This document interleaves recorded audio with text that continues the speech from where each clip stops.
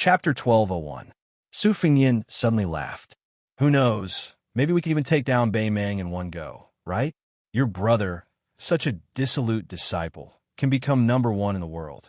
Even if he was only #1 for a short period of time, he was still #1 in the world.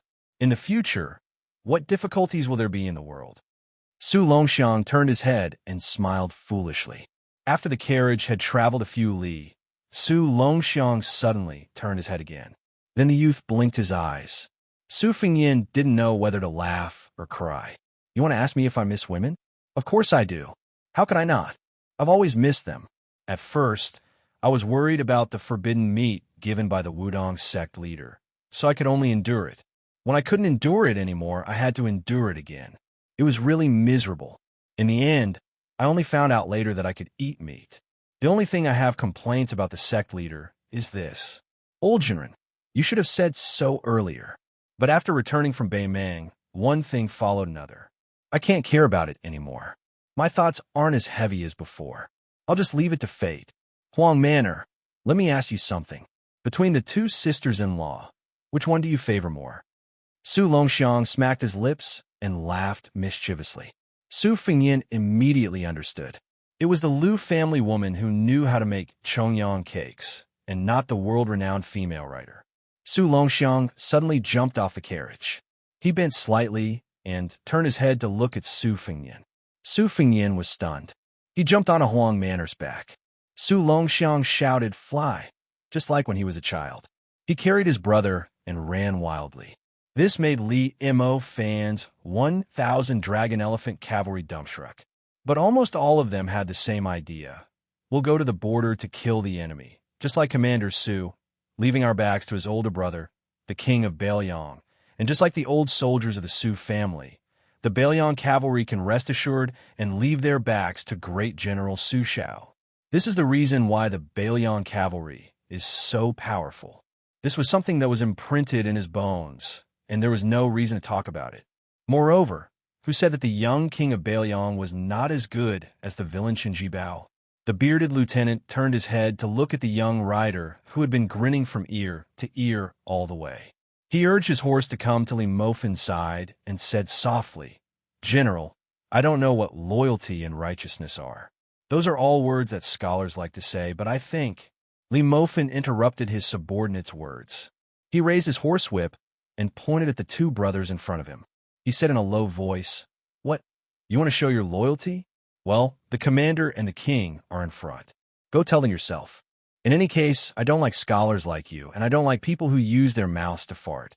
A few years ago, you were one of the people who said that they wanted to go home and buy a big house so that they could enjoy their wives." The lieutenant's skin was dark, and his face was not red. He pulled up the corners of his mouth and muttered, "At that time, I didn't have any confidence. Who would dare to put their lives in the hands of an unreliable leader? I, Qian Wu, am just a normal person."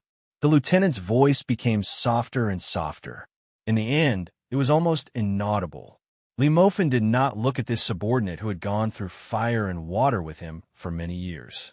He said calmly, "I don't care what happened in the past. Even if you deserted and went back to enjoy life, that is what you deserve. I, Old Li, will not look down on you. But in the future, don't even think about sitting at the same table as me, drinking and eating meat. I, Li Mofin, cannot afford to lose face." The lieutenant raised his head and laughed shamelessly. "General, your words are really hurtful. Qian Wu's little heart is thumping. It really hurts his heart and lungs. Without a few bowls of good wine, it really can't be cured." Li Mo Fan finally had a smile on his face as he muttered, "Mother of *her, having a soldier like you is already very embarrassing."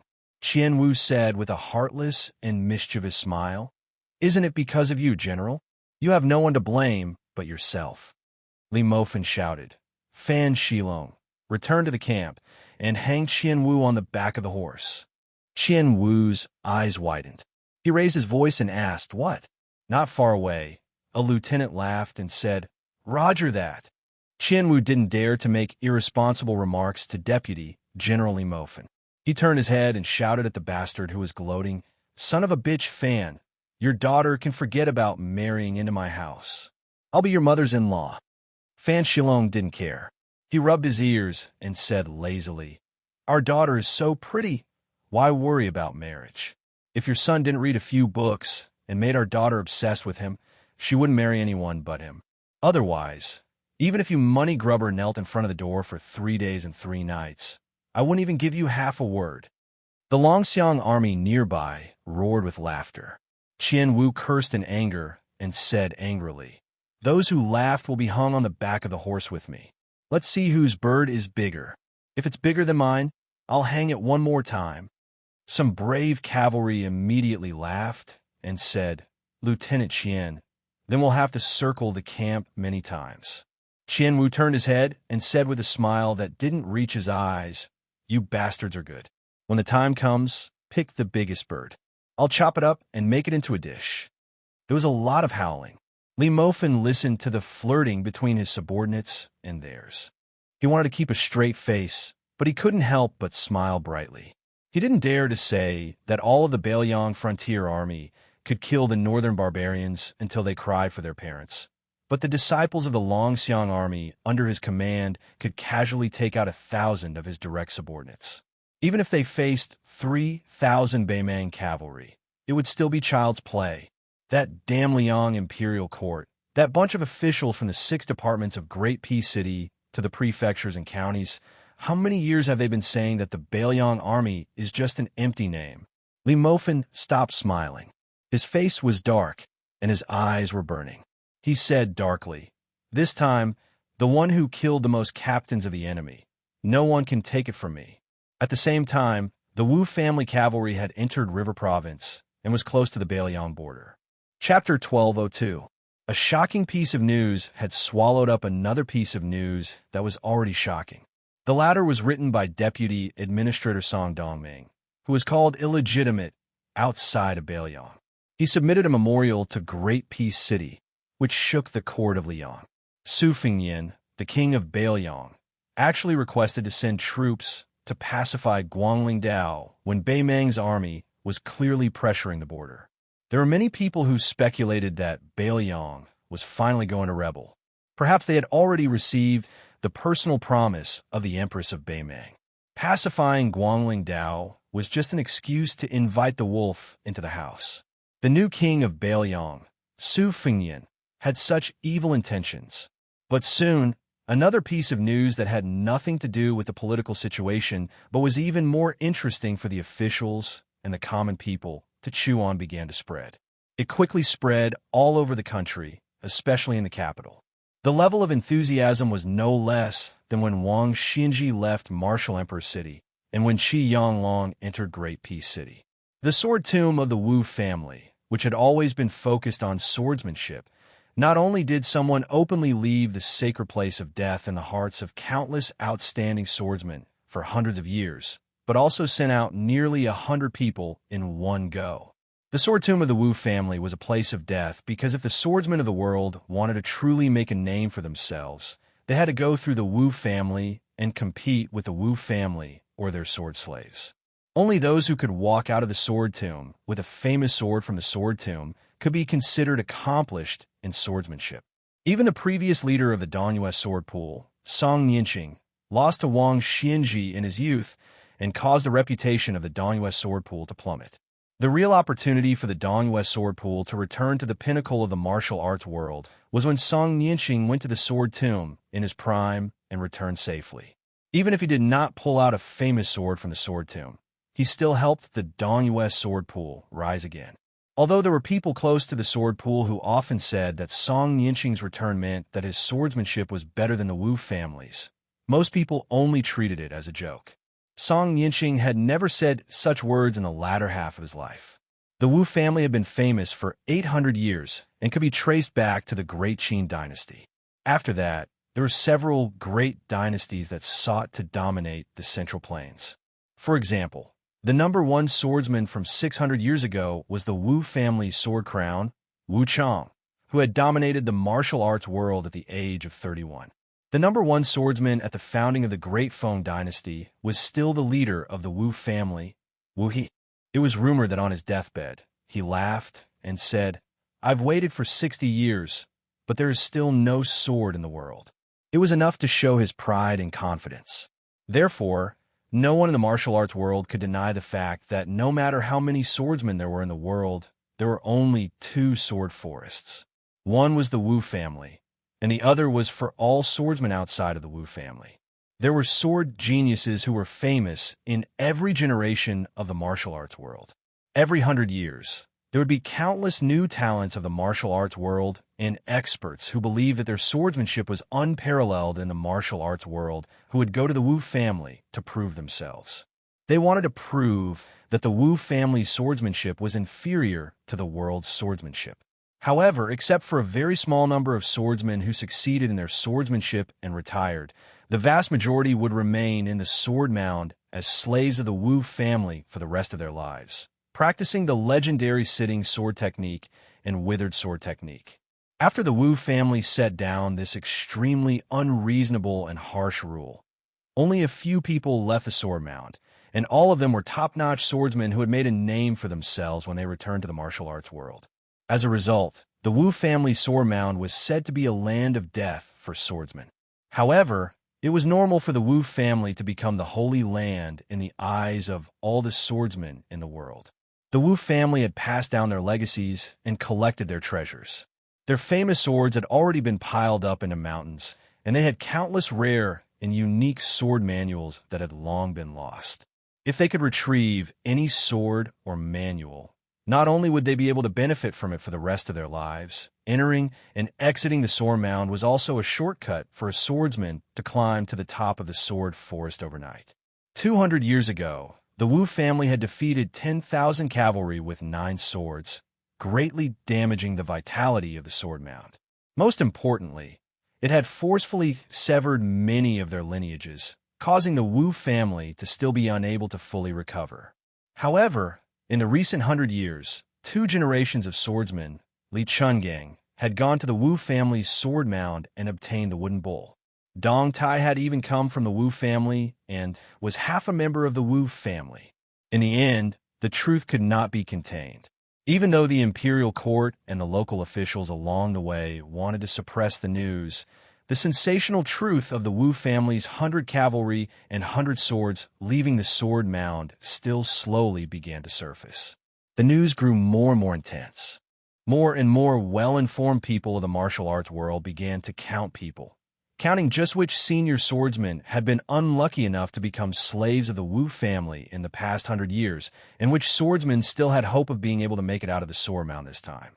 Along the way, the swords used by those swordsmen and the unique skills they had all became the most interesting topics of the imperial court. 6 years ago, Zhang Wantai had risen to fame in Liaodong and was known as the best left-handed swordsman in the world. He was an expert who had withstood 100 moves from the old Minister of War and a new pillar of the country, Gu Jiantang. After going to the sword mound of the Wu family, there had been no news of him. This time, he might be able to see the light of day again. 10 years ago, Lu Jianji, who had competed with Qi Jiajie for the title of the best swordsman in the capital, was definitely among them. 18 years ago, the famous young master of the apricot sword furnace in Gangnam-do, Yu Zhuwu, was also an important person who had gone to the sword mound to ask for swords, but had disappeared without a trace. 27 years ago, Xie Qinggan, who had been nicknamed Han Banjian, after losing to the sword emperor Shishu by only half a sword by a hair's breadth, was also very likely to go to Liangzhou with a sword on his back. More than 30 years ago, there was Cui Mei, who had the 2 reputations of Bodhisattva sword and sword monk. Before he shaved his head and became a monk, he was once a prodigy of the Cui family in Qinghe. More than 40 years ago, Gongsun Xiushui, who came from a humble family in the Southern Tang Empire, was not only the best swordsman in the Southern Tang Empire, but also the best swordsman in the Southern Tang Empire. Although he did not have a famous nickname, Gongsun Xiushui's domineering swordsmanship was praised by many Jianghu veterans. This person's reason for going to the sword mound of the Wu family was also very interesting. Gongsun Xiushui, was born at the wrong time. Since I could not see Li Chungang's true face, I went to the place where Li Chungang had walked before. As a result, something happened, and I could not leave the sword mound of the Wu family. At that time, The emperor of the Southern Tang Empire had personally written a letter to the Wu family in a very respectful manner. Unexpectedly, the Wu family still did not pay any attention to this human emperor. Counting further back, there were naturally many famous swordsman talents. However, in today's Jianghu, there was no way for them to appear in the world alive. After all, those who were arrogant enough to go to the Wu family to ask for a sword were already quite old. Otherwise, they would not have dared to go to the Wu family.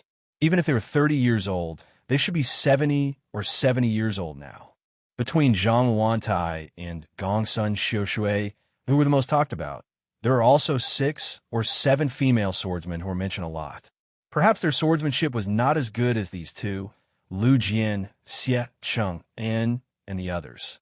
However, before these female swordsmen entered the Wu family, which was as deep as the ocean, they were all favored in Jianghu. They were all once the young Jianghu men of every generation admired them for a long time. Who knew how many Jianghu men were willing to kneel under their skirts? Of the 6 or 7 women, the last one, the literary sword Nailan Huayu, who had unfortunately entered the Wu family sword catacomb, was the most imaginative. After all, it was not too long ago, and she was a woman who had made it onto the rankings and won the Rouge rankings twice in a row. Even now, many of the Jianghu masters who had made a name for themselves would smile when they talked about this outstanding swordswoman. Then, they would smile to their juniors and say something about the same thing. Somewhere in Goddess Nailan's territory, there is a perfect combination of movement and stillness. The scenery is beautiful. If these martial arts masters had their wives by their side, most of them would glare resentfully.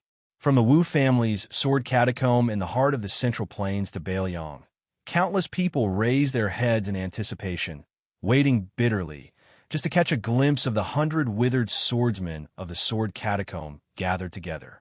Even though the local government had received orders from the imperial court to prohibit officials of all ranks from participating, there were still many officials who took off their official robes and traveled on light carriages, choosing a good spot to quietly wait for the sight of the 100 riders crossing the border.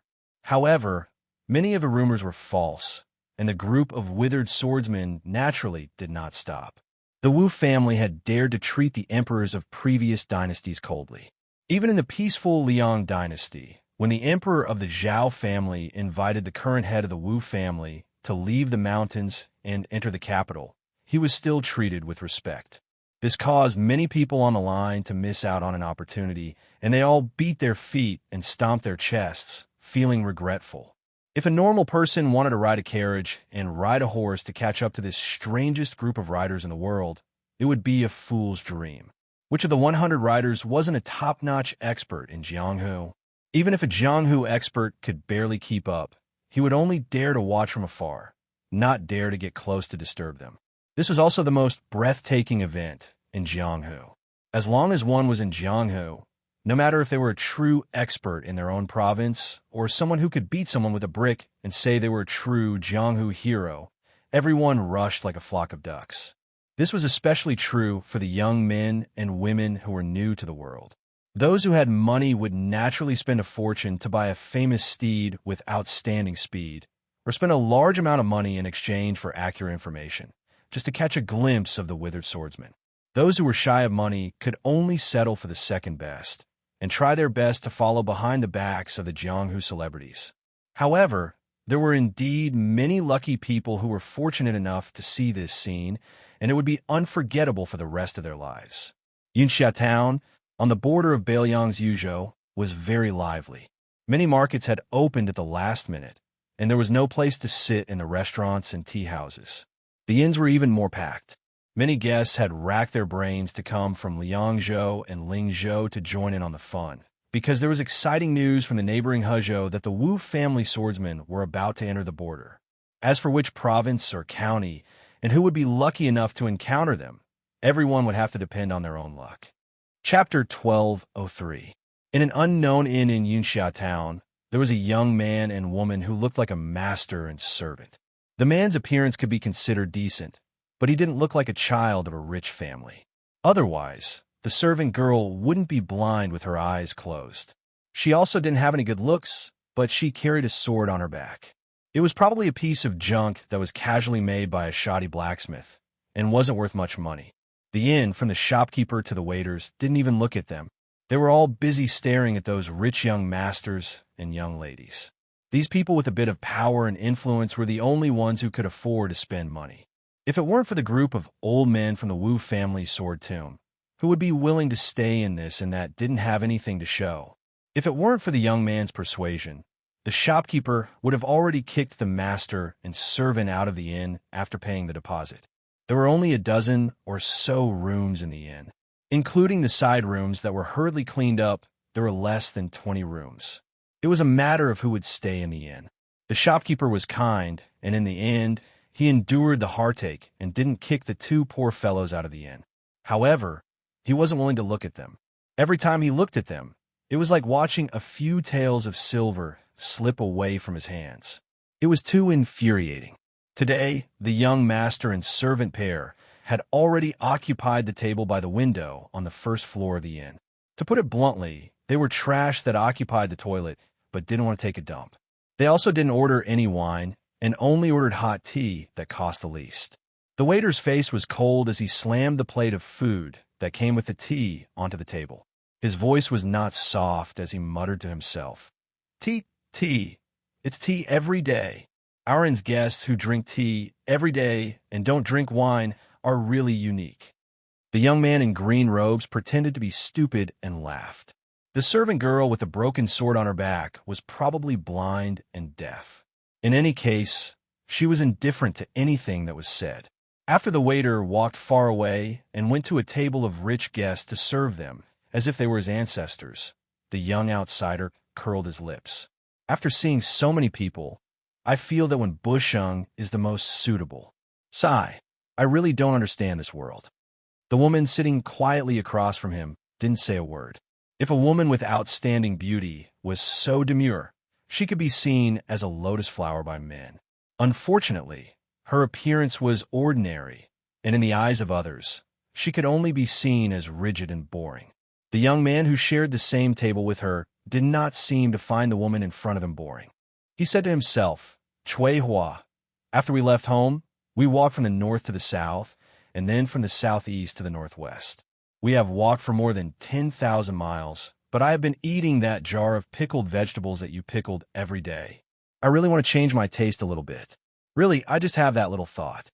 The woman with the vulgar name suggested in all seriousness, "How about we make some pickled cabbage and pepper?" The young man said bitterly, "Isn't that still pickled cabbage? I can't eat spicy food." The woman thought carefully for a moment and asked, "Stewed meat with pickled vegetables?" The young man swallowed his saliva and said awkwardly, "It's good, but we can't afford meat." The woman gave a faint "oh" and didn't say anything else. This wasn't a problem that she wanted to think about, so she didn't think about it. She had always been like this. The young man didn't continue to dwell on this problem. It was a habit that had become second nature. In fact, he didn't get tired of eating pickled vegetables. It was just that she didn't like to talk. He just wanted to find an excuse for her to talk to him. Wu Luding felt that he would never get tired of eating pickled vegetables in his life. From the first day he saw her and ate her pickled vegetables, he never doubted this. After all, the pickled vegetables she pickled at that time weren't bad, but they were really hard to swallow. But after that, day after day, year after year, for more than 10 years, her culinary skills became better and better, and she became more and more skilled. In the eyes of Wu Luding, the current sword crown of the Wu family sword tomb, there was nothing in the world that made him happier than this. Practicing the sword and being determined to become the best swordsman in the world was something that his family and parents wanted him to do. Since it was a responsibility that he had to bear, he didn't avoid it and worked very hard. But he liked to eat pickled vegetables, and that was his choice. These two things were not important. Sipping tea, Wu Luding asked, "Chui Hua, can we really meet our family's uncles and aunts here?" Chui Hua gently nodded. Wu Luding counted on his fingers and said to himself, "Brother Zhang always likes to brag. This time, when we see him, we must stay far away from him. Otherwise, when he starts to nag, his spittle will fly everywhere." Uncle Yu always wants to steal the second half of the dark North sword art from me. We don't pay attention to him, so as to avoid him completely going crazy. Aunt Naylan always liked to put her chest on my head when I was young. She also lied to me that it was because she was tired from walking. She was really heavy.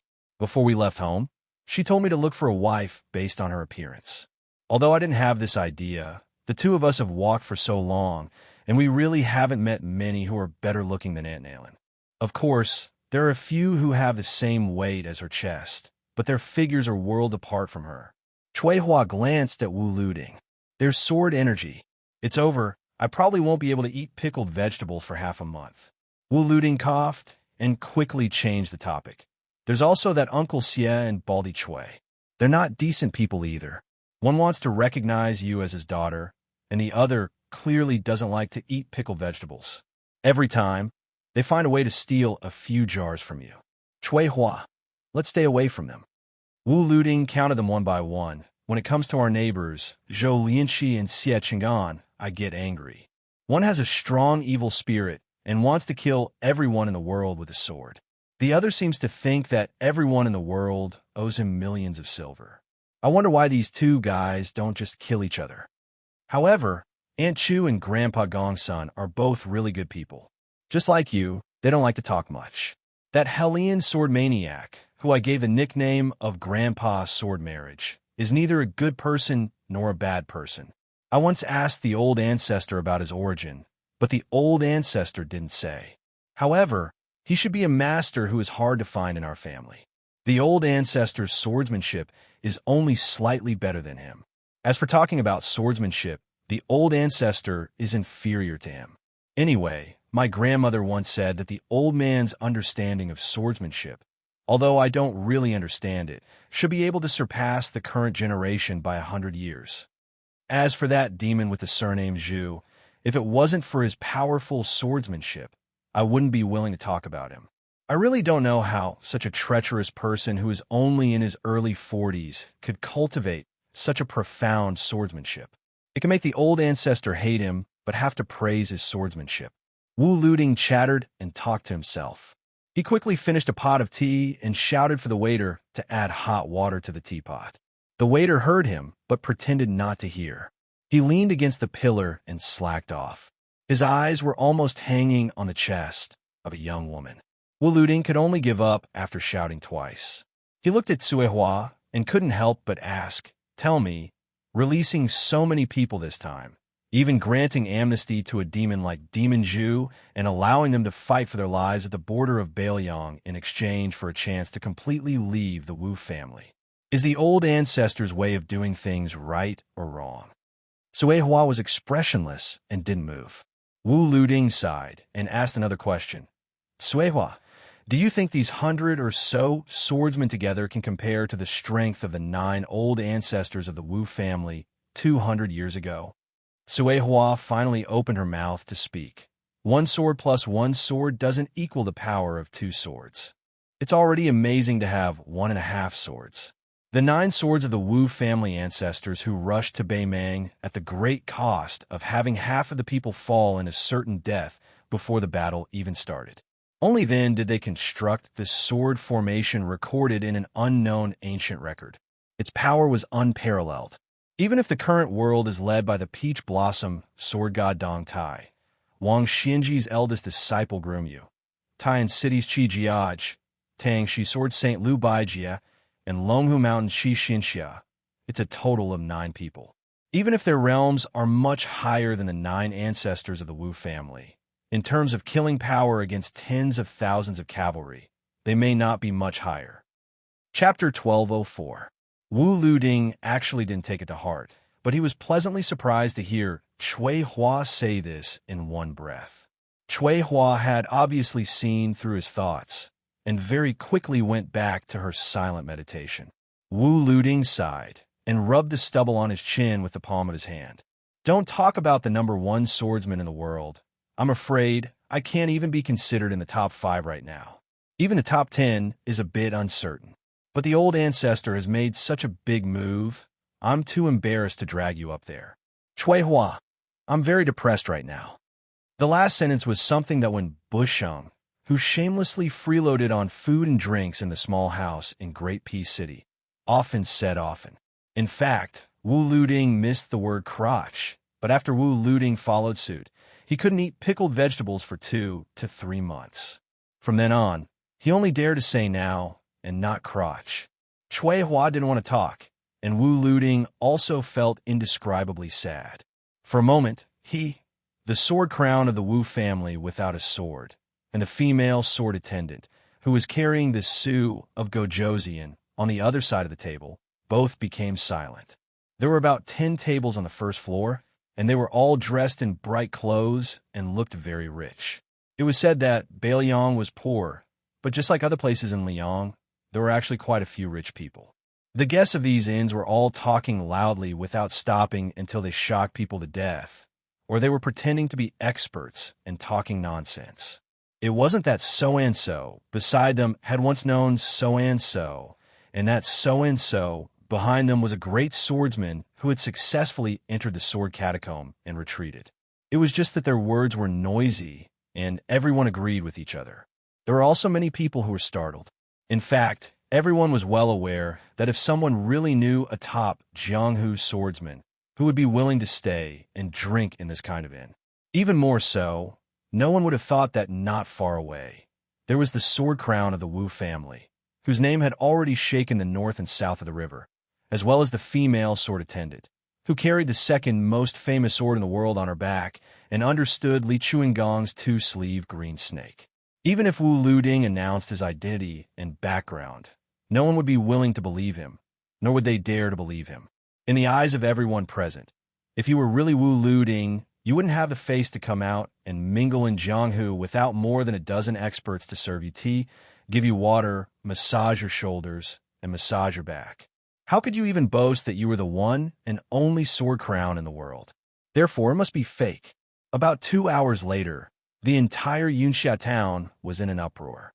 The 100 cavalry from the Wu family's sword tomb really passed by here. Chui Hua stood up and reached out to her back, gently pressing down on the Su of Gojoseon ancient sword. Originally, the Wu family cavalry was going to circle around the city according to the rules, but under the leadership of a leader surnamed Wu, they changed their minds at the last moment and made an exception to pass through the city. 100 riders entered the streets of Yunxia town. Only the sound of hooves could be heard. There was no noise at all. Every one of them had the same haggard look on their faces. The oldest had a head full of snow, and the youngest was a man and woman in their 40s. Everyone had a sword on their back, but only one sword. Without exception, no one had a sword on their back, nor did they have a sword sheath to hide it. If you break into my Wu family, your skills are not as good as mine, and you'll be my Wu family sword slave for the rest of your life. This was the rule set by Wu Tsong, who became the strongest person in the world at the age of 31. The Wu family's rule for hundreds of years had become the rule of all swordsmen in the world. In the shops on both sides of the main street of Yinxia town, no one dared to walk on the street. They only dared to stick their heads out of the windows and doors. Their eyes were full of surprise and awe, and almost everyone's forehead and palms were sweaty. The shop assistant didn't even have the time to look at the rich girl's full breasts and graceful figure. He didn't have the ability or status to squeeze to the door, so he could only move a chair inside the door and stand on it to watch. But this wasn't the most exaggerated. The most exaggerated were the people who nimbly climbed onto the trees and roofs. When they saw the Wu family's cavalry pass right under their noses, some were shocked by the name of the Wu family sword tomb, and some were cheering because they were rushing to Bailiang to help. But even more were stunned and didn't know what to do. When the group of one man, one sword, and one horse stopped for no reason in front of the inconspicuous inn, the people at the entrance were so frightened that they retreated in panic. Many of them fell to the ground and scrambled back into the inn with their hands and feet. As a result, Wu Luding and sword servant Chui Hua finally made way. When the shopkeeper and the shop assistant saw the second and third riders of the Wu family dismount and make way for the young master and servant, their minds were filled with paste, and they were completely scared silly. The shop assistant, who had been giving the master and servant a hard time these past few days, fell to the ground with the stench of urine all over his body. Wu Luding sat on the horse that one of the Wu family sword servants, Helian, dismounted and made way for him, while Cui Hua sat on the horse of an old woman that had been forgotten by Jianghu for many years. The two sword servants didn't have the slightest bit of resentment. As the group of horses continued to move forward, they silently followed beside the two riders. This was the rule of the Wu family. No matter what kind of strength or reputation you had before you entered the Wu family sword tomb, your sword was inferior to mine.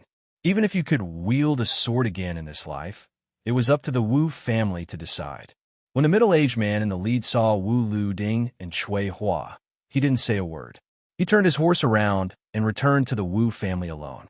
Wu Luding turned his head and looked at the lonely back of his uncle, Wu Xian. He bit his lips and slowly turned his head, but also didn't say a word. The younger generation of the Wu family didn't care about children. They were only allowed to use the sword. Every generation, one sword crown would travel to Jianghu. If it didn't come out, they would be the best in the way of the sword. Otherwise, they wouldn't be allowed to return to the Wu family when they were alive, and they wouldn't be buried in the Wu family after they died. This was the rule set by another ancestor, Wu He. Ever since the Wu family's 9 swords defeated 10,000 riders in the past 200 years, almost every Wu family disciple who had the qualifications to have one of the 9 words in their name were all outstanding sword embryos who had displayed astonishing talent since childhood. However, other than the 9 words that had never been used, none of the other 8 words were left out. But strangely, other than Wu Luding, who had the 6 words in his name, Wu Xian, who had been defeated by Wu Su, who later became the king of Bailiang's concubine. Thus, the sword that should have been known by the world was destined to be unknown for the rest of its life, just like its owner. And this time, the Wu family sword tomb had sent out more than 100 riders.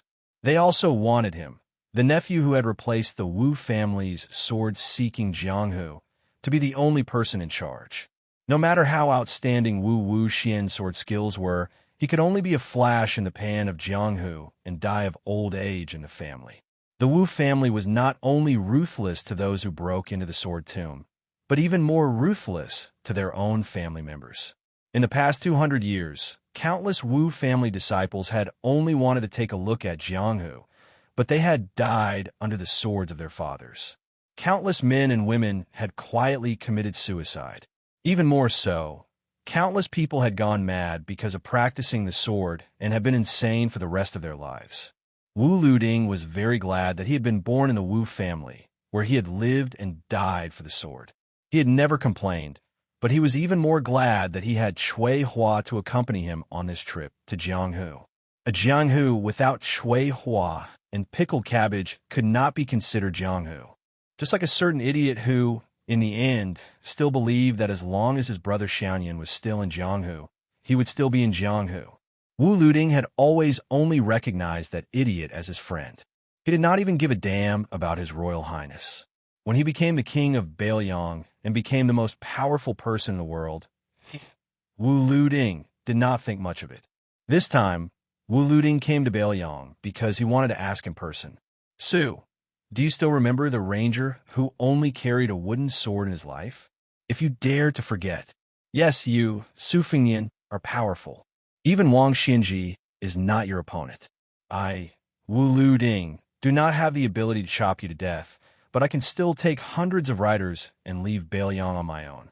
However, as he was thinking about this matter, Wu Luding felt somewhat helpless as he rode through Yunxia town. Even if he had the sword crown, he most likely would not be able to take away these Wu family sword slaves. In the world, other than his own ancestor, no one else had the ability to do so. Not long after, at the border between Yu and Liang prefectures, there was a roadside wine shop at a fork in the road. The middle-aged lady boss used to be glared at by the greedy customers who passed by. This time, the situation had changed. She was the one who glared fiercely at the extraordinarily handsome young man. He sat there alone and ordered a jug of wine, but he asked for 2 cups. She said that she did not have wine cups. Her shop used big bowls. He smiled and said that bowls were fine too. The woman leaned on the table next to him and looked at the handsome man who was in a daze. She thought that he had probably remembered someone he wanted to drink with. Chapter 1205. The wine shop's business was getting better and better, and several tables were filled with customers. This made the proprietress smile from ear to ear. This was a rare sight in the past.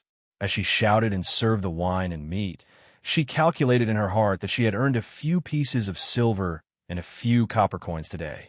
She thought about her youngest child, who was studying in a private school, who was always clamoring to buy brushes and ink. How could the family afford this expense? Otherwise, which decent woman would be willing to show her face in public? Most would rather face the yellow earth and back to the sky. Now, she could finally fulfill that child's wish. The tables were full, but there were still people behind her asking for wine. Moreover, they had no intention of leaving immediately. The proprietress had no choice but to bring out a few stools. Fortunately, the men did not think it was unsightly and only cared about drinking and eating. If it were in the past, the men who settled down in the tavern would often look at the proprietress and tease her. Baelyang women were bold and unyielding, not inferior to men. As long as the men did not go overboard and pinch them when they delivered the wine, the proprietress would not get angry. However, today, the customers all glanced to the east of the post road as if they were waiting for someone. Not long after, more than 20 people had gathered in the tavern. As a result, the handsome young man who occupied a table was particularly eye-catching. In the beginning, no one wanted to share a table and drink, but for some reason, after seeing the young man's appearance and temperament, they all subconsciously avoided him. Now, the proprietress saw that more and more customers were coming, and there were even more rich people dressed in silk. She was a bit worried about the young man. What kind of place was Baelyang? In other places, there was a saying that a disagreement would lead to a fight. Here, everyone had a violent temper that was like knives and sand. Perhaps one more glance would lead to a fight. The proprietress did not care that the young man made her lose a few pots of wine and a few pounds of meat, but she was afraid that he would get into trouble and suffer a loss. She would not be able to bear it if such a handsome young man was beaten black and blue. Just as the proprietress was about to squeeze out a smile and speak to the young man, she never thought that what she was afraid of would happen. A group of tall and sturdy men with sabers at their waists had set their eyes on the table with 3 empty seats. The proprietress was truly afraid that the young man did not know the dangers of the Jianghu. She was afraid that he would feel that he had lost face and would open his mouth to hurt her. At that time, sabers and swords had no eyes. So what if he had some family background to rely on? After so many years in Baelyang, when had there not been a year where she had not heard of a few scholars being beaten half to death? In Baelyang, unlike other places in Liang, it was not easy to wear scholarly robes. Only a young man with a cold saber could intimidate the people of the Jianghu. However, the proprietress had also heard that it seemed that the young king of Baelyang had issued an imperial edict. Nowadays, even the children of generals did not dare to privately wear cold sabers. It was even very rare to see someone riding a horse in the downtown area. The proprietress did not understand what it meant to worry about the country and the people. She only felt that the world in Baelyang was indeed better. The proprietress heaved a sigh of relief because although the young man looked young, he had a lot of Jianghu experience. He took the initiative to chat with the fierce-looking men for a while, and then smiled and asked for 10 caddies of green ant wine from her. The 5 middle-aged men, who did not look like they were in the business of making a living, saw that the young man was tactful and had a few more smiles on their faces. Outside of Baelyang, as long as they were not the descendants of generals, not everyone would dare to draw their sabers and start a fight within Baelyang. Moreover, the descendants of generals were also divided into 3, 6, and 9 ranks. The height of their father's official hat and the number of soldiers they commanded determined whether they could act tyrannically within a county or a province. For the people of Baelyang's Jianghu, almost every one of them had suffered at the hands of the descendants of generals. Often, there would even be people who would be targeted for no reason and would find a lame excuse to kill them. Afterwards, when they reported to the authorities, it would be nothing more than a sentence of small fry using their skills to commit murder. As the descendants of the generals of the Baelyang cavalry, how could we bring shame to our family's reputation? We would naturally lend a helping hand when we see injustice on the road. When the officials forced the people to rebel, The people had no choice but to rebel. However, if they rebelled, they would die. Back then, in the 3 provinces of Bailiang under the rule of butchers, other than the Wudong Mountain, were the Immortals and Immortals cultivated, which was still considered a famous sect in the martial arts world. No one else could claim to be a big sect in Jianghu. Wasn't the reason why this was the case because they were all harmed by the numerous descendants of generals? Those Jianghu masters who were truly skilled in martial arts were all hired as watchdogs, and in turn, helped the evildoers to suppress the wanderers of Jianghu who did not have any backing. In Yuzhou, there was the Sun family who came from the same hometown as the spear fairy Wang Xiu. The children in the family were all proficient in the spear, but because they were unwilling to rely on the authorities and the descendants of generals, when the head of the family died, they were quickly exterminated by the enemies of a general. It was said that out of the family of more than 40 people, only 2 or 3 managed to escape. The proprietress, who had seen many customers coming and going, would occasionally think that it was not easy for people like her to make money by selling wine.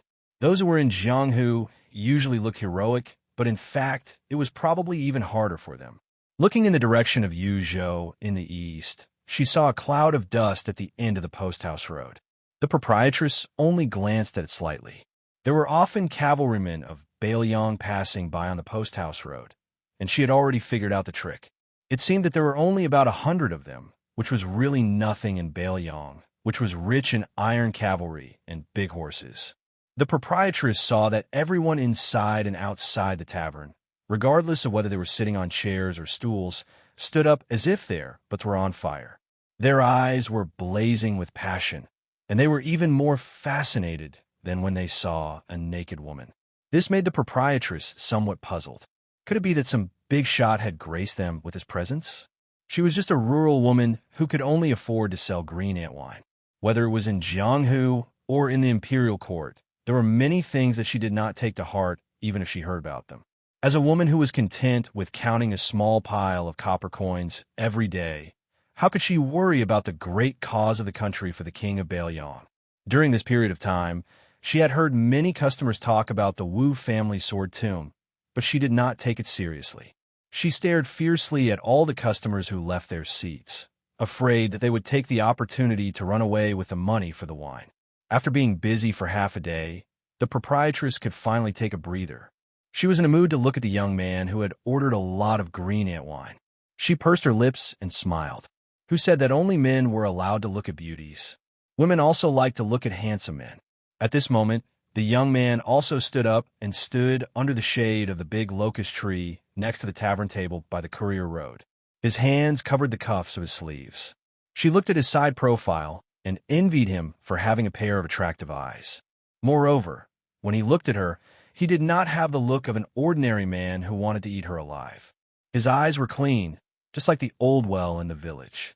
The water from the well was exceptionally clear all year round. It was good to drink a ladle of it to quench one's thirst or use it to make wine. The proprietress could not help but laugh out loud as she thought about it. She wondered which family's young woman was so lucky to be stared at by such a handsome young man every day. If it were her, she would be willing to eat less and save money to buy rouge and powder that she had never used to apply on her face. The proprietress was right. There were indeed 100 riders coming from here to Liangzhou. However, even a woman like her, who did not know what Jianghu was, could see that the 100 riders were not ordinary. The riders were all people who used swords. They were not armored and carried crossbows like the cavalry of Bailiang, nor were they dressed in bright clothes like the retainers of important people. Everyone's face was as hard as stone. Many of the swordsmen looked to be in their 70s, but when they rode by, their waists were like erect military spears. Their spirit was not something that the old people in the village could have, especially when the 100 riders looked at the tavern almost at the same time. Not only did the proprietress retreat in fear, but almost everyone else also retreated. However, for some reason, the more than 100 swordsmen did not stop after the leading rider urged his horse forward without looking sideways. The proprietress was relieved. It was good that they did not stop. Otherwise, she would not dare to charge them for the wine. The young vassal king, who was deliberately ignored by the 100 riders of the Wu family, put down his arm. In the end, he did not say anything. It was inevitable that he felt a little embarrassed. Of course, Su Fengyin knew more than anyone else present. Wu Luding, who was in the lead, intentionally turned a blind eye to Su Fengyin, and the sword slave behind him could only continue forward with sword crown. Su Fengyin did not get angry. He sat down and asked the proprietress for half a caddy of green ant wine. Anyway, he had shown his sincerity. It did not matter if the leader of the 100 riders of the Wu family did not appreciate it, but he could not put his hot face on a cold but, right? If it were not for the sake of the Wu family's great-grandfather, whom he had just met, he would not have waited at the border of Liangzhou. Since Wu Luding wanted to put on airs, then let him. Su Fengyin would not make things difficult for him. Su Fengyin calmly drank the wine. In his mind, he was weighing the strength of the 100 riders of the Wu family. Wu Luding and the 6 or 7 people behind the second rider, Cui Hua, could all be considered top-notch experts. If the battle was in a stalemate, and victory or defeat was only a hair's breadth away, who could stop these 100 riders and 100 swordsmen?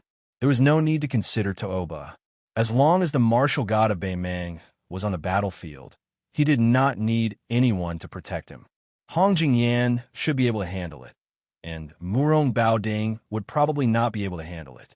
However, in a battle between two armies, the legend of taking the head of a general in the midst of an army of 10,000 was very rare in the spring and autumn period. Especially with the appearance of several types of large crossbows that were easy to assemble and astonishingly powerful, it was very difficult for someone to achieve the feat of breaking through a battle formation or even entering and exiting a few times. It should be known that a fish-duck treading crossbow, which was made by the joint efforts of several elite soldiers, was so powerful that it was known as the 50 Flying Swords in Jianghu. That was because within the range of 500 feet before the fish-duck treading crossbow's power had decreased, a single fish-duck treading crossbow was equivalent to a flying sword of a sword immortal. It was difficult to dodge, let alone face it head-on. If Wang Xinji had not broken Gao Shulu's physique. Su Fengyin thought of this and laughed at himself. There were no ifs in the world. Chapter 1206. Su Fengyin let out a sigh of relief.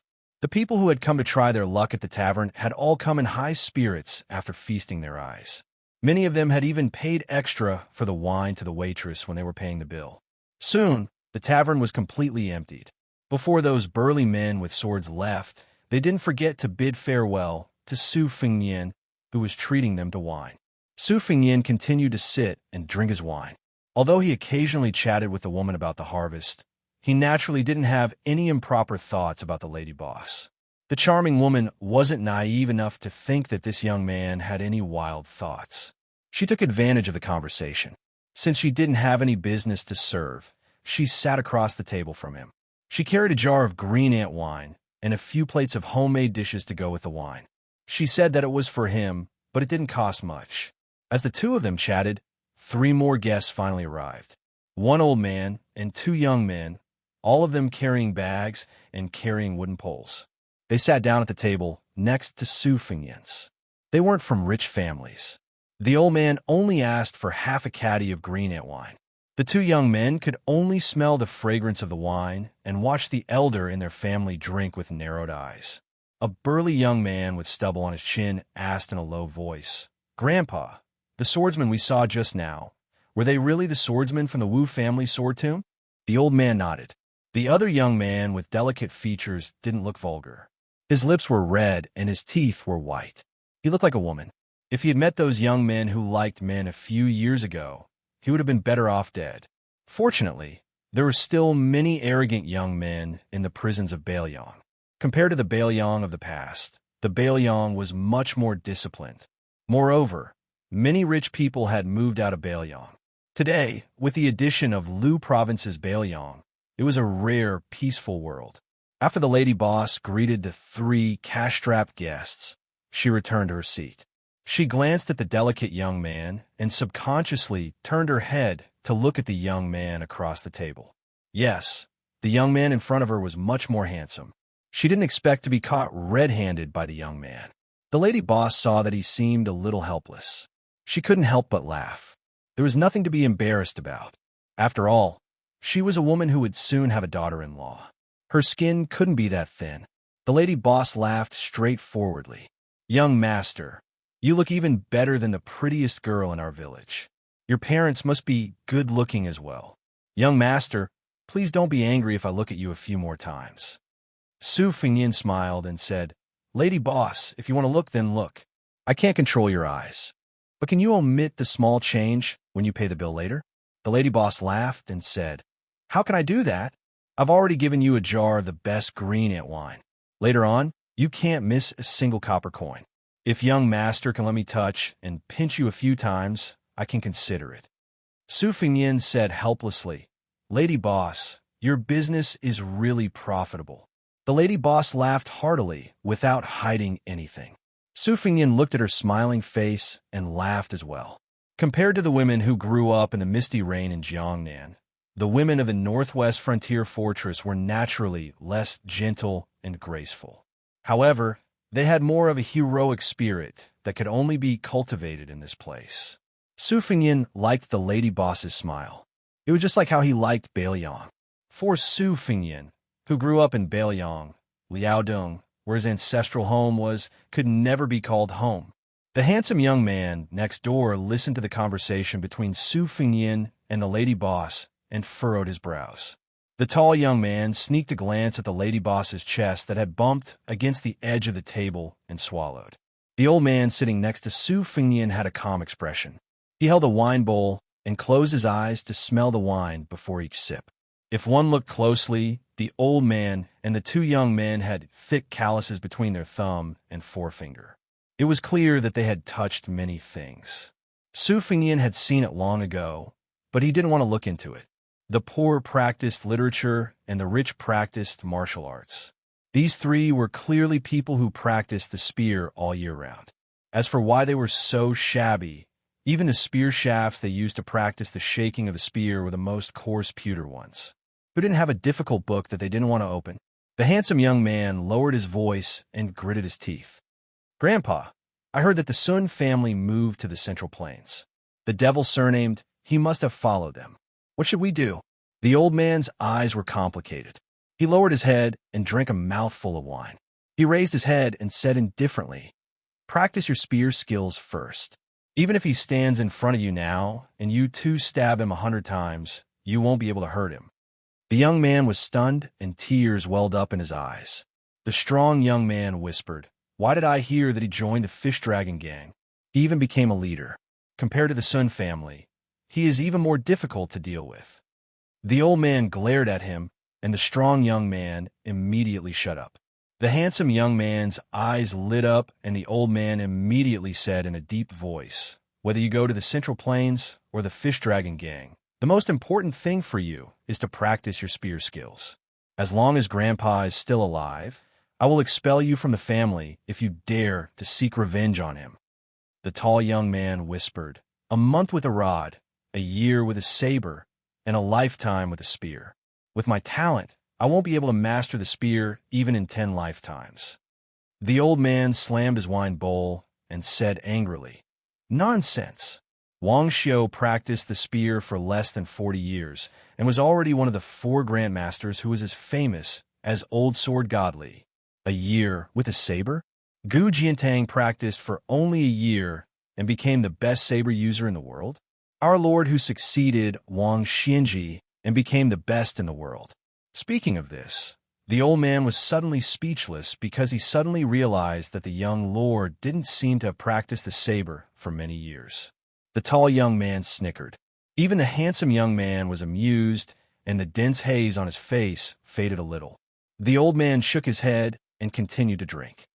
"Grandpa, our cold saber, the curved saber of the northern barbarians, and the way saber of the king of Yan's army in Nanjiang are known as the 3 famous sabers in the world. Can you tell me more about them? Practice your spear. No matter how good the saber is, it belongs to others. Even if you only have a wooden spear, it is still in your hands." The tall young man was very curious and full of dreams about the Jianghu of the Central Plains. He felt wronged and said, I won't lose anything by talking about it. The other young man from the north and the south was more well-behaved. He only asked, Grandpa, last time you said that our Baelyong army spear technique is not suitable. Why is that? The tall young man laughed and said, Grandpa is just bragging. Our Baelyong army has Su Yambing and Han Laozhan, the two immortal spear juniors. How can it be our grandpa's turn to make irresponsible remarks? The handsome young man said angrily, What's wrong with our grandpa? Wu Jinling, who was more powerful than Wang Xiao, even asked our grandpa about how to hold the spear when he just started practicing the spear. The tall young man made a face and said, God knows if Grandpa is just bragging. The old man didn't get angry. He drank and fell into deep thought. Finally, he came back to his senses and sighed softly. Let's not talk about Wu Jinling, who was considered the most talented in Baelyong back then.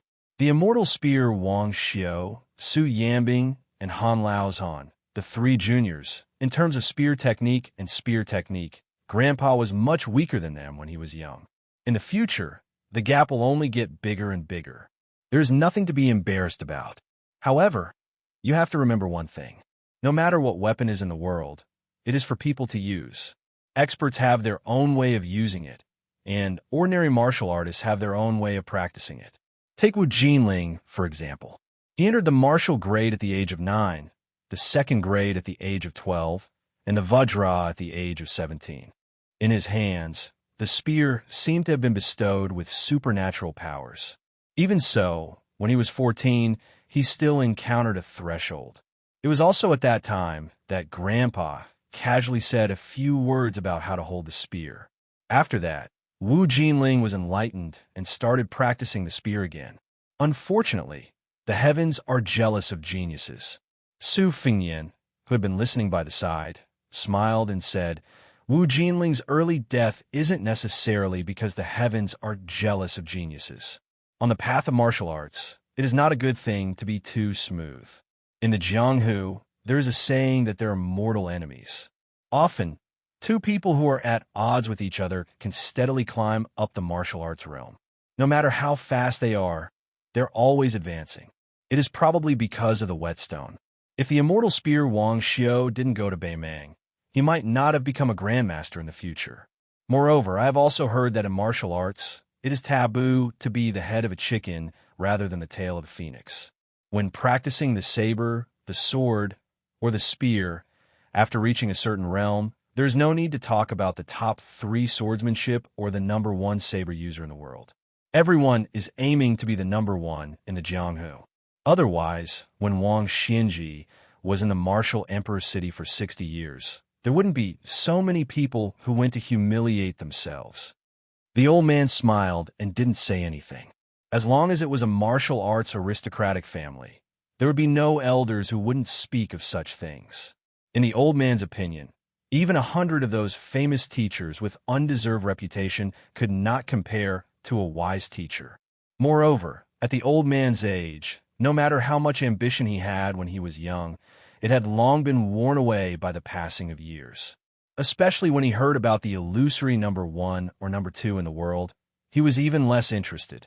However, out of courtesy, the old man still faced the arrogant young man and raised the wine bowl in his hand as a toast. The young man also raised his bowl and drank the wine in one gulp. The tall young man was a fearless newborn calf. When he saw that this young man had even heard of Wu Jinling, he was puzzled. After all, although Wu Jinling had been mentioned as often as Spear Immortal Wang Xiao in their hometown, few people in other parts of the northern Liang knew of this name because he had died at a young age and died in a disgraceful way of getting drunk on the streets. Moreover, it had been decades since then. The young man couldn't help but ask, How do you know about Wu Jinling? Su Fingyan smiled and said, I heard it from a friend. The delicate young man was disgusted when he saw this guy flirting with the lady boss. He turned his head and stared blankly at the post house. Chapter 1207. Su Fingyan glanced at the 3 white ash rods of different lengths and suddenly said casually, Old mister, of the 2 juniors, one should have changed his rod half a year ago. It should have been 3 inches longer, and the other one should have increased his weight by 6 ounces. The two youths were confused. The old man's eyes lit up, but quickly dimmed. He honestly said, "I don't have money." Su Fengnian nodded and said, "A single coin stumps a hero. Old mister, I still have some money left for wine. Would you like to drink another 2 caddies of wine?" Of course, the woman was happy for the customer to drink a few more bowls of wine, especially the handsome young man in front of her. Without waiting for the old man to answer, she eagerly went to pick up the wine. This gave the old man a way out. He probably believed that his vision, honed from years of wandering, trusted this young stranger. He cupped his fists and smiled. "Then this old man thanks you." Although the old man had gone through a lot, he still had a forthright temperament. He asked the tall young man to sit on a bench and invited Su Fengnian to sit on the seat beside him. The lady boss added some wine and meat. The plate was not big, but the amount was not enough. Fortunately, it was free of charge. Otherwise, she would be a spendthrift. The old man used his sleeve to wipe the wine and smiled. "This young master's vision is accurate, very accurate. Do you also practice the spear? Generally speaking, without 10 or 20 years of practice, you can't really see the depth of my 2 grandsons." Su Fengnian shook his head and smiled. "I don't practice the spear, but there are some people around me who are experts. After watching for a long time, I can understand a little." The old man joked. "If that's the case, then young master should be an expert." Su Fengnian also joked, probably a little high. The handsome youth coldly snorted, while the tall youth held back his laughter. He had never seen such a shameless person. The old man didn't take it to heart. When interacting with people, he wasn't afraid of those who showed their small flaws to others, but he was afraid of those who were scheming. The old man sighed and lamented, "Don't be fooled by how popular pewter spears are in the Li Yang army nowadays. In fact, this kind of material has always been considered inferior in the spear manual. It has an extremely bad reputation, it's too soft, and its toughness is all fake. When a layman wields it, he might be able to shake out some beautiful spear moves, but those street vendors with spear tips at the throat and spear bodies that curve in a big arc, which one of them isn't a pewter spear? Give them a Bailiang spear and try it. Do you dare?" Speaking of this, our Bailiang really put in a lot of effort. Among the world's most famous wood for making spears, the red and white cowhide wood from the Guangling Road, the Red Ridge wood and Red Ridge wood from the old Southern Tang dynasty, and the slightly inferior Qxioti stick. All of them are good materials, but none of them can be found in our Bailiang. In the end, the pewter spear produced in the Eastern Hunan Plain was rarely seen in our Bailiang, but it was popular in the other vassal kingdoms. Why? Isn't it because the materials are cheap, the soldiers can learn to use them quickly, and they look good when they practice martial arts? This old man heard that in our border army, not to mention the heavy iron spears used by the elite soldiers, regardless of whether it's the cavalry or the gate, all of them are good wood that is as strong as iron. Just talking about the money spent, who knows how much gold and silver is spent? Especially since we have to ship them from other places to Bailiang to make spears, it's even more expensive. The maintenance of a good spear is even more expensive. After all, with so many spears being made every year, it's estimated that the tung oil used to make them can't escape. Therefore, our Bailiang cavalry is the best in the world, not just because Bailiang's athletes are born with outstanding physical strength. Su Fengnian deeply agreed. He took a sip of wine and nodded, saying, "That's exactly the reason." The old man spoke enthusiastically and drank quickly. He didn't have too many misgivings when he spoke. He was slightly distracted and said, "Everyone knows that the impact of a cavalry spear when they charge is astonishing, but they often overlook the damage that the spear technique does to the cavalry itself. If the charge between the two armies is a one-off deal, then that's fine.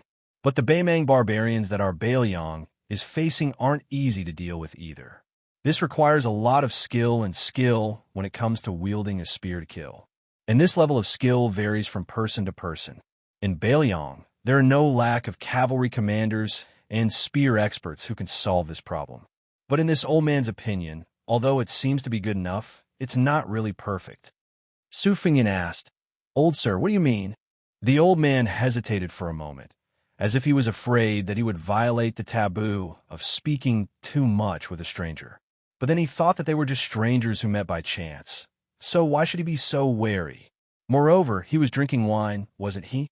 He continued, this old man has seen 4 or 5 types of Baoyang spears by chance.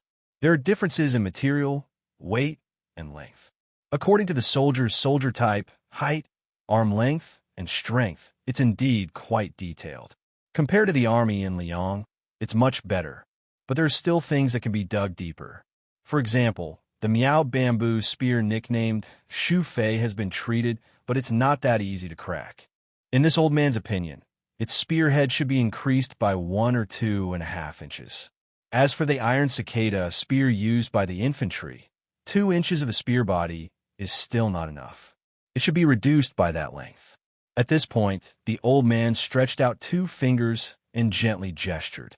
Su Fingyin, who originally only wanted to chat casually, fell in a deep thought and did not immediately jump to a conclusion. It was hard for Su Fingyin to say how heavy the tip of the Miaozhu spear should be, but Su Yanbing did mention it once. In the past, this kind of heavy spear was used to deal with the West Shu iron cavalry in the Spring and Autumn War, especially in the battle against the great halberd warriors. Almost every old Baoyang soldier who participated in the Battle of Jinghe River had deep feelings for this spear. In that battle, which was second only to the Battle of Westwall, the Su family army could directly use the iron cicada spear as a hammer. Su Yanbing said this because although the Beimang army also had heavy armor, it was still inferior to the Chu dynasty even after more than 20 years of prosperity. Beimang also had light cavalry, so the iron cicada spear did not need to be so heavy. However, the reform involved not only the countless interests of a border army, but also the most troublesome feelings. Many old cavalry generals objected fiercely when Wu Tongyan implemented the reform that involved a series of specific matters. One of them was the iron cicada spear. An old general directly refuted with such a vulgar reason. I am used to hugging a plump wife. I would rather not have a light woman. Whoever likes it can have it. After all, none of my soldiers are willing to accept it. At that time, Wu Tongyan had sent a large pile of documents to Su Fingyin to read. When Su Fingyin saw this, Su Fingyin took it as a rather refreshing joke. He thought that it would be better to let nature take its course and did not have the intention to force it to be implemented. As the old man continued to speak, he said, I am used to hugging a plump wife. I would rather not have a light woman. Whoever likes it can have it. After all, none of my soldiers are willing to accept it. At that time, Wu Tongyan had sent a large pile of documents to Su Fingyin to read. When Su Fingyin saw this, Su Fingyin took it as a rather refreshing joke. He thought that it would be better to let nature take its course and did not have the intention to force it to be implemented. It is not expensive, only 6 taels of silver. It is just that I cannot afford it, so I can only shamelessly look at it and not buy it. There are more than 10,000 words, really haggling over every penny. Looking at it is amazing. I have never been on the battlefield, but when I look at it, I feel like I'm fighting against a martial arts expert. My whole body is cold. The white-clothed immortal soldier, who is loved by His Majesty, even has the rules of where the toilets in the barracks should be built in the book. The soldiers he brought out only need to follow the rules. No wonder Yi Baikue, the military saint of West Chu, said that if you fight against this person, once you lose your power, you will not be able to recover. The tall youth blinked and asked, Grandpa, what do you mean? The old man sighed and said, It means that if you fight with this person, as long as he takes the initiative, you can only wait to lose, regardless of whether you have the advantage in numbers or not. This principle is actually the same as us martial artists competing in martial arts. It's just that you haven't reached that level yet, so you won't understand.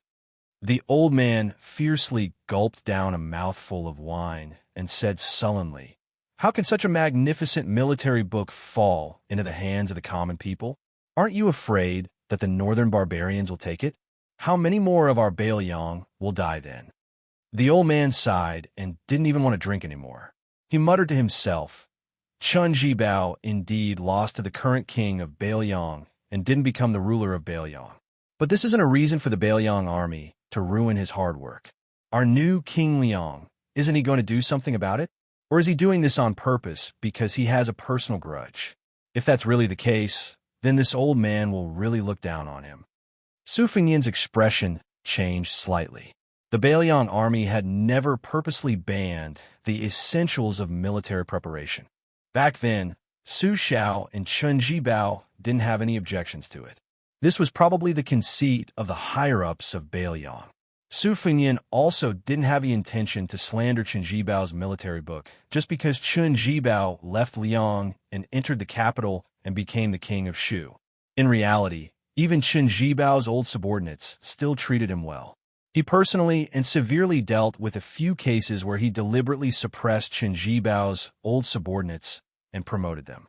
However, in the past 6 months, Su Fengnian had personally written and carefully read through at least 8,000 copies of official documents. Not a single one had mentioned the essentials of military preparation in the marketplace. But this still made Su Fengnian feel very guilty.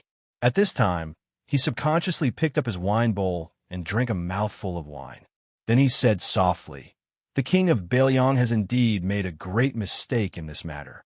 The old man dismissed it with a smile. How dare they, the common people, point fingers at the vassal king? Were they tired of living? Besides, who is the publicly recognized #1 person in the world after Wang Xianji in Martial Emperor City? Even the most ignorant rural women and children in the northern Liang region probably knew about it. Su Fengnian raised his head and asked, "Sir, with your knowledge of the spear, why didn't you join the border army?" Chapter 1208. The old man revealed a painful expression and tried his best to make his tone light. "It's true that my family is used to using spears, but before my family fell, I didn't like to get involved with the rich and powerful. I only hope that everyone in my family can practice martial arts in peace, and one day bring our family spear techniques to greater heights. As for other things, I never thought too much about it. My ancestors said that practicing the spear is to train the heart. If the heart is too messy, you won't be able to practice a good spear. To people like us who use spears, it's tantamount to neglecting the essentials." Su Fengnian calmly said 3 words, "Sun family spear." The old man, who was originally kind and friendly like a neighbor's elder, suddenly changed. He lowered his hand and grabbed the white candle on the bench. His turbid eyes shone brightly and were filled with murderous intent. The 2 young men stood up almost at the same time and gripped the wooden poles in their hands tightly. This made the lady boss, who was eating melon seeds, jump in fright. She was stunned on the spot. Su Fengnian gently held the wine bowl and didn't rush to drink. He smiled and said, "I don't have any bad intentions. Since I have a friend who is an expert in spear, of course I know about the famous Sun family from the same hometown as spear immortal Wang Xiao. Old Mister also told me so much. I'm just guessing. I've also heard a little about the Sun family's misfortune. Back then, a young man called He Wushu came to learn martial arts. The old man of the Sun family saw that he had a good foundation, but his conduct was not good, so he ignored him. After He Wushu was rejected, he had a few fortuitous encounters and soared all the way to success. He became Sun Dinyo's bodyguard instructor, who used to be a general in the border army. This person was born to be petty and had always held a grudge against the Sun family.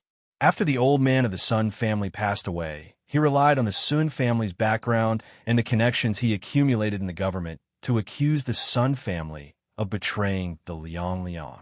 Of the 40 people, only 6 escaped, including 2 infants. In the past 10 years, 3 of the Sun family members died under He Wushu's spear. 2 of them were not as skilled as others, and one of them secretly betrayed the Sun family. However, after the old man of the Sun family passed away, he relied on the Sun family's background and the connections he accumulated in the government to accuse the Sun family of betraying the Liang. Of the 40 people, only 6 escaped, including 2 infants. In these 10 years, 3 of the Sun family members died under He Wushu's spear. 2 of them were not as skilled as others, and one of them secretly betrayed the Sun family. But after the old man of the Liang, he didn't get a chance. Sun Qingxiu, old master's son, am I right? The old man's face was as cold as water. He sneered and said in a desolate tone, Good. What a tiger head spear proclamation. Sure enough, after joining the fish dragon gang, you're like a tiger that has grown wings. You actually chased me all the way here." When the old man agreed, he threw a glance at the two youths. He wanted the two children to run for their lives without caring about him, so he couldn't refuse. However, how could the young man escape at this moment? His feet were rooted to the ground, and he did not retreat an inch. This made the old man not know whether to feel happy or sad. The spear of his Sun clan would not retreat until the person was dead. Su Fingyin was still holding his wine bowl. He mocked himself. "Old man's son, do I look like a henchman of Wushu? Or do they look like assassins who are chasing after you? But who in the world would treat someone to a drink before killing someone like me?" The tall youth said angrily, "You bastard, you must have poisoned the wine." The proprietress was not happy at all. She had roughly heard some clues from the conversation. She didn't believe that the young man was a bad person at all. Who asked him to be so handsome? She slammed the table and said angrily, "What are you talking about? Do I look like a gangster's shop? Your wine was personally served by me. It's new wine that has just been opened. Child, which eye of yours saw the young master poisoning the wine?" Su Fingyin asked directly, "Old man's son, do you really think that the three of you are a match for me alone?" The old man didn't say anything. He didn't relax at all, but his expression was dejected. After roaming the Jianghu for most of his life, especially after more than a decade of running for his life, the old man had developed a pair of discerning eyes and a sharp intuition for danger. The moment he reached out to grab the pole, the young man beside him, whose aura was like that of an ordinary person, flashed with a shocking aura. The old man had no choice but to admit that he was no match for him at all. Su Fingyin asked, "Old man's son, I have a presumptuous request. I want you to go to the border army to be a military instructor who teaches spear techniques. However, I won't care about the grievances between the Sun clan and Wushu. I don't think you would want others to interfere." The old man laughed coldly. "This young master of unknown origin, don't think that just because you have some martial arts skills that you can talk big. I'm not that ignorant child. I know that the military instructor of our Bailiang army is a 4th-level general. If you were talking about an ordinary instructor position, I would think that you were a son of a general with an extraordinary status and believe you. Ha! Is the position of military instructor something you can give away just because you say so? Do you think you're the administrator's son, Li Hanlin?" Su Fingyin couldn't help but laugh. He didn't expect Li Hanlin to be so famous in Bailiang now. It sounded like a good reputation. The delicate young man standing to Su Fingyin's side like he was facing a great enemy looked at this man's evil smile and wanted to kill him with one blow. Chapter 1209. Su Fingyin truly did not know how to convince Sun Qingqiu, but this old man was very likely to be a huge treasure to the Bailiang army. If used well, it could allow the border army's fighting strength to reach a higher level. It could be said that Sun Qingqiu, who had displayed his skills and completely instilled his entire life's worth of knowledge into Bailiang, was even more beneficial to Bailiang than Han Laozhan, Wang Xiu's junior brother, who is currently the deputy general of Lingzhou. Of course, all of this was just a possibility, but if they missed it, then it would not even be a possibility anymore. Su Fingyin raised his hand. This movement very quickly attracted the old man's swift and violent spear attack. The wax spear did not seem to have any momentum, but it slanted downwards, accurately and viciously stabbing towards Su Fingyin's throat. It was clean and crisp, and it contained the essence of the Sun family's spear technique, pressing forward courageously. In the end, the two youths saw the spearhead of the wax spear stop several inches away from the person. Then, the wax spear, which was in line with the Sun family's unique no-return aura, was instantly squeezed out in a large arc and then shattered on the spot. After Su Fingyin raised his hand, a young woman in tight black clothes mysteriously appeared in the shade of the tree. After seeing this scene, her exquisite figure was completely expressionless. She was the death warrior, Fan Xiaochai, who had just left the whisk room not long ago. Sun Qingqiu held half of the wax spear. His palm was split open and covered in blood. Even though the old man was already certain that he was not this person's opponent, his spear attack returning without any results still shocked the old man too much. He believed that this spear attack of his was something that even those second-level experts who were usually elusive would not be able to deal with so lightly. Moreover, this young man sitting there did not move at all. There was not even the slightest movement of his chi. Su Fengyin did not look at Fan Xiaochai. He only said, "You don't have to follow me for a while. Take the old man to the border of Liangzhou and find Lu Qiu'er. I have already decided on the official position. As for how to use the Sun family's spear technique, let Lu Qiu'er decide for herself." Then, Su Fengyin asked with a smile, "Old master, are you sure you don't want to make a profitable business?" The old man was an open-minded person. After thinking for a while, he sighed and said, "Anyway, I have no choice. Let's see if God wants to destroy my Sun family. I don't believe that Wu Shu, a branch leader of the Fish Dragon Gang, can order you around." Su Fengyin breathed a sigh of relief and asked tentatively, "Would you like to leave after we finish the wine?" The old man sat down. "Drink. Why aren't you drinking?" The two youths trembled as they returned to their seats. Especially the delicate and pretty youth. He was completely dumbfounded. As for the hot-headed and tall youth, his face was filled with worship. He must have really met the legendary, otherworldly expert. So when this young master said that he was a little tall, he was really tall? After this incomparably excited youth sat down, he anxiously asked, "Master, young master, my grandfather always said that my talent in martial arts is not very good. Your vision must be higher than my grandfather's. Why don't you help me take a look? Could it be that I'm actually a martial arts genius?" Su Fengyin looked at the youth and said calmly, "Logically speaking, you're still a long way from your grandfather's age." The youth opened his mouth wide and still did not give up. With a sad face, he asked, "What? Master, young master, don't make a mistake. Can you take a closer look?" Su Fengyin smiled and shook his head. It's harder to make a mistake than not to make a mistake. The youth sighed and drooped his head, not saying anything. The delicate and pretty youth covered his mouth and snickered. But when a master who was not as repulsive as before looked in his direction, he subconsciously glared at him. Su Fengyin smiled and said, "Practice your spear well. You will have a great future." No one said that a woman can't practice a fierce and invincible first-rate spear art. The youth blushed. The proprietress, who had been startled many times, looked at this youth. No wonder he looked like a little girl. The woman was really stupid and bold. She joked, "Master, young master, you can't not pay for the wine just because you are a master." Su Fengyin took out a small piece of silver and put it on the table. The proprietress smiled and said, "Oh, you really didn't pay a cent more. Master, young master, you are a master. Can't you be a little more generous? Aren't you afraid that it will damage your master's demeanor?" Fan Xiaochai, a loyalist not far away, recalled all the things that had happened to her.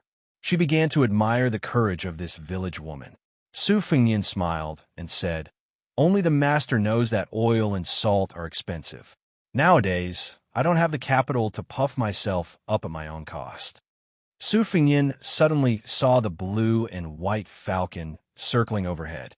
He slowly got up and said, "Grandfather, I have something to do. I will go first. We will come back to the border of Liangzhou to drink with you. I believe there will be a chance." Sun Qingqiu also stood up and nodded, not saying anything. Su Fengyin disappeared in a flash after he finished speaking. This made the woman and the two Sun family youths think that they had met a god or a ghost. Fan Xiaochai said coldly, "After drinking, we will go to the border immediately." Sun Qingqiu grunted. The tall youth stared at this elder sister with his eyes wide open. He couldn't take his eyes off her. The girl dressed as a man was a little envious. She was really a beautiful elder sister, but she gave people the impression that she was too cold. The proprietress sitting at the next table patted her chest hard and said, "Today was really an eye-opener." The old man took a sip of wine, narrowed his eyes, and said softly, "Who said it wasn't?"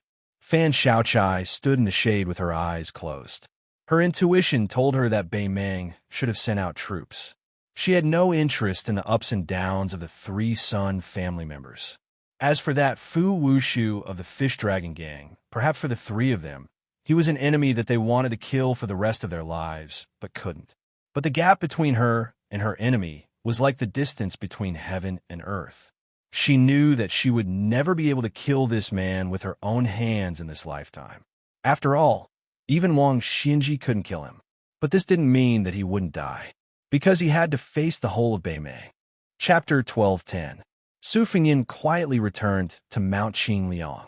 Just as Fan Shaochai had predicted, Beimei had indeed begun to move their troops southward. Moreover, they had divided their troops into 3 groups, each attacking the 3 provinces separately. This was very different from what Bailiang had expected, because the position of King of the South had been vacant after Su Huainan's death. The position of King of the North had been vacant since then, and King of the North, who was not even a feudal official, had become the second most powerful man in the world. Even Su Fengyan was not sure if it was the meticulous plan of Taiping Commandery, or if it was Dong Zhuo's deliberate pestering. Most of the time, it was said that the smart people were good at dealing with changes by sticking to the status quo. However, this kind of military affair that involved the final trend of the 2 dynasties was like a fight between 2 masters. Not only did it test the depth of their internal energy, it also tested the scheming of both sides. The lesson of being greedy for small gains and losing big gains was especially taboo. The lesson of winning a series of battles, but losing the overall situation, could be seen in the recent spring and autumn period. The reason why Su Fengyan had such a headache was that Bailiang's resources were far inferior to Beimei's. Empress Murong was able to confidently launch a 3-pronged attack. On one hand, she had sent Taoba to lead the troops to suppress the grasslands in Norland. On the other hand, she had used the elite cavalry of Southern Dynasty to provoke Bailiang. She could even send a large number of troops to the Eastern Front, eyeing the borderline that Gu Jiantang had built. Of course, even an idiot would know that the final confrontation on the Eastern Front, Li Yang and Liang Meng, were well aware of it. They were just putting on airs. Otherwise, they would not have left the 3 trading towns in the northern pass of Ji province open. When Su Fengyan, who was sitting alone in the pavilion in the middle of Tide Hark Lake, thought of this, a wry smile crept up the corner of his mouth. He had used his army to force Great Peace City to submit to him, and had no choice but to loosen the embargo on transporting grain to Liao province. He had also indirectly admitted that Lu province was the rightful ruler of Liuzhou, and Song Dongming had overstepped his authority. Therefore, the imperial court immediately retaliated and did not even bother to find a fig leaf. It was said that the trade at the northern border of Ji province was much livelier than usual. Yuan Tingshan, who was once threatened by Su Fengyan to be skinned alive, was thrown into the border of Ji province by his foster father, Gu Jiantang. Now, he had become the commandant of horse tampering with 4,000 old soldiers of Ji province, and had more than 20 forts of various sizes under his command. At the same time, he was also in charge of 3 counties, and his territory was getting closer and closer to Bailiang. The power he had in his hands was almost equal to half a provincial governor and a general with real power. No doubt, this was a silent mockery of Su Fengyan, the vassal king of Bailiang. Especially after Li Huoli, the eldest son of Wild Goose Castle in Ji province, died suddenly in Quicksnow Mountain Villa. Yuan Tingshan, who was very popular in the border area of Liang Dynasty, was about to become the son-in-law of Wild Goose Castle, marrying the famous woman who was known as Li Jiaxun. In addition, Yuan Tingshan had a very close relationship with the first prince, Zhao Wu, of Liao province. It could be said that Yuan Tingshan's wings were fully grown, and even the nobles in Great Peace City no longer treated him as the foster son of Gu Jiantang. Yuan Tingshan, as a stray dog, had become a shining star in the dynasty in just 2 years. There are even some people who were secretly adding fuel to the fire, and had raised Yuan Tingshan to the position of Su Fengyan's mortal enemy. Su Fengyan sat on a bench in the pavilion with 2 boxes of chess pieces on his knees. He held a dozen or so round and pleasant chess pieces. As time passed, they were soaked in his warmth and were no longer cold. Su Fengyan's thoughts drifted to the Taiyan city that he hated and feared in his heart when he was young. He smiled.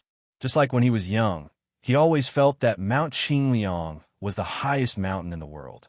Only after he left Liangzhou did he know that Mount Wudong had 81 peaks. After he left Beiliang, he saw many magnificent mountains and rivers with his own eyes. With the increase of experience, many of the deep-rooted thoughts of the past involuntarily faded away.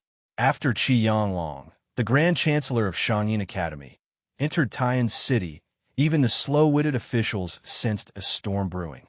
Although Grand Chancellor Qi only held an idle job in the Imperial College for the time being, and his official rank was far inferior to the Right Chancellor Jean Lanting, what was even more incomprehensible was that the Imperial College had 7 schools under its jurisdiction.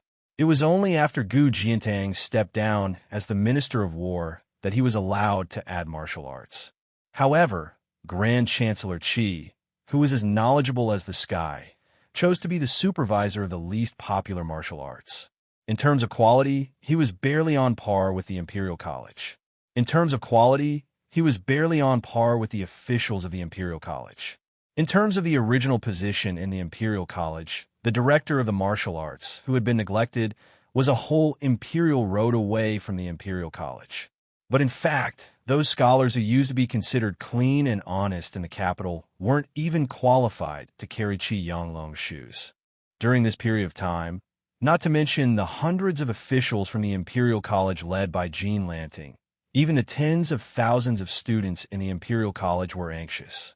Those whose family backgrounds belonged to the upper class and who switched from the Imperial College to the martial arts overnight didn't even need to cry and shout to enter the martial arts school.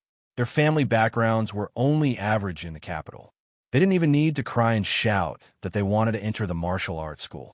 Their parents had already started to use silver to build connections. It was tacky to give silver. However, the Liang dynasty was so prosperous that it had created a prosperous situation that had never been seen in thousands of years. The capital was also the richest city in the world. Who didn't have a few rare calligraphy and paintings? In particular, those that had been stamped with the word fake were the best stepping stones to smoothly enter the doors of the big bosses of the Ministry of Rights. No matter how much the people of the capital cursed the young man in Beiliang, when it came to the identification of authentic works, that guy's picky eyes were very convincing. As long as he recklessly wasted a natural treasure and labeled it as a fake, it was 100% authentic. Moreover, although the young man's surname was Su and not Zhao, he had now become a proper vassal king and had defeated old Monster Wang, who was recognized as invincible in the world. As long as he had his seal, no matter if it was square or round, a calligraphy or painting could be sold at a sky-high price in the capital. Su Fengyin didn't have any feelings about this matter. He was more concerned about the direction of the murderous battle between the dragon and the deer that was about to happen. According to the secret report, this Grand Chancellor, who was praised as a person who could be compared with 1,000,000 soldiers, was not really making a small fuss in the martial arts field of the Imperial College. Instead, he began to compile new scriptures under the instructions of the emperor of the Zhao family. He even used his official status to explain the complete meaning of the Confucian sage for the first time for the Zhao family. It seemed to be icing on the cake for the imperial examination, but in fact, it was to shake the foundation of Zhonglu. This time, Qi Yanglong took the lead in compiling the classics. Just by looking at the 2 assistants, one could see how much importance the emperor attached to him. The left chancellor of the Imperial College, Yao Baifeng, and the Grand Secretary, Yin Jieshi, who was a relative of the emperor, were only assistants to Qi Yanglong. Was Qi Yanglong really just compiling a few volumes of books? He was setting the rules for all the scholars in the world for hundreds of years from now on. Su Fengyin clenched the chess piece in his hand and said to himself, "It's okay if Bai Yin loses. Anyway, Zhonglu has always been hostile to Beiliang. If Qi Yanglong can still suppress Bai Yin, Beiliang's situation will only get worse and worse in the future, won't it? Do I have the extravagant hope that Sage Qi, who is destined to accompany the sacrificial ceremony in the Imperial Ancestral Temple, will treat Beiliang differently?"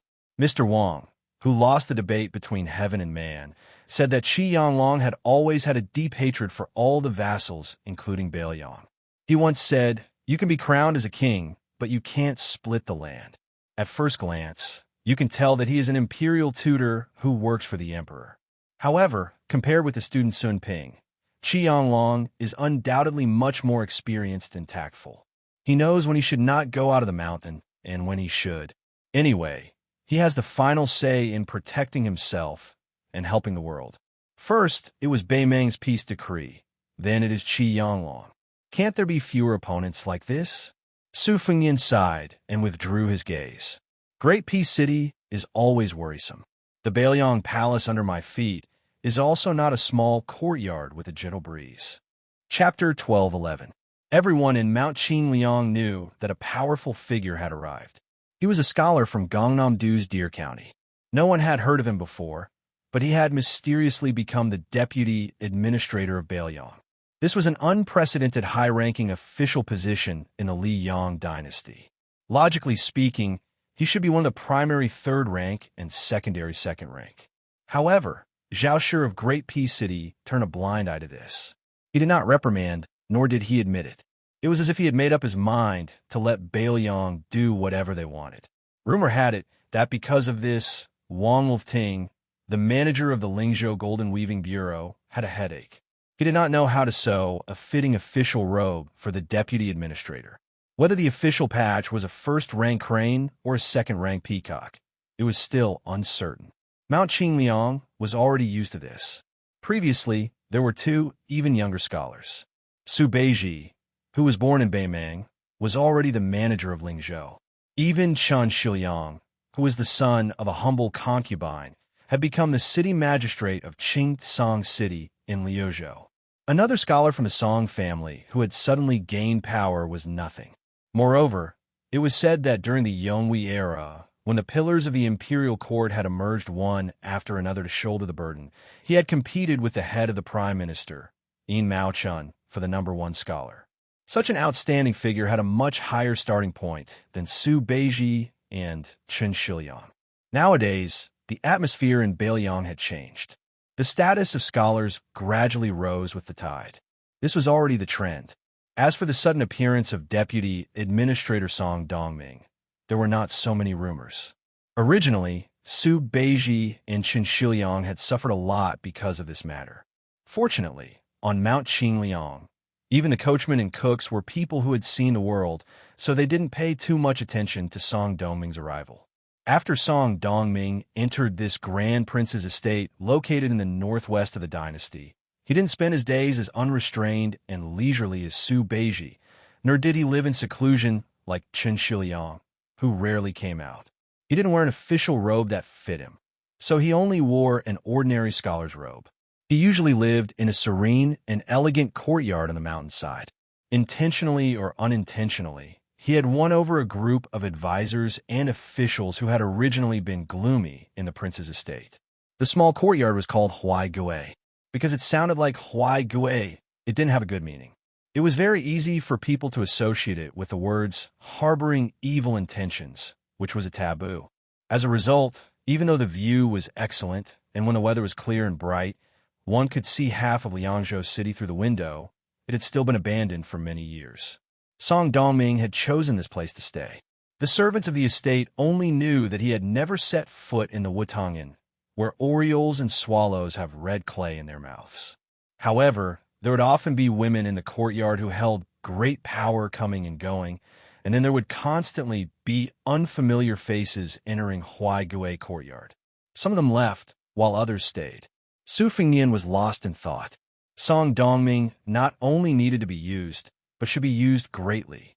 However, compared to Su Beiji and Chen Shiliang, whose minds are not complicated, Song Dongming was much more difficult to use. Liang Meng's war was imminent. Just as he had a large number of high-quality chess pieces, Bailiang also had a large number of good chess pieces. Among the generals, there were bright stars. Yin Wenwan, Jean Partridge, Zhou Kong, Ancestor Gu, He Zhonghu, Chen Yinshui, Chu Lushan, Yuan Zuozong, Ningame, Wang Lingbao, Li Mofan, and so on. There were simply inexhaustible talents. But what about the civil officials? In particular, the officials who could make Liang drool could be counted on one's fingers. not to mention the large number of loyal court officials who had sprung up like bamboo shoots after the rain during Yonghui's reign. It was no wonder that the Liang imperial court liked to ridicule Bailiang for following his example. If Su Xiao was crippled, the entire Bailiang officialdom would be crippled as well. The civil and military officials would be unbalanced, and it would be difficult for them to make a difference. In war, it was not enough to say that the martial artists could fight well and not be afraid of death, especially in the upcoming war where tens of thousands or even hundreds of thousands of soldiers would be involved in a local campaign. The civil officials first had to be able to not be a burden. If they could also complement the martial artists, many fewer people would die. Su Fengyan raised his head and furrowed his brows. Starting from the foot of Mount Qingliang, the fish-duck crossbows continuously shot into the air. The closer they got to Tidehark Lake, where he, the king of Bailiang, was resting, the denser the crossbow bolts became. After Su Fengyan returned from Beimang with the two heads of Su Huainan and Diwu Raccoon of Mount Tibing, the Jianghu heroes who dared to assassinate Bailiang Palace completely disappeared. After all, those Jianghu people who were able to make a name for themselves, no matter how irreconcilable their hatred was, were not fools who were willing to throw themselves into a trap.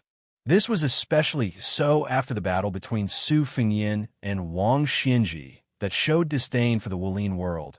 Many of the spring and autumn clanmen of sacrifice who had been hiding in Bailiang for many years silently left the country along with those generals and rich gentry. This group of people was truly discouraged. Su Fengyan could not think of anyone who could completely conceal their qi and arrive at the foot of Mount Qingliang, then suddenly charge into the palace. Even Su Fengyan could not clearly capture that indistinct figure. Logically speaking, if Zhao Shi wanted him to arm wrestle with Beimang, he could die, but he could not die too early. As for Beimang, Hong Jingyan and Murong Baoding had only recently appeared in Liuzhou, so there shouldn't be anyone who would be so bored as to come alone. Tuoba had this strength, but the mindset of the war god of Beimang had always been more inclined to achieve great feats on the battlefield. Just as Su Fengyan was feeling puzzled, he saw a figure dash out of the nearby Tidehark Pavilion. Su Fengyan was absent-minded for a moment. Before Su Fengyan went up the mountain to practice his swordsmanship, Su Fengyan brought back the white fox face. It was a snowy winter, and the white fox face was swordsmanship on the lake. At that time, Su Fengyan really thought that it was the most powerful swordsmanship in the world. Now that he looked back, white fox's bladesmanship and bladesmanship were still superior, but there was still a gap between it and Gu Jiantong's and Chao Chongqing's thunder of mind and heart of mind that he had seen in Tyne City. However, White Fox's face was the first Jianghu expert he had confirmed in his 3 years of travel. Of course, after that, Old Huang, the old man with the blade who came out from the bottom of the lake, the old hierarch Wang Zhongluo, and the old man with the sheepskin fur coat gradually appeared in his vision. Each of them had their own charm, and all of them were admirable. His reverence for Jianghu arose spontaneously. Chapter 12:12. Baihu Er's face passed by the tall figure 1,000 feet away from the pavilion in the middle of the lake. Su Fengyan stood up. After the assassin paused for a moment, which was difficult to detect, Su Fengyan immediately recognized the newcomer's identity. It was a completely unexpected senior, a nameless swordsman who loved to eat swords. Sui Xie Valley. It was the old man who lent his sword to Su Fengyan and saved his life from Han Diaosi. Su Fengyan stood and walked out of the pavilion. Before he could walk down the stairs, the old ancestor Eater sword came to the pavilion. The one-armed old man who exchanged his arm with Li Chungang lifted the sleeve of his broken arm. More than half of the sleeve was cut off. He said, Gu Jiantang doesn't have such a sharp blade technique at his age. One blade is roughly equivalent to Gu Jiantang from 8 years ago. What about 2 blades? Su Fengyan stepped down the stairs and smiled. Junior greets old ancestor Sui. The old man went straight to the point. I won't haggle over your hospitality. Kid, you owe this old man your life. Give him 7 or 8 good swords first as an appetizer. How you repay your kindness later on will be calculated slowly. Kid, you robbed Wang Xianji's belongings from Martial Emperor City. I think this old man is in for a treat this time. Su Fengyin smiled and said, Unfortunately, the family head of the sword tomb blocked the way at River Prefecture. Most of the famous swords were destroyed, but since old ancestor is here, there's still some good swords in the treasury. Senior, you'll be full for every day you stay here. The old man glanced at the young man who he used to look down on and laughed. Kid, this is what makes you hard to hate. Although you're not a good person, you're not stingy at all. The old man stepped into the pavilion in the middle of the lake. Su Fengyin followed behind him and asked softly, Dong Tai didn't enter Bailiang with Senior? Sui Xie Valley rolled his eyes and said, He doesn't want to get involved in the court disputes. This old man is the same. It's just that Tantai Pingjing is the only demon in this old man's heart. This old man has been thinking about her for 80 years. Since she came to Bailiang, this old man naturally has to keep an eye on her. If she cheats, this old man can kill her immediately. Su Fengyin did not know whether to laugh or cry. Naturally, he could only stand aside and watch obediently. Su Fengyin received the news very quickly. Not only did White Foxface leave the building, she also left the city. She only carried a single blade, the Spring Thunder. Without any hesitation, she brought Wang Sheng, who was helping to carry the winter embroidered blade and the 7 swords to Beimang. She did not even bid farewell to Su Fengyin before she left. This made Su Fengyin feel a little sad. After Sui Xie Valley sat down, he said something shocking. With Xie Feiyu's help to capture the flood dragons of all sizes in Shu, Chen Jibao will soon catch up with Wang Xianji. The old man gloated, Su Fengyin, don't tell me you have a feud with everyone with Ji in their name. Su Fengyin smiled bitterly and shook his head. However, he was shocked and nodded slowly. He remembered the most hidden shadow of the Qin dynasty 800 years ago. His name did not have the word Ji in it, but was called Chao Ji. The old man was just speaking casually. He did not care about this messy and confusing theory of numerology. Su Fengyin, who had a gloomy expression, leaned against the pillar of the pavilion and closed his eyes. Then, his expression turned for the better. He stood up and looked into the distance again. Sui Xie Valley, who had 2 snow-white eyebrows, stretched out 2 fingers and twirled one of his long eyebrows. He stared at the young man whose state of mind had changed and slowly fell into deep thought. From the southeast, where there were streams and drizzles, to the northwest, where there were yellow sands and strong winds, a pair of master and disciple walked for thousands of miles. They were finally about to enter Bailiang. They were about to approach the Wudong mountain that was full of incense. Finally, at the end of this auspicious year, they would climb the mountain amidst the heavy snow. At this moment, the young master was carrying his exhausted disciple and was walking slowly. Master, after becoming a Taoist, will I have to memorize a lot of books? Not necessarily. Master, Mr. Su said that you are the best Taoist on the mountain. Since I am your disciple, I have to cultivate well and focus on Taoism. I am afraid that I will not do well. In life, one should be at ease with one's circumstances. This is cultivation, and it is also a blessing. Master, I don't understand. What does it mean to be at ease with one's circumstances? It means to stop when you are tired. When you're not tired, you can continue. We Taoists seek Taoism. Actually, it is not in the sky, but under our feet. Master, then let me walk on my own. I'm not tired anymore. It's okay. I will carry you again. But Master, won't this not be at ease with one's circumstances? You Fu, remember, there are some things in this world that are more important than cultivation. Huh? Just like when you're walking on the road and you see someone. Even if you're not tired, you are not willing to walk anymore. Then, you can stop and look at her. It seems to go against the heavenly Tao. But in the eyes of Master's martial uncle, it does not go against the great Tao. Whether I am Taoist or not, why should I need someone else to tell me? Sigh, Master, it sounds like being a Taoist is really difficult. But Master, you also have martial uncles? Of course Master has martial uncles. Master's martial uncles will also have martial uncles. In the future, there will also be people on the mountain who will call you martial uncles. Master, look, the leaves of the tree over there are red. Then let's stop and take a look. Okay.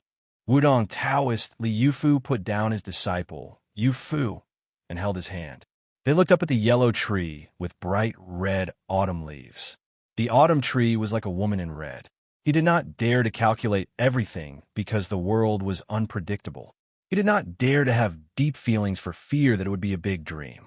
Li Yufu lowered his head and looked at the child who was in a daze. "Martial uncle, do you really want to dream for 300 years? Li Yufu looked at the heaven and earth with a determined gaze. The people of the world seemed to be proving the heavenly Tao. Everyone had the great Tao to walk on, but they had forgotten it. No matter how high the heavenly Tao was, there would always be a peak. Celestials sat high and were called immortals. But the great Tao was endless. Why was there a need to be high and mighty?" Li Yufu smiled. "Martial uncle, before you died, you told me not to walk on your path. I never understood. Now I understand." Li Yufu let go of his hand and folded his hands. He slowly bowed and bowed 3 times. The first bow was to his parents and teachers. The second bow was to heaven and earth. The third bow was to the great Tao in his heart. Thunder rolled in the entire Central Plains. But for some reason, there was no thunder in the world. Chapter 12:13. Su Fengyin ordered someone to take out 3 good swords from the armory to make the most expensive dish in the world for Sui Xiegu. The old man would not be courteous to this young man. He casually picked up an ancient sword with the words, "Ice Wheel at the Imperfection of Yun Peak," engraved on it, and placed it on his knees. He broke off the tip of the sword with his fingers and threw it into his mouth as if he was chewing soybeans. When the young maidservant whose name Su Fengyin did not know left the pavilion to collect the sword, she was stunned and had a special charm. Su Fengyin did not look sideways. Instead, it was the ancestor who looked at the graceful woman and then at the young man who had not yet reached the age of 30. His eyes seemed to be saying, "How can there be such an indifferent and pure king in this world?" Su Fengyin looked at the green lake water. Occasionally, a group of bright-colored carps slid past. Back then, the old man with a blade had been suppressed at the bottom of the lake for many years. When he saw the light of day again, he picked up the nickname 9 Swords Yellow again. At that time, the eldest sister was still in Gangnam-do, the second sister was still studying at the Shangyin Academy, and Su Xiao was not that old yet. He himself was still full of longing and daydreaming about Jianghu. Sui Xiegu ate quickly, drank quickly, and ate even faster. Soon, he was eating the second thunder of 1,000 gullies. Looking at the absent-minded Su Fengyin, he sneered, "When we first met, all 3 of your legs were trembling.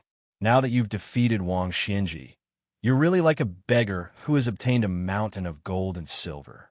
You're incomparably extravagant now that you're sitting in the same pavilion as this old man, yet you still dare to daydream." Su Fengyin mentioned the last sword. It was one of the 3 talisman swords of Mount Longhu 300 years ago.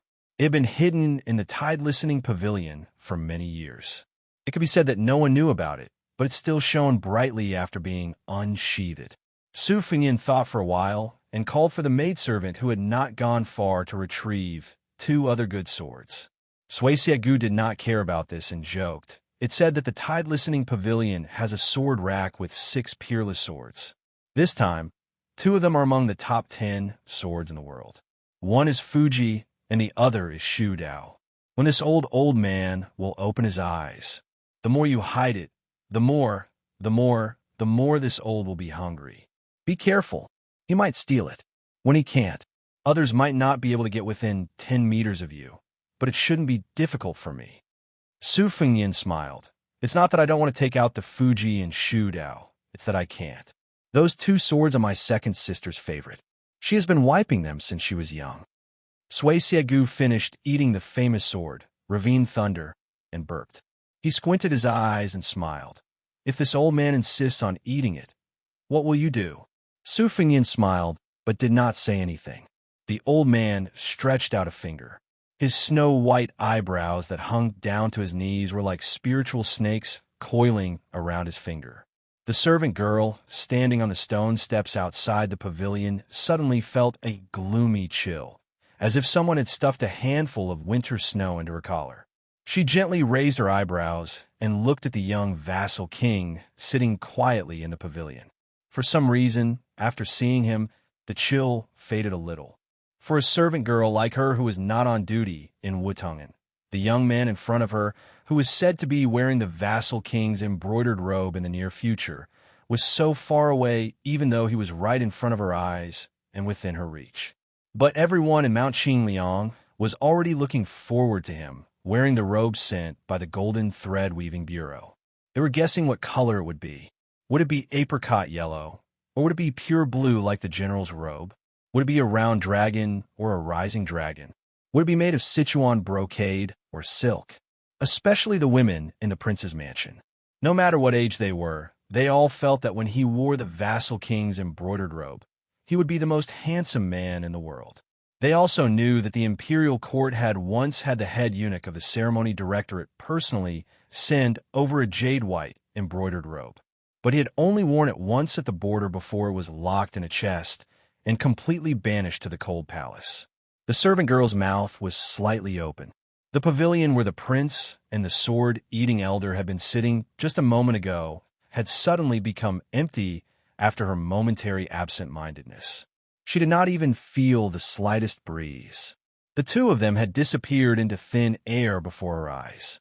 On the lake between the tide-listening pavilion and the pavilion in the middle of the lake, Su Fengnian had his back to the armory as he flew backwards.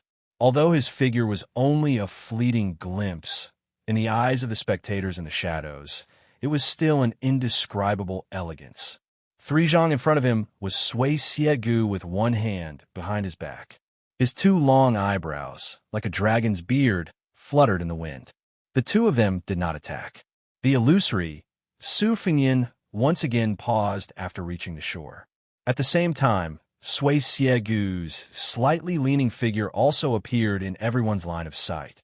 These two people, who stood at the peak of Jianghu despite the great difference in age, still did not openly attack each other. However, the distance between the two of them had already shrunk to 2 zhang. Nothing can be done more than 3 times. Su Fengnian stopped in front of the tide-listening pavilion's 3 layers of signboards and did not retreat any further. Sui Siegu laughed loudly, but he did not insist on barging into the pavilion through the main door. Instead, he pushed off the ground with the tip of his foot and soared upwards. In the blink of an eye, a strange scene appeared. The servant girl in the pavilion craned her neck to look. She saw that the white-browed immortal who had eaten the sword had returned to the tide-listening pavilion's platform. He even stretched out his single arm to pat his shoulder as if he was dusting off the dust. Chapter 12:14. Su Fengnian floated in the air at the same height as the 6th floor, looking down at the old man on the ground. The robe under his armpit was cut open by a strand of sword aura that reached the godless realm. The sword aura was formless, and the sword was where the heart was. It was already considered a superior technique, but there were still traces to be found when fighting with a top master. However, if the flying sword technique was formless and godless and unpredictable, then it would be a real headache. As for Dong Tai's flying sword technique, it was clearly a sword, but it was superior to the godless sword aura. He already had the bearing of an immortal swordsman. No one would want to provoke this middle-aged swordsman who had borrowed a sword from Li Chungang and then returned from a visit to the East Sea. After Wang Xinji's death, even Tuoba did not dare to say that he had absolute confidence in winning. At most, he had a 50% chance of winning. The current Su Fengnian did not have the strength to do so. Sui Siegu, who was 100 years old, was without a doubt the second-best swordsman in the world after Deng Taiye. Even though the old man mocked himself for having lived 100 years in vain when he went north with Deng Taiye, he was still the only swordsman in the hundreds of years of Jianghu. Li Chungang was the only swordsman who could catch up with ancestor Liu in terms of swordsmanship. Deng Taiye's swordsmanship was recognized by the world as inferior swordsmanship. Sui Siegu's swordsmanship was inferior to Li Chunggang's, and his swordsmanship was inferior to Dong Tai's by several generations. However, this was not a reason for Sui Siegu to be underestimated. Su Fengnian stepped on Sui Siegu, who was about to fly into the tower. Sui Gu responded with courtesy, and his sword aura cut his robe. The atmosphere on the tide-listening pavilion side was tense to the extreme. Su Weisheng, who was sitting in a wheelchair, appeared outside the steps. He said calmly, "Just give him the 2 worldly possessions." In her opinion, there was no need to anger the old swordsman with long eyebrows, whose name was not on the rankings, but whose strength was enough to enter the rankings, for 2 swords that she would never have a chance to unsheath. Su Fengyin shook his head and said, "If it's mine, I'll give it away." "Second sister, you like him?" "No way." Sui Gu, who had been stopped 4 times in a row, could not help but mock. What arrogance! Do you really think that a crippled local snake like you can kill all the dragons in the world? Su Fengyin smiled and said, "Senior, you asked for it." The corner of Sui Gu's mouth twitched as he said darkly, "Oh, this brat is really panting?" This old man originally treated it as a joke, but since you don't know what's good for you, this old man will take this opportunity to correct the name of all the swordsmen in the world. Without Wang Xianji, the number 1 in the world should belong to a swordsman. Su Fengyin said indifferently, "After the battle with Wang Xianji, I learned a little and comprehended 3 moves. If Senior can withstand them, don't mention handing over Fuji in the way of Shu Dao. Even this armory will be yours." After saying this, Su Fengyin raised his hand, and the assassins of the prince's residence who were hiding in secret began to retreat rapidly. The day's servant girl was taken away on the spot and thrown to the other side of Tidehark Lake. Sui Gu closed his eyes to rest and waited quietly. Su Weisheng did not move. He only supported his chin with one hand and tilted his head. He looked up at his high and mighty younger brother, and the corner of his mouth lifted slightly. It seemed that he really could not beat him up like before. The wind rises at the end of the green duckweed. There was a patch of reeds beside Tidehark Lake. The autumn reeds had already turned gray. Their stems slanted, and the clumps of fluffy reeds gradually withered. The wind rose, and the catkins flew. If one were to look closely, they would see that the hollow stems of the reeds that grew from the water began to break inch by inch in a disorderly manner. In this patch of reeds at the end of autumn, the catkins flew like flying snow. At the same time, the originally tranquil mirror of Tidehark Lake at the waist of Mount Qingliang began to shatter into fine fragments. It was as if countless hammers were tirelessly striking this mirror of water. The occasional koi fish that leapt out of the water were instantly pulverized in a fine powder. Countless mottled cracks began to appear on the richly colored wooden pavilion at the center of the lake. The 2 rows of scholar willows on the path to the center of the lake began to emit waves of muffled cracking sounds. In the end, the shore at the foot of Tidehark Pavilion was also affected. From the edge of the water to the empty space beneath Su Fengyin's feet, the entire area was covered with fleeting patterns of air currents. But this undercurrent, intentionally or otherwise, circled around Sui Gu and Su Weisheng. However, the 2 were in different situations. Su Weisheng had circled around of his own accord, while the old man was like a rock in the middle of a river, forcefully breaking through the current. Su Fengyin sat cross-legged, looking down at the motionless Sui Gu.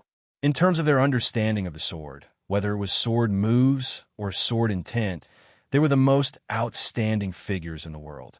Su Fengyin had also imitated Li Chuangong's sword attack on the peak of the Great Snow Plateau many times, borrowing 100 swords with great momentum. But Su Fengyin was well aware that this kind of large-scale sword attack was both pleasing to the eye and practical when used against ordinary martial artists. This was because each sword and each sword's sword chi, even if distributed to a single person, the power would still be considerable. But when faced against an opponent like Sui Gu, who was on par with him, no one had ever squandered their essence, chi, and spirit in such a manner. Just like when Li Chungang and Wang Xinji met again on the surface of the Eastern Sea in the martial emperor city after dozens of years, the old man's majestic sword flow seemed to be scattered as it smashed towards Wang Xinji. But in reality, it was one sword after another, and the sword chi was closely intertwined. Su Fengyin was doing the opposite at the listening tide lake. Although he made the first move, he did not make the first move. Instead, he gave the initiative to Sui Xiegu. This was the attitude of a host welcoming a guest. I have brought out a table full of sumptuous food and wine. Whether you want to eat or not depends on whether your appetite is big enough. This move contained not only Li Chuangong's sword intent, but also Shui Songwan's random beat in the rainy alley. It also contained the essence of Deng Tai, A's thunder pool, and some of the zen of the dragon tree monk. As long as Sui Xiegu, who was trapped in a circle, made a move, it would affect everything. He would become the enemy of this small world. Whether Sui Xiegu wanted to prove his swordsmanship or the reputation of the world's swordsman, he had to first walk out of this small world of Buddhism's cage. Just as Sui Xiegu was about to make his move, Su Fengyin turned to look at Su Weisheng and smiled. Then he threw a chess piece high up in the air slowly and casually. Chapter 12:15. Sui Xiegu's brows were as long as a white dragon's beard.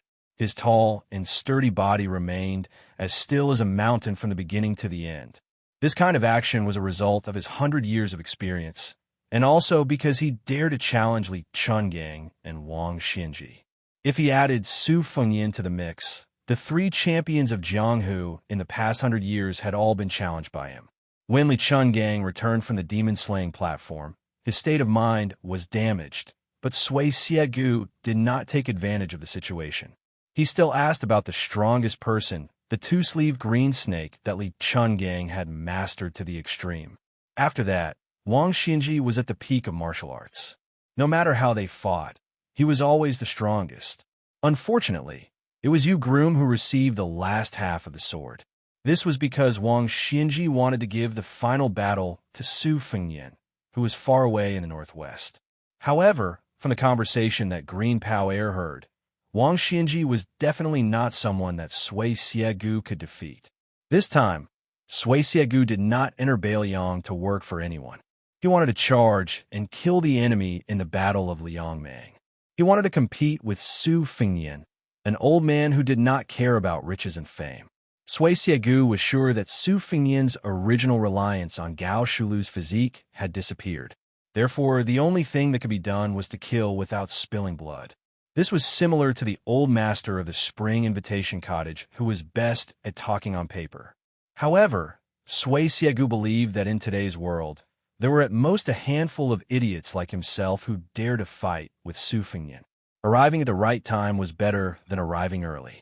Just as Su Fengyin was facing off against the old man, Wu Luding and Cuihua led the Wu clan cavalry into Liangzhou City and arrived at Mount Qingyang. After entering the prince's estate, their path was unimpeded. The 100-some people abandoned their horses and walked to the other side of Tide Hark Lake, where the two experts were facing off. These withered swordsmen with long swords on their backs stood in a line.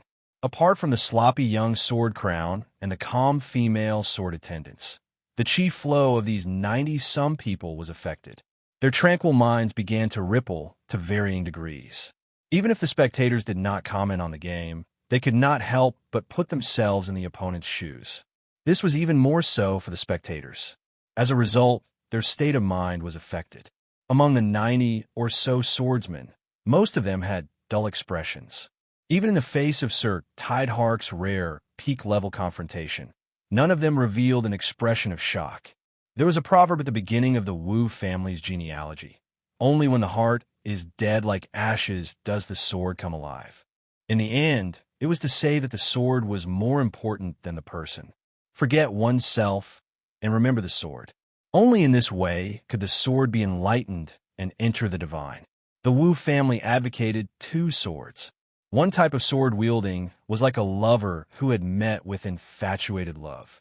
After grasping the sword, they would never change their mind and would die for the sword as if it were for love. The other type of sword wielding was like a descendant who respected their ancestors. They would pay attention to the inheritance of the sword and would often think about how the swordsman who wielded the sword would conduct himself. Wu Luding squatted by the lakeside. Cuihua, who carried the Su of Gojoseon, stood behind him. On the left and right of the sword crown stood a man in his 40s. His surname was Zhu, and he gave off a gloomy aura as if he had seen a ghost in broad daylight. The other old man stood in contrast. Even if he did not smile, he gave off the impression that he was much kinder. The sword on the old man's back was extremely thin and long. Its width was less than half that of an ordinary sword, but it was as long as two ordinary swords. The old man was short, and his sword was almost as tall as him. These two people were very important even in the sword tomb of the Wu family, which was full of experts. The man Wu Luding, privately called Demon Zhu, was once Dong Tai's mortal enemy. The two of them were once abandoned on the Sword Mountain. From childhood to adolescence, they relied on each other for survival. No one knew why they eventually turned against each other and became enemies. Helian, who was nicknamed the Sword Grandpa, was a martial arts maniac. He was one of the few Beimang swordsmen in the Sword Tomb. The illegitimate son of the Wu family, Dong Tai, fought against him when he left the Sword Tomb. Helian, on the other hand, was praised by the ancestor of the Wu family as the best in terms of his unique understanding of the sword. The man with the surname Zhu crossed his arms in front of his chest and said sinisterly, "What best in the world? As long as we remove those nails, even I will have a chance to kill him." Although Wu Luding didn't have a good impression of Su Fingyan, he was still impartial when it came to matters and people. In addition, he had always hated Demon Zhu, who had killed many people in the Sword Tomb. If it wasn't for the fact that Demon Zhu had already left the Wu family, he would have pestered the ancestor to change his mind and not let the tiger go back to the mountain. He and Shui Hua didn't believe that 60 dragon-binding nails could trap this person. Therefore, Wu Luding sneered and said, "Don't forget that the current Su Fingyan is a Su Fingyan without Gao Shulu's physique. His strength has been greatly reduced.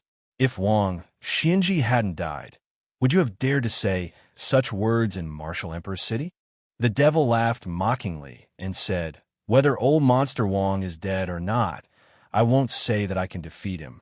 But since that Su Fingyan has been beaten back to his original state and is only a #1 person in the world who doesn't live up to his name, why can't I say it? Can't kill him? As the sword crown of the Wu family, you don't even have this bit of courage." It seems that the Jianghu is destined to be worse with each generation. The Wu family's sword tomb is no exception. Wu Luding was so angry that he glared. Just as he was about to speak, he heard Shui Hua say softly, "Zhu Huang, in 3 days, we will decide who the Su of Gojoseon belongs to." Demon Zhu, who had been drooling over the Su of Gojoseon for a long time, chuckled. However, there was a trace of undetectable nervousness in his fiery eyes. Wu Luding was even more flustered. However, he knew Shui Hua's temperament too well. He couldn't persuade her with words. Even if he used a few large vats of saliva, it would still be futile unless his swordsmanship was better than hers. At this moment, Wu Luding, who had left the Sword Tomb to travel to Jianghu for many years, suddenly realized that he might have been too content. He always felt that he would one day reach the top of the sword forest and that there was no need to rush. Wu Luding seemed lazy and undisciplined, but he was also extremely conceited. He thought that his talent was enough to make the entire Jianghu wait for that day. Elder Helian, who had been watching the tide-listening pavilion all this time, suddenly said, "I've spent my entire life observing, learning, and comprehending. It's like collecting countless treasures. I want to weave 2 flawless curtains, but I'm limited by my mediocre weaving skills. I have the will, but I don't have the strength.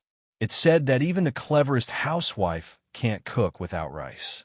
I'm helpless, and I'm even more helpless. I have 10,000 pounds of rice, but I can't cook it. Thus, I've never been able to show these 2 curtains to the world."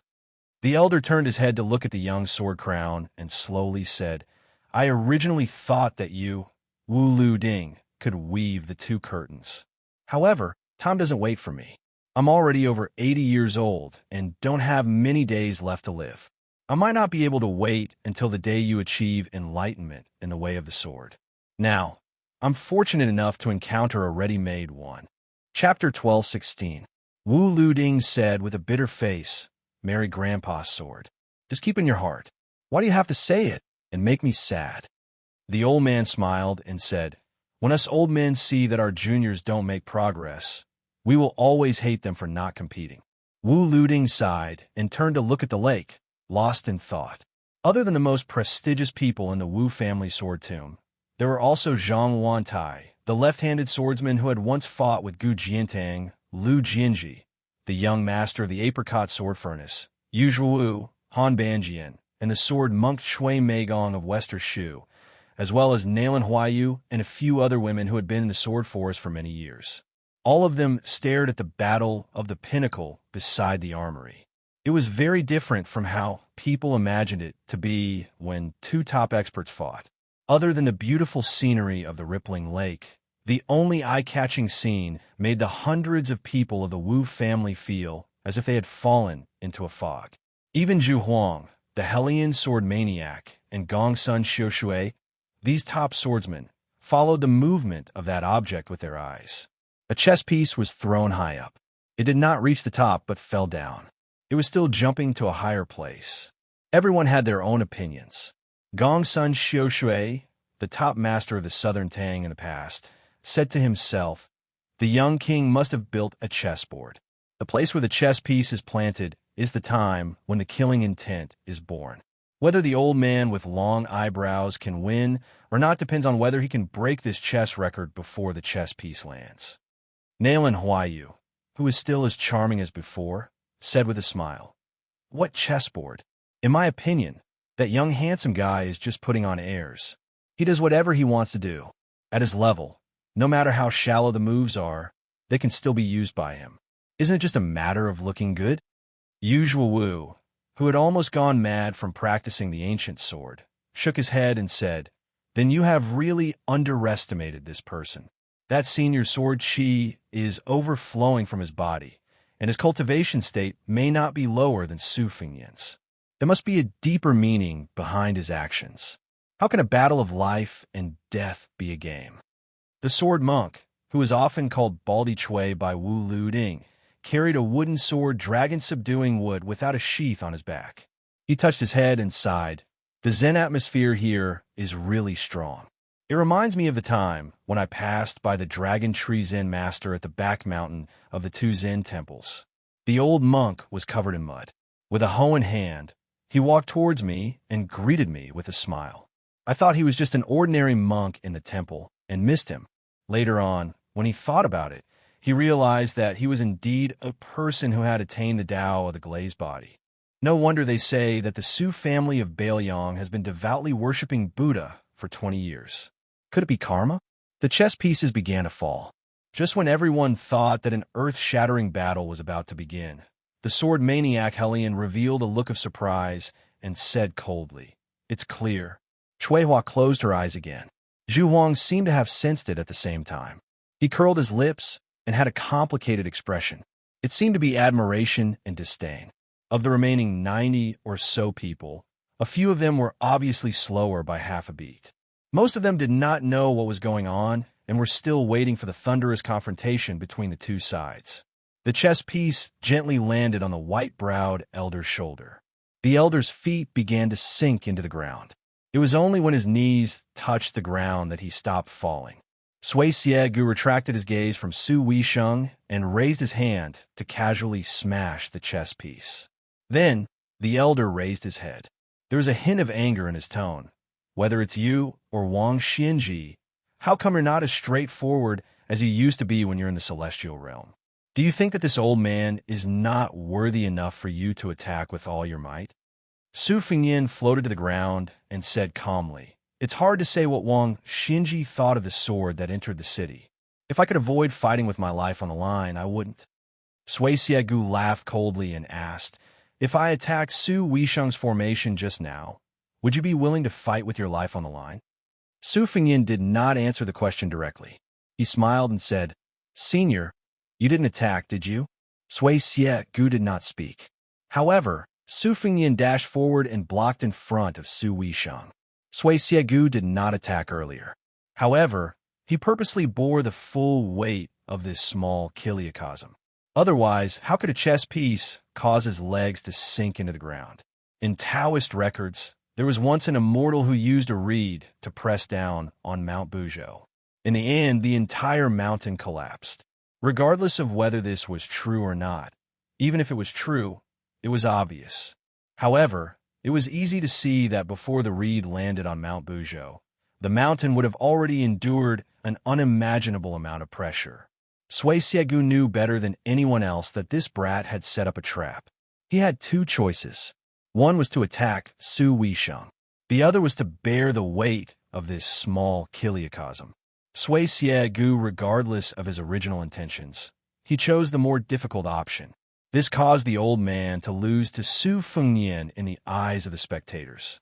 However, for some reason, Sui Siegu was unwilling to give up. He wanted to fight again. A buzzing sound came from the tide-listening pavilion. It sounded like countless mosquitoes and flies were gathered together. Su Fengnian wanted to say something, but stopped. In the end, he did not say anything. I will be injured, but you will die. Sui Siegu, who knew the meaning of this, smiled. He used his fingers to tie a knot and asked, "How do you know if you don't try?" Elder Hellion sighed heavily. He was a little sad. Why do you insist on doing this? Is the world's sword path really going to decline in this generation? The tide-listening pavilion instantly fell silent. Only one sword flew out of the tall building. Ming Jianshu said. Before Chu Lushan's 1,000 cavalry opened Shu, there was already a green-robed swordsman who opened Shu with his sword. Su Fengnian took a step forward and bent his knees slightly. He put two fingers on his right hand together and held his sword with his left hand. He pointed at Sui Siegu. He pointed at the swordsman who had once exchanged an arm with the old man, wearing the sheepskin fur coat. To Li Chungang, no matter how big the world was, he could settle it with one sword. To Su Fengnian, who was drifting further and further away from Jianghu, no matter how good Jianghu was, he could only look at it from the other side as long as he was still the king of Beiliang. Even if the old man wearing the sheepskin fur coat, Elder Huang's sword box, and Wen Hua's wooden sword were still in Jianghu, he could only stay in Beiliang, just like Wang Xinji stayed in Martial Emperor City. He stayed in Beiliang and did not care about the world affairs. However, this did not mean that anyone could cross the line in Beiliang. At this moment, on the surface of the tide-listening lake, a large patch of purple-gold lotuses suddenly bloomed.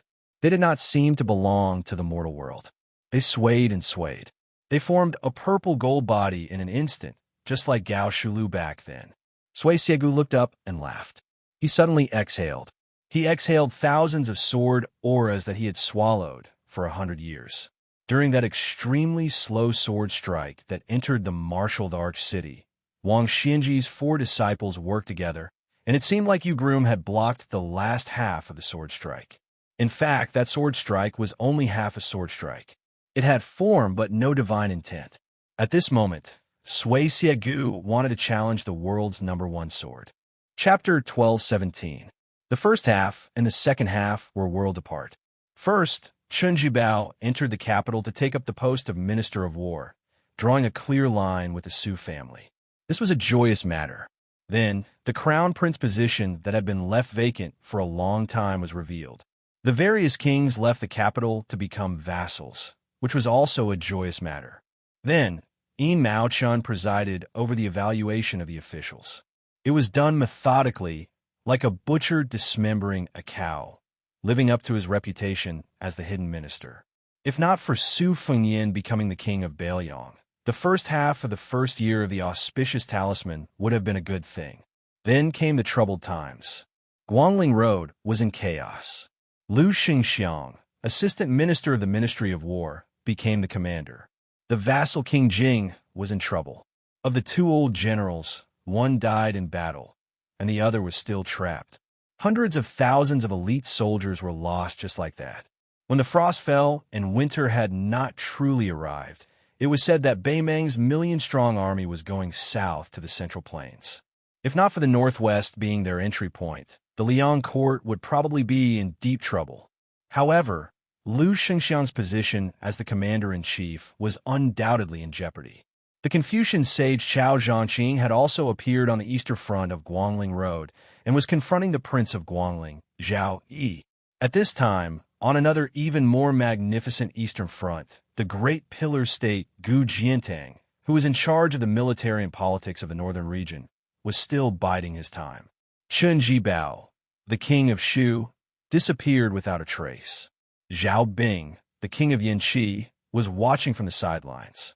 As the capital of the country, if not for the arrival of Qi Yanglong, who was in his twilight years, the people of Great Peace City would probably be in a state of panic. Every inch of land in Great Peace City was worth its weight in gold. Many officials who could attend court meetings every day worked for 20 years and still could not afford to buy a house. The more they worked, the less they could afford to buy one. A few years ago, there was a tragedy. An official who lived far away drowned in a river in a rainstorm in the morning in order to make it in time for the morning meeting. The current emperor was said to have the country in his hands, but he was an almost stubborn and thrifty ruler. He was also very strict with his relatives in the imperial family. In the past, the relatives of the emperor would take over the property of the people. After the founding of the country, it would get worse in less than a generation.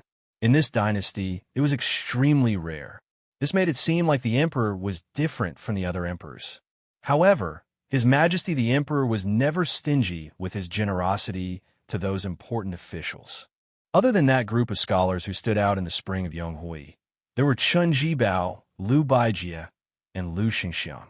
These three high officials of the Ministry of War lived in the best Vermilion Gate mansions when they entered the capital and were bestowed with countless rewards. However, these people still couldn't compare to Chancellor Qi. The previous owner of Qi Yanglong's residence was a county king who had been stripped of his hereditary title by the previous emperor. His eldest son had long been demoted to the rank of General Jinghua. This wasn't much. In order to take care of Qi Yanglong, who once called himself Yudi Clear Gluttony, the emperor of Zhao family, who never played tricks in the imperial kitchen, specially set up an Yudi kitchen in the Qi manor. He found two great masters who were proficient in cooking from the old Donghua territory just to cater to Chancellor Qi's taste. As a result, Qi Yanglong didn't even need to follow the customs of the local officials. The Qi manor was such a treasured land of feng shui, so it naturally made the city's high officials and nobles scramble like ducks. They all considered it an honor to be able to cross the Qi manor's threshold. Regardless of their status and background, busybodies liked to judge by the time they entered the manor. For a time, the Qi manor's main entrance became a dragon's gate. This was an unprecedented grand occasion that hadn't happened even when Zhang Jiulu was in charge of the Shanshu province. However, this was also related to Grand Secretary Zhang's unreasonable behavior. Chancellor Qi, on the other hand, was completely different. Qi Yanglong didn't reject the luxurious mansion and silk bestowed by the emperor, nor did he reject the elegant book collection bestowed by his colleagues. There were people who roughly estimated that in less than a month's time, the Qi Manor's Iron Sword Zitherguts building had received no less than 80 books, all of which were paid per page, 1 gold per page. The Great Feng Dynasty's books were publicly acknowledged to be exquisite in paper, simple in style, and excellent in engraving.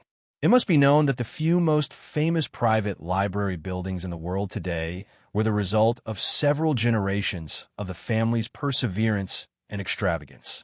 Red lanterns were hung high everywhere in the Qi Manor. Qi Yanglong had just sent off the cave Abyss Pavilion's great scholar, Yin Jieshi. He sat across from him and drank 2 jars of aged wine. At this moment, the old man who had come to the library alone seemed to be glowing with health. He wore a thick fur coat. The old man's figure was short and thin, especially in the north where men were all tall and healthy, so he seemed to be unable to bear the burden. The old man arrived in front of the bookshelf. Along the way, he didn't take another look at those priceless books. Instead, he pulled out a Bailiang local chronicle that Gu Jianeng had someone send over. The author was unknown. After the old man flipped it open, for some reason, he read those concise words. He only felt a wave of lonely indignation assaulting his face. The land of Lianglong, the winter is extremely cold, many clothes and skins. Although they have been damaged by rats, they are still hidden deep, all of them using thick fur as clothing. Every time there is a severe winter, the fingers will split the skin, freezing the bones for 1,000 li. The land is extremely high. The people of Lianglong can endure the cold and hunger, valiant, not fearing death. The noble, strong, and lowly old are adept at riding up and down cliffs as if they are flying.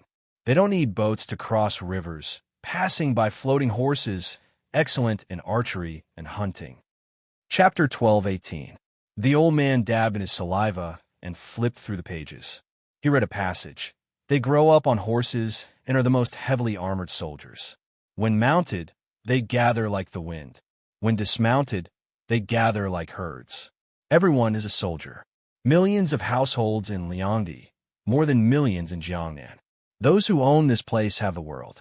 Their temperament is unyielding, and they would rather break than bend. Their hearts are fickle, and they are not enough to achieve merit. Those who do not have outstanding military achievements will not be able to seize merit. When my dynasty owns this place, we can control the northwest.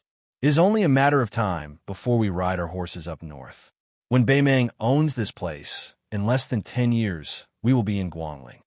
The old man unconsciously read this book written many years ago. His expression was sad. The old man already knew who wrote it. His disciple Sun Ping. Compared to Yuan Bunshi and Xie Feiyu, he viewed Sun Ping as a scholar to whom he could entrust his legacy. The old man had never felt that anyone deserved to be envied by the heavens. It was said that one's talent was not recognized because one's talent was not high enough. Only his disciple Sun Ping was an exception. If Sun Ping had not died early, the old man believed that he would not have needed to get involved in this mess. Now, it was not just a puddle of muddy water. There were already signs of turbid waves rising to the heavens. No matter who got involved, it would be best for them to get both praise and blame. Feeling sad, the old man silently put the book back on the bookshelf. Very quickly, a steward of the residence came to report that an important guest had come through the back door through Commandery Prince Rong, Zhao Hui. The old man did not seem annoyed at all and only said that he would be there soon. The steward originally wanted to remind his master that Commandery Prince Rong was one of the most important figures in the capital and could not be neglected. However, he quickly felt that his actions were unnecessary. Almost all of the aristocratic families in Taiyan City had sent people to visit the Qi residence. Commandery Prince Taiping, Zhao Hui, as the younger brother of the previous emperor, had not visited because of his old age. Thinking about it, the guest this time was nothing more than a descendant of the old Commandery Prince's branch and was not worthy of his master's welcome. Thus, the steward left with a relaxed smile. Qianglong, who did not have a moment to rest, walked to the main hall. He saw the backs of a few young people pointing at a pair of exposed feng shui stones outside the room. These were all good items left behind by the previous owner. They had been left behind because it was too difficult to move. Otherwise, this pair of huge stones from the Spring God Lake that were 2 people high could be sold for 400,000 taels of silver in the capital. The old man was not in a hurry to greet them.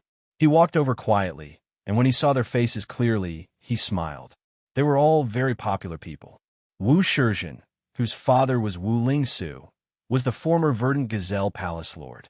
Now, he was the leader of Taoism in the north. Together with the Taoist master mansion of Longhu Mountain, the 2 Zen temples were personally sealed by him. When a man achieves the Tao, even his chickens and dogs will ascend to the heavens, let alone Wu Shizhen, the only son of immortal Wu. Wang Yuanran was the youngest son of Wang Xiongui, the minister of the Ministry of Revenue, who was known to have handled the most money in the Liang dynasty. Last time, Wang Yuanran annoyed a large group of descendants of nobles of similar status, and was forced by Minister Wang to kneel in the snow in front of someone's house to beg for forgiveness. After that, he was thrown into the Imperial College and had been quiet for almost half a year. Now, he was probably considered to have made a comeback. Other than these 2 popular young people, there were also 2 grandsons who had made great contributions during the Spring and Autumn War. Following Yin Jinshuan's death in battle and Yang Xinxing's loss of power, the Yin and Yang families' foundations in Great Peace City had been shaken, and their vitality had been greatly damaged. The other families of generals did not feel the same way. The ancestors of the latter, who had made great contributions during the Spring and Autumn War, had mostly died of old age and illness. They were originally far inferior to Yang Xinxing's Yang family, who was still alive. Yang Xinxing could do whatever he wanted in the west of the capital. Back then, most of the Han family's wealth had been handed over to him, and he had tens of thousands of elite soldiers in Ji province. Many times, the imperial court's decrees were not as important as Yang Xinxing's words. However, as long as Yang Xinxing lost his military power, then he would not just have a general's position, but the entire officialdom of Ji province would be turned upside down, and a large number of 4th and 5th rank local officials with real power would be freed up. When the four saw the old man, who was about a head shorter than them, they all respectfully knelt down and bowed. Qi Yanglong accepted it calmly. After they rose, he smiled and asked, "Other than waiting for me, this old man, you should be waiting for someone else, right? You kids don't have the ability to buy Prince Rong's face." Wang Yuanran was about to speak when a familiar laughter came from behind him. Qi Yanglong turned around and saw 3 visitors. They all had young faces, but compared to the group beside him, whether it was their status or their aura, they were much better. The former 4th prince, the current crown prince, Zhao Zhuan, the right chancellor of the Imperial College, Jean Lanting, and a man that Qi Yanglong did not recognize. He was filled with a murderous aura that could not be concealed. Even if he was accompanied by the crown prince and Jean Sanlang, he did not have the awareness of being a supporting character. The old man thought for a moment and remembered a person.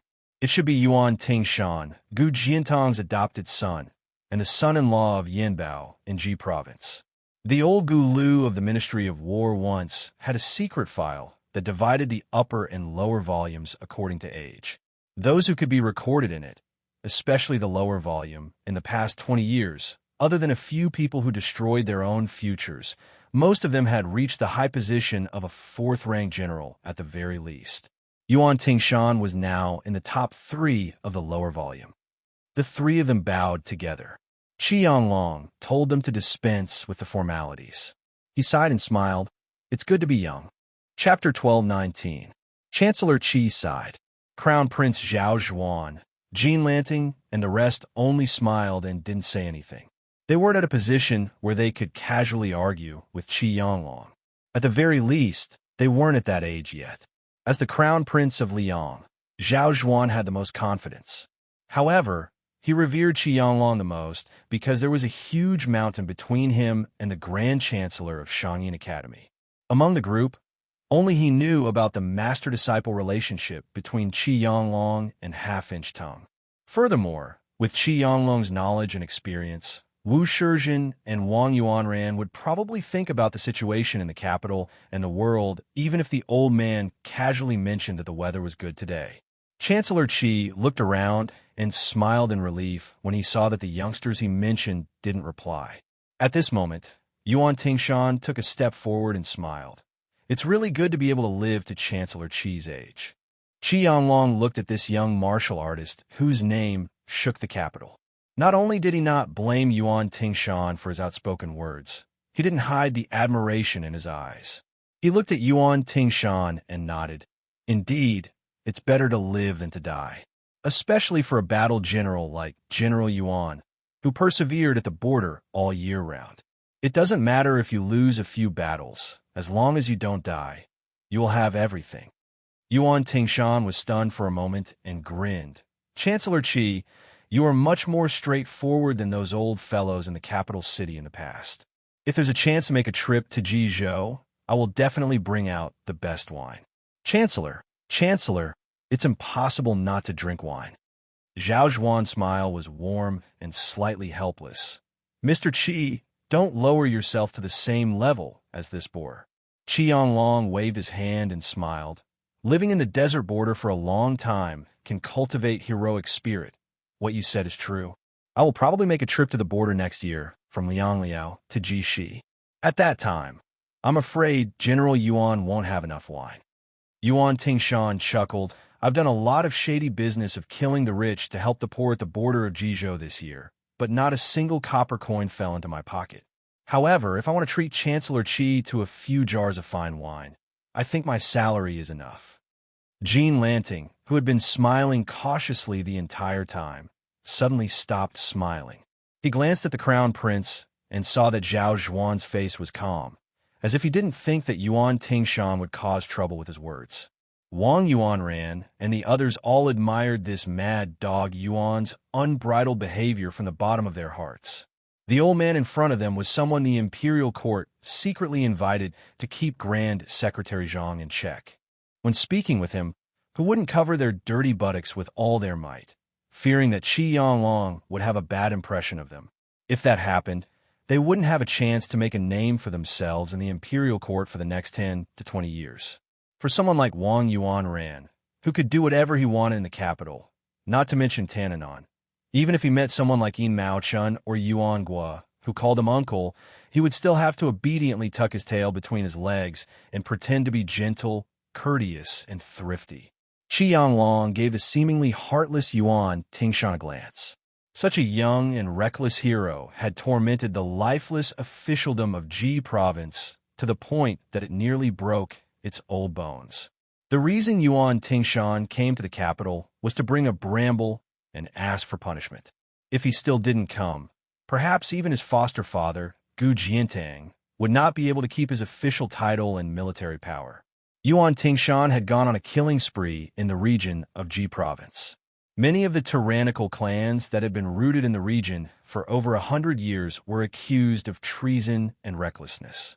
They were executed first and reported later. Before the Ji province's governor, Qin Huchen, could report to the Ministry of War and the Ministry of Justice, Yuan Tingshan had their heads chopped off. If it were only one or two incidents like this, perhaps Qin Huchen would just turn a blind eye to it. He might even cover up for Yuan Tingshan, the foster son of Gu Jiantang. But after autumn came, Yuan Tingshan's tyrannical behavior became more and more serious. The marriage between Ji province and Ji province was closely connected, and the power of each family was intertwined. The so-called 12 families in Ji province married each other, and almost all the clan leaders were related by marriage. As a result, Yuan Tingshan killed 4 of them in one go. As a result, the border of Ji province was plunged into turmoil, and the imperial censor was impeached because of it. The general of Ji province and the deputy general who was in charge of the military affairs in Ji province were implicated. Not only were they severely reprimanded by the Ministry of War, it was said that even the emperor had started to pay attention to this matter. Finally, he shifted his solemn gaze from Guangling province to Ji province. Gu Jiantang, the great pillar of Ji province, paid no attention to this and showed no sign of supporting this foster son of his. After that, Yuan Tingshan quietly came to Great Peace City and somehow got on the Crown Prince's boat and came to Qi Mansion. As someone who was nicknamed Mad Dog Yuan, he must know that talking to Qi Yanglong was no different than talking to the emperor directly. And to a certain extent, it was more tactful and more beneficial. The old man seemed to feel the heavy atmosphere around him. He laughed and patted Yuan Tingshan's shoulder. He didn't play dumb with this warlord of the border who was quite a bit lower in seniority and said straightforwardly, "Since you flatter me that I, Qi Yanglong, am a straightforward person, General Yuan can also be straightforward. On this trip to the capital, you brought the entire dowry of Yin Bao's daughter. You haven't even warmed it yet, and you're already using it to make connections. I heard that it's not very effective, and not many people dare to accept it. As for me, I'm not a high official, and I'm not afraid of losing it, so I can help you say a few words. I'm not entirely helping you, but in the end, I'm just going with the flow and helping you resolve your urgent situation. There shouldn't be a problem. However, General Yuan, you have to consider the crux of this matter yourself. Otherwise, if it happens again and again, no one is willing to waste their face and incense for nothing. On this point, you can learn from the king of Bailiang back in the day." Yuan Tingshan couldn't help but sneer at Qi Yanglong. However, he could only hold back his complaints when he was facing this grand chancellor who had a profound and unfathomable knowledge. Otherwise, even when he was facing the great general Gu Jiantang, who had contributed to the annihilation of 2 kingdoms, Yuan Tingshan would still be straightforward. Naturally, Qi Yanglong had heard about the grudge between this man and the Su family. Therefore, he said earnestly, imitating a worthy person is a realm that only a virtuous person can achieve. However, if you wish to catch up with your enemy's power and status, it's something that everyone has. The latter is easier to accomplish. It's just like how Yuan Tingshan, didn't find me Fu, who had 9,000 soldiers and horses, an eyesore of Qinyu, who was the lord of a province. Therefore, you've been thinking of adding a few thousand soldiers to your army, or even pushing Qinyu away and becoming the provincial governor, an important official of the border. You've been building momentum for this recently. Then, based on the same logic, why can't General Yuan learn from Rintu and carefully study the history of this martial artist who had achieved great merit in the spring and autumn period? Could it be that the true thought in your heart is? When he said this, the old man narrowed his eyes.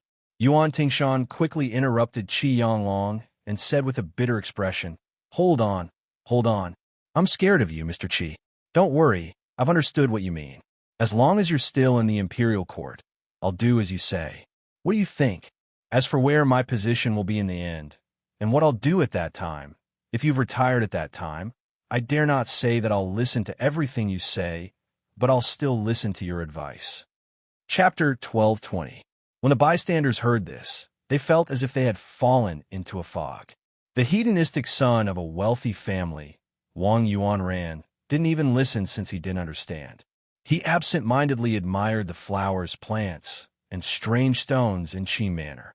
Jean Lanting carefully chewed on the words of the old and young. This second in command of the Imperial College, who already had 1 foot in the center of the dynasty, already knew too much inside information. First, Chancellor Qi said he was just going with the flow. In that case, not only was the emperor not angry about Ji Bei's turmoil, he was instead happy to see it happen. Jean Lanting didn't find this strange. Back then, when the entire Han family died, it was only the first wave of cutting grass in Ji province, this important border region. What followed next was probably the second wave. Second, Chancellor Qi revealed that there would be a patrol of the entire eastern border in the near future. Perhaps the two Liao were dissatisfied with the imperial court suggestion of having an assistant minister of the Ministry of War patrol in place of the Son of Heaven, so there was some backlash. There was an urgent need for an important figure with even higher authority than a third-ranked assistant minister to pacify them and set down the rules first. Then, in the future, the assistant minister patrolling the border, supervising local military affairs move could be followed. Jean Lanting even thought further. Assistant minister patrolling the border. Right now it was only the two Liao. Could he take an even bigger step and expand the border to Bailiang in the western border and southern Tang Path in the southernmost territory? Third, the elder wanted Yuan Tingshan to learn how to kill Su Shao. Did this mean that the imperial court, which had previously bestowed the posthumous title of Wu Li, was starting to change its direction when Bei Meng invaded the south? Did they want to add some good reputation for Su Shao in official history? If this really was the case, then Jean Lanting couldn't continue to oppose the imperial court at this time. Jean Lanting subconsciously stared at the pile of feng shui stones that seemed incomparably ugly to him. He suddenly felt that he was no longer that fledgling who had just entered the capital. He didn't dare to claim that his wings were fully grown, but he had more or less figured out the hidden context of the Liang dynasty. In the future, as long as he followed Qi Yanglong's words and went with the flow, why would he have to worry about not leaving his name in history? Why would he stay in seclusion in a small imperial college for the rest of his life? Eternal Emblem Spring. That was the 20-something years of peace and prosperity Grand Secretary Zhang and Tianon worked together to create. Then in his hands, wouldn't he be able to create an even greater auspicious symbol spring? He was still young, only in his early 30s. As long as he paid attention to his health, he could at least live for another 40 years. It was definitely not a delusion to serve 2 or 3 emperors. When he reached Qi Yanglong's age, would the same scene repeat itself? A group of young men who had the greatest hope of ascending to the top of the imperial pavilion were standing outside the hall of the mansion and treating him as if he was a god. The old man probably felt that it was inappropriate for him to favor Yuan Tingshan too much. Therefore, he turned around and chatted with Wu Shizhen. Little Jinren Wu, great Jinren Wu has been running around for the past year. A few days ago, your father came to our mansion as a guest. When I saw him, he was even thinner than this old man. Little Jinren Wu, you should tell your father that health is more important than anything else.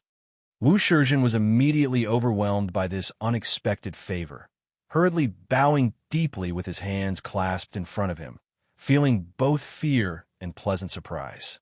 He said excitedly, "My father has admired Sir Qi for a long time, privately saying that being able to work together with Sir Qi is his greatest honor.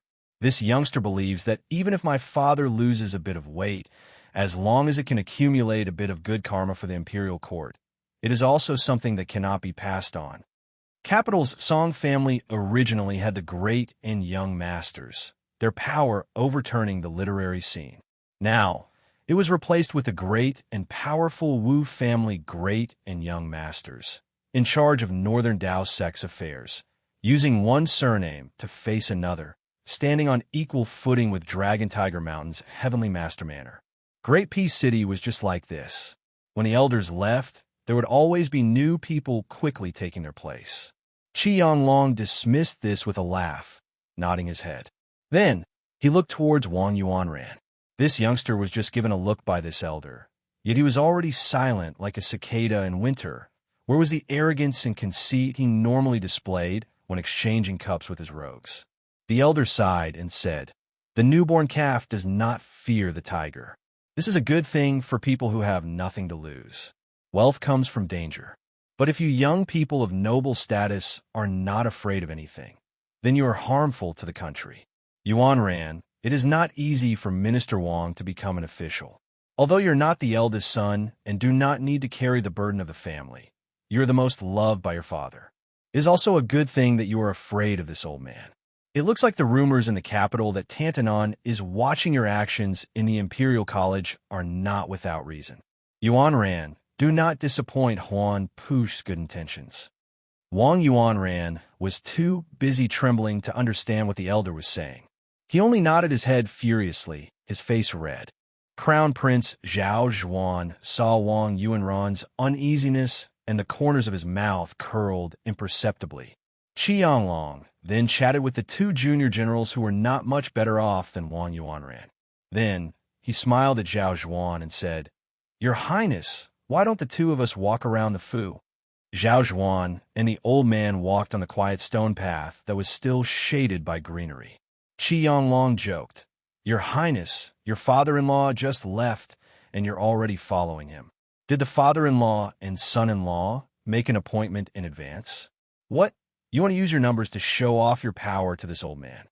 Zhao Zhuan said with an innocent expression, "Mr. Qi, if I told my father-in-law this, then wouldn't the scholar of Donyuan Pavilion not be able to eat and sleep in peace? When my wife gets angry, it will be my turn to not be able to eat and sleep in peace." The elder laughed and said, "Your Highness loves the country and the beauty. It's the fortune of the country." The two of them strolled for the time it took to brew a cup of tea. The young eunuch of Ceremony Directorate, Song Tonglu, suddenly appeared in front of them. Zhao Zhuan didn't say anything and went back the way they came, leading the group of like-minded Eastern Palace guests away from Qi Manor. They all looked like they had come in high spirits and returned in high spirits. Before they all boarded their carriages, Jean Lanting, who was closer to Wu Shizhen, walked forward and said softly, "Shizhen, remember, tell your father that Grand Chancellor Qi said that his body is more important than anything else."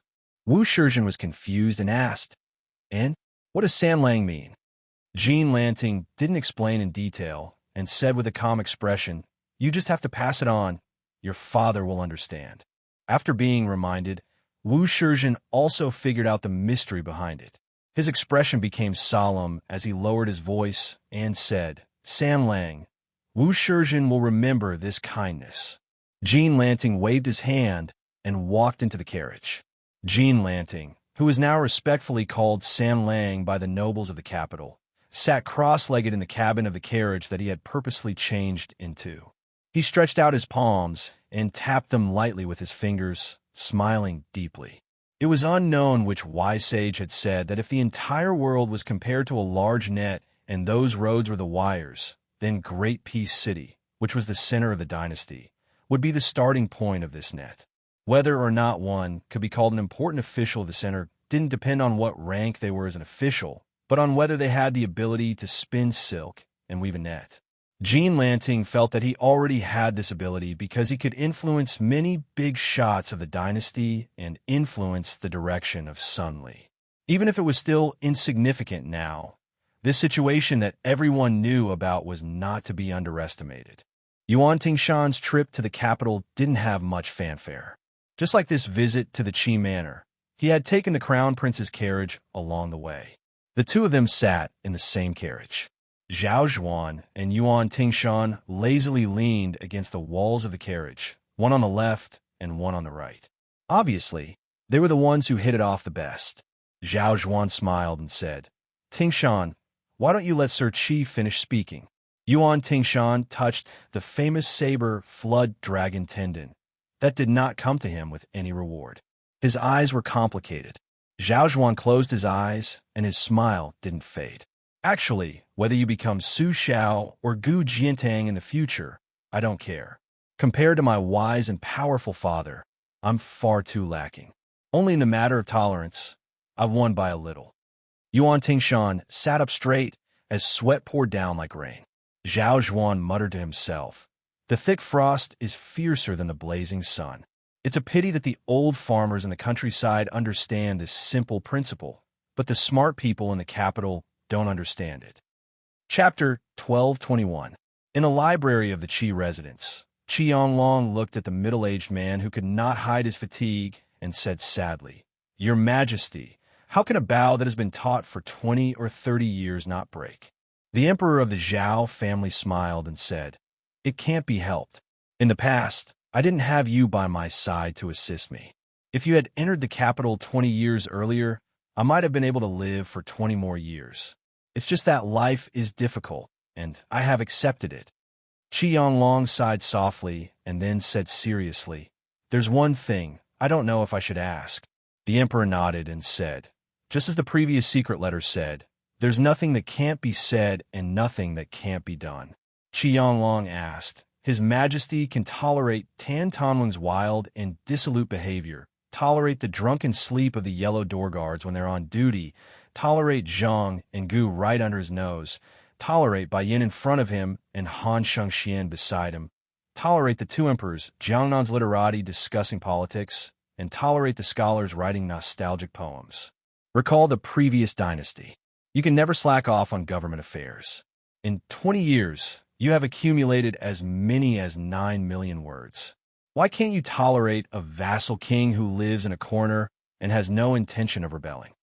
The emperor said bitterly, "Mister, you know the answer.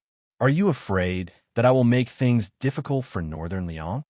Qianglong did not speak. His eyes were bright as he stared at the emperor of the Central Plains who had been ambitious since he was young.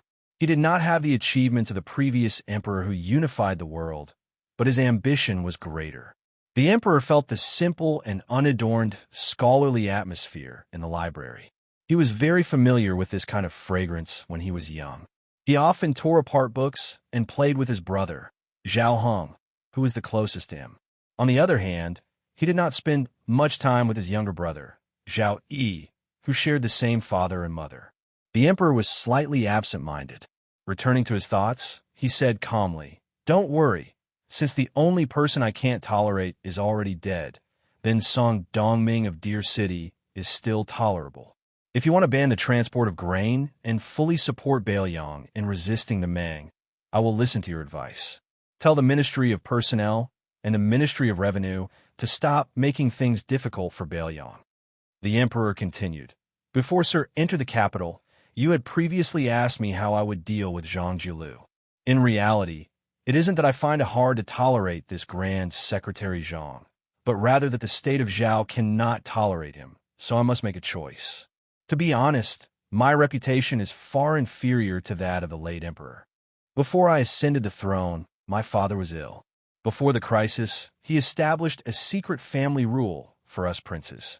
Regardless of who inherits the throne, We must emphasize culture and suppress military might. This is also the real reason why Zhao Hong lost to this humble one. He was too similar to the previous emperor. His military exploits were the highest among the 9 princes. If he sat in the north and looked to the south, he would be overlooking the world. Even if he exhausted the country's strength, he would still contend with Beimang. Back then, this humble one was still able to stop a precipice, but Zhao Hong is destined to not be able to do so. I remember when he was young, he said that he wanted to use a jade axe in his hand to draw a border north of Beimang and south of Nanjiang. The Zhao family son of heaven, who could no longer be considered to be in his prime, had his back to Qi Yanglong. He reached out a finger to touch an ancient text, saying helplessly, when it came to this humble one son's generation, the eldest son Zhao Zhuan lost to the 4th son Zhao Zhuan. This is also the reason. A person who claims to be an emperor cannot be without ambition, but he cannot be too ambitious either. It is just that, however, Zhuan Er's reputation also lost to this humble one's father. Back then, it was already extremely difficult for me to keep the martial people in check. If Zhuan Er wants to tame the civil officials, he will also have a long way to go. With or without Zhang Julu's group of civil officials, it will be completely different. Once this humble one dies, with Zhang Julu alive for a year, regardless of whether he is in court or not, Zhuan Er will have his hands and feet tied year after year. Moreover, Zhuan Er is born with the demeanor of an elegant scholar. His temperament is romantic. Many times, even though he knows that it is wrong, he will still be soft-hearted towards those scholars who hold swords and brushes. Scholars, even if they truly care about the world, once they are asked to do something that benefits the common people, they will often be unable to do anything. Ambitious but incompetent. Such a civil official, the higher his position, the more terrifying he was. Actually, during the debate between Sir and Chancellor Wang in Shangyin Academy, I am leaning towards the defeated Chancellor Wang.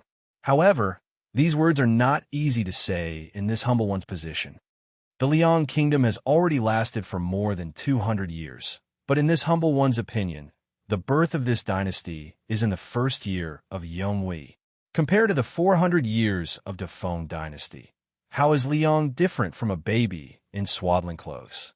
Zhuan Er is far from being able to sit back and relax as a prodigal emperor. This humble one naturally knows that there has never been a dynasty that has been passed down for thousands of generations. There will be a day when the world will no longer have the surname Zhao, and the top of the genealogy list will also change to another surname. The descendants of the Zhao family will have both good and evil posthumous titles in the future. However, this humble one hopes that both good and evil posthumous titles will do. It is always better to have more than less.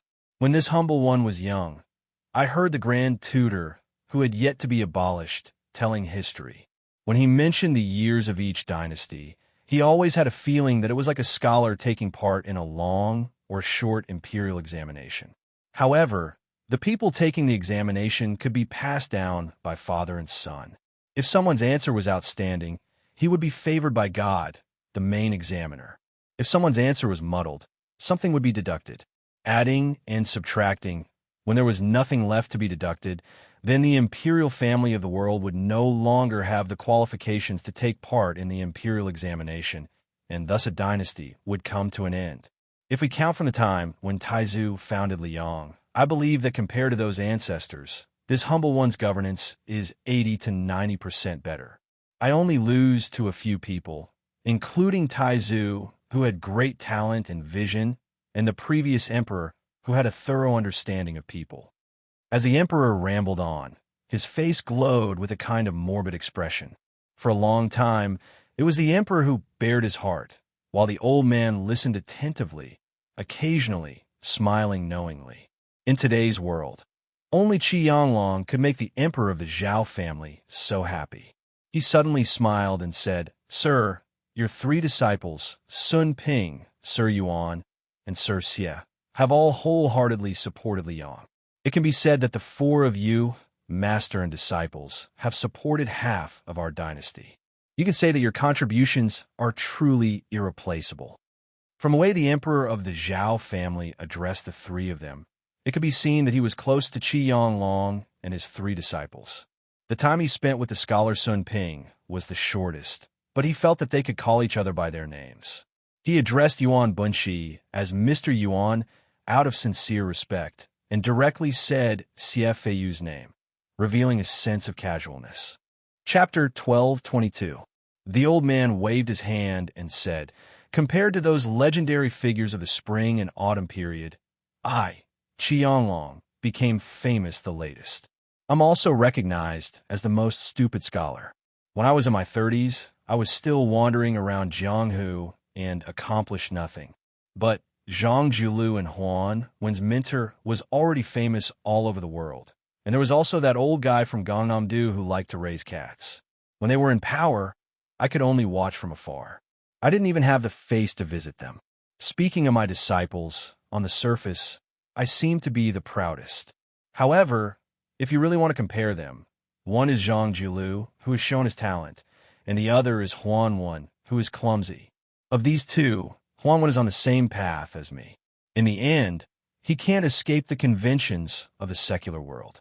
As for my 3 disciples, although each of them can surpass their master in some way, compared to Zhang Julu, other than Sun Ping, who has lived for 20 more years, the other 2 can't compare to him." Qi Yanglong sighed and said, "Zhang Julu is the only guy who can be called a genius of the world alongside Huang Sanjia. Everyone says that he's just a tinkerer from Liang. Hey, I underestimated Green Eyes. This time I came to the capital, I didn't have the intention to start over. On the contrary, many of Zhang Julu's actions had to be too rigid, so I had to fix it. I'm the tinkerer. If it weren't for Zhang Julu, I wouldn't have been able to do anything. I would have stayed in Shangyin Academy for the rest of my life, doing the bullshit knowledge that no one cares about after a few generations." The old man looked at the emperor of Zhao family, stretched out his hands, and laughed softly. "Your Majesty, you're a good emperor. There's no doubt that you're talented and intelligent, but you still insist on making up for it with hard work.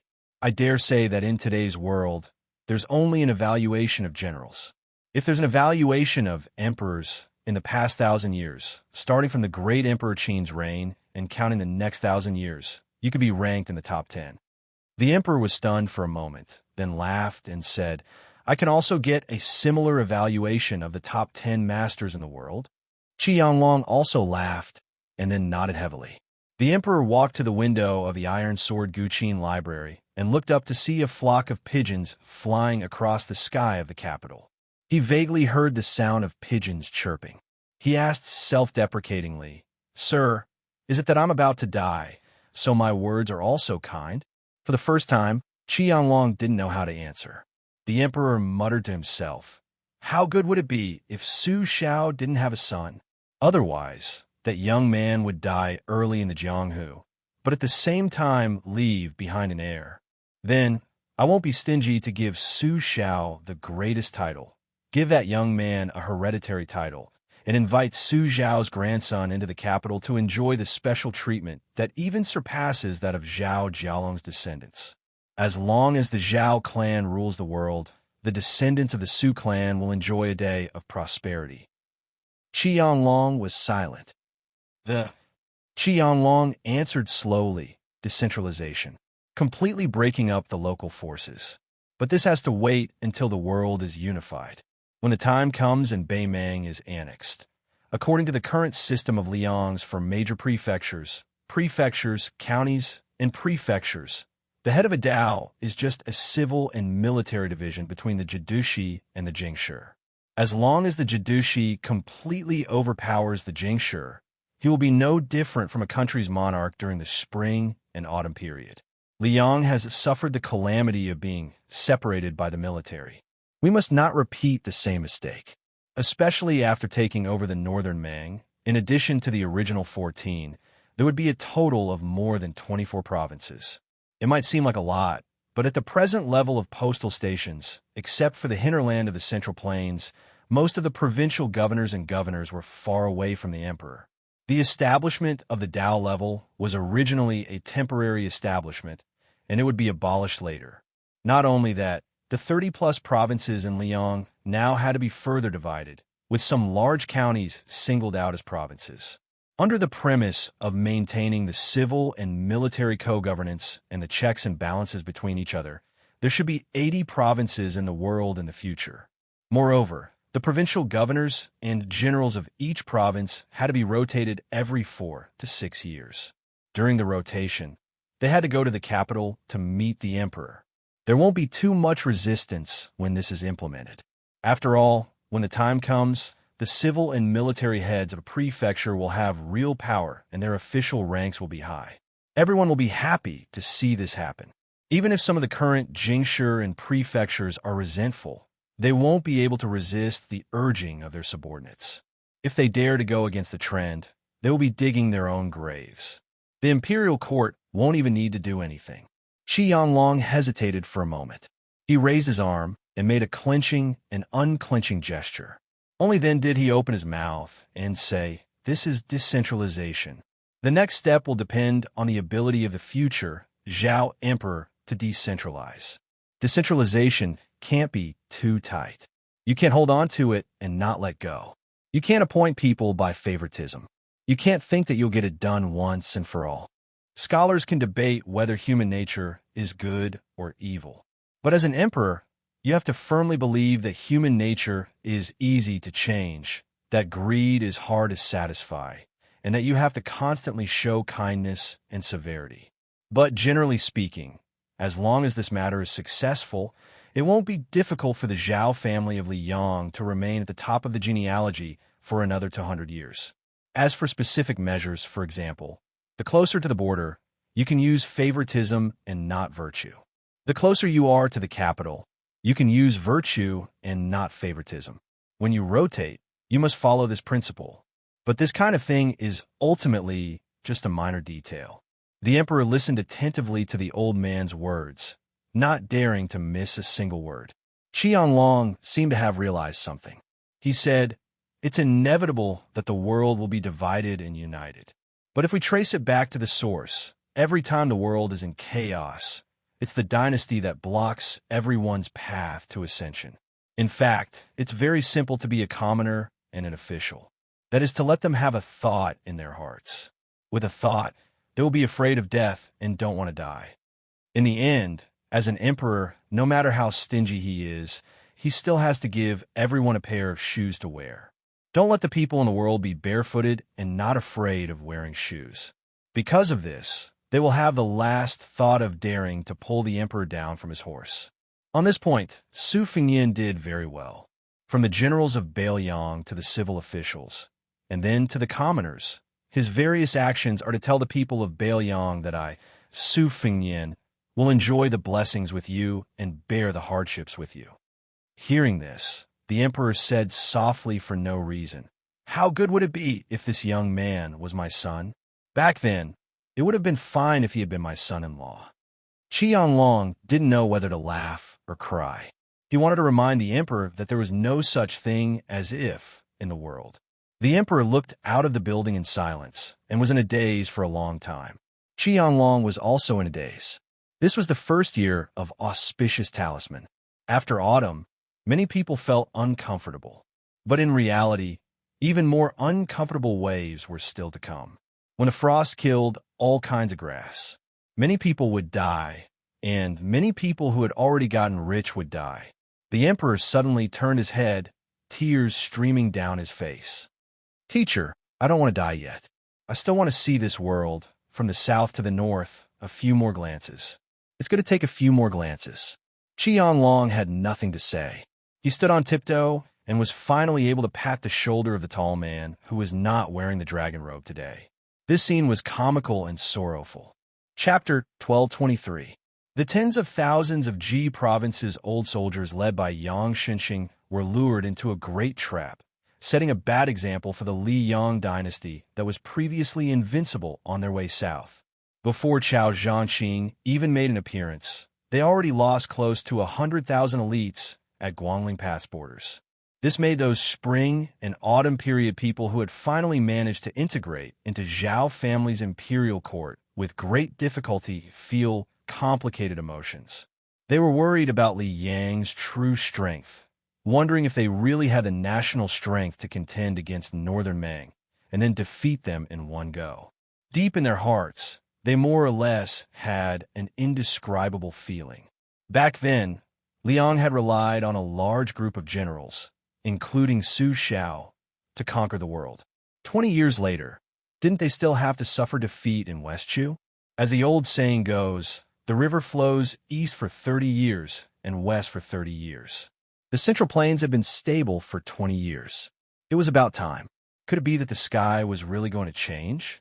After Yin Jinchuan's army was completely wiped out, the nominal commander-in-chief of the southern expedition, Lu Xingxiang, was still suffering. Although he had not been reprimanded by the emperor, he still had very little military power. It was difficult for him to leave his tent. He was not even as good as another veteran general who had meritorious service in the spring and autumn period. Among them, the dragon general Su Gong, who had been the pillar of the Gomu Su family, was regrettably defeated and continued to be frozen by the court and the Ministry of War. Probably to compensate this valiant general, there was a rumor in Taiyan City that Su Gong was expected to be appointed as assistant minister of the Ministry of War to patrol the two Liao provinces. Following the second large mobilization of troops from Liang's capital, Westchu was not willing to fall behind.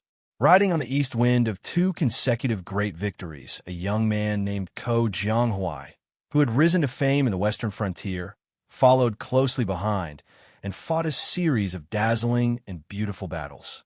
In the eastern front, in a confrontation with the Prince of Guangling, Zhao Yi, who had a unique understanding of military strategy, he actually had a firm grasp of victory.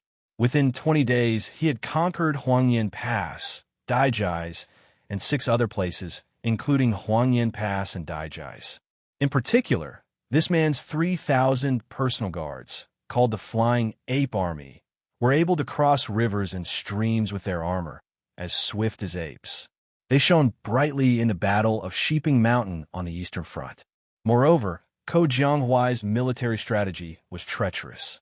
Not only was he good at long-distance raids, every time he captured a city, he did not defend it. He had intercepted and killed Zhao Yi's reinforcements 4 times.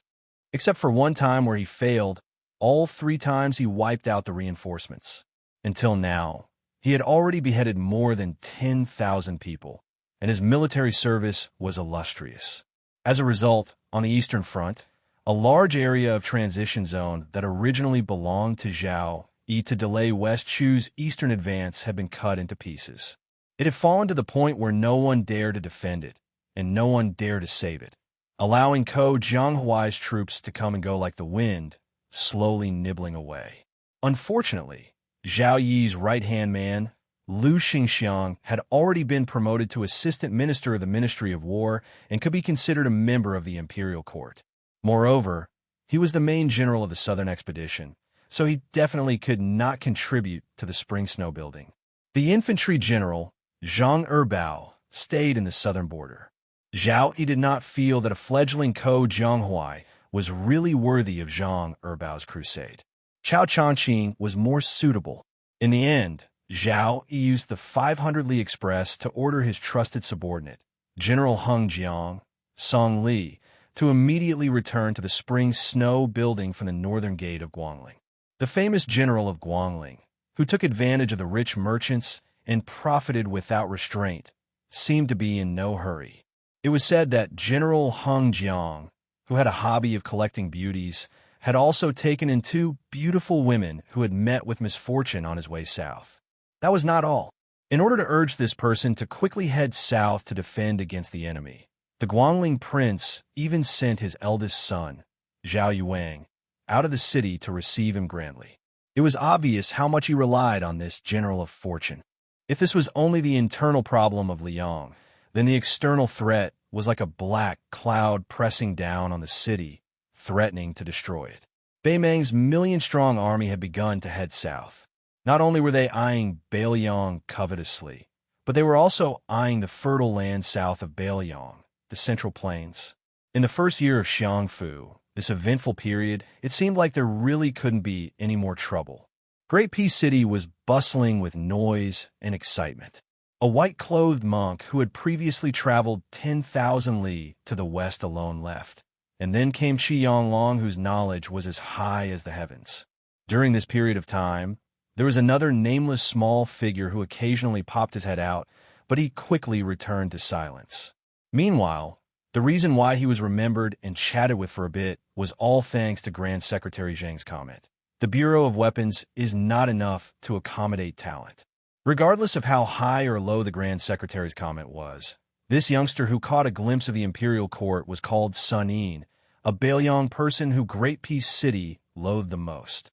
Now, he held a post in Minxiao province and could barely be considered a low-ranking person.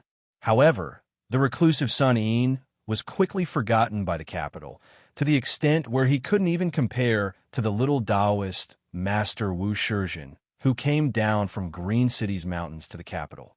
After Tananon kicked up a ruckus in the Ministry of War's Liu Baijia, not only was Huanwen not blamed by the imperial court, there were instead rumors that Tananon might very well become the first great figure who completely grasped control of the entire Minxiao province in Liang dynasty.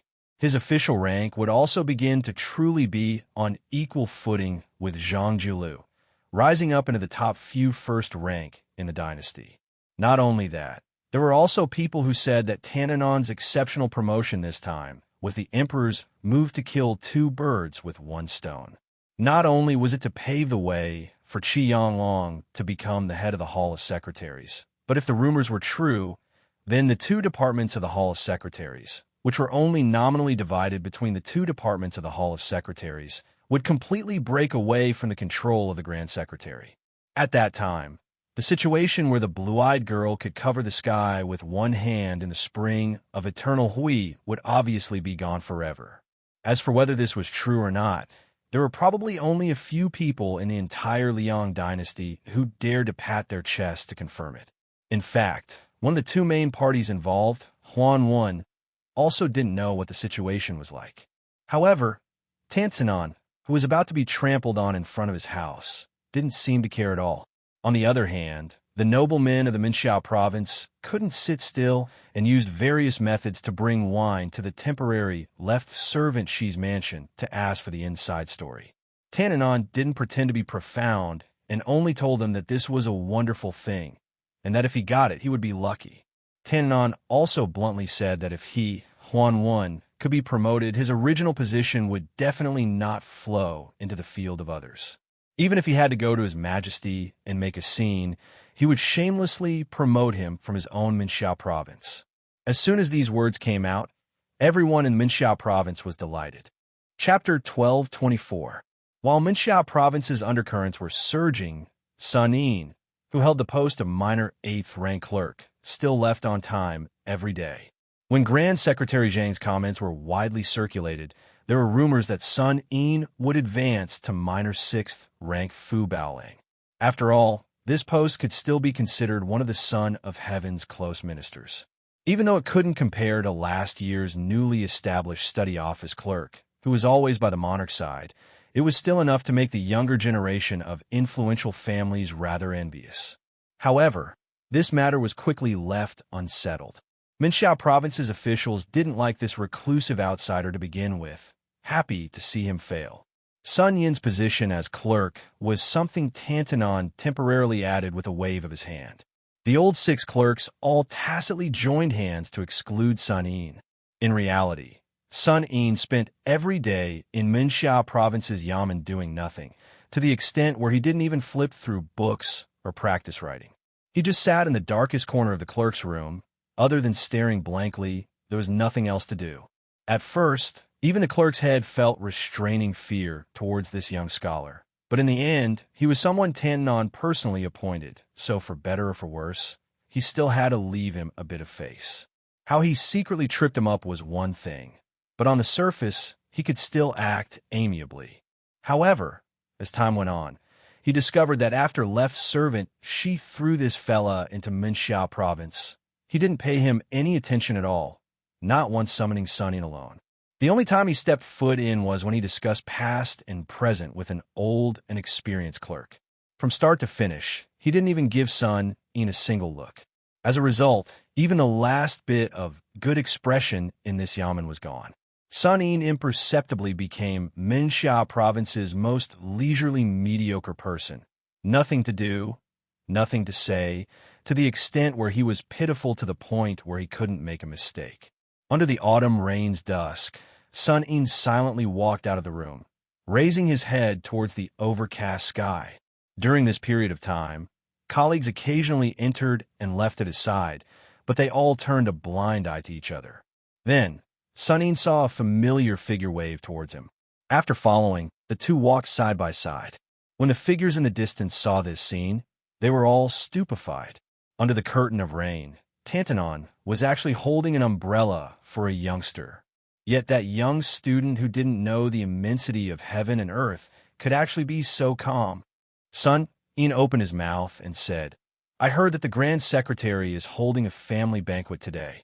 Is left servant she going to freeload? Aren't you afraid of being rejected?" Huanwen said calmly, "It's Green Eye's business whether or not to see him. It's my business whether or not to go."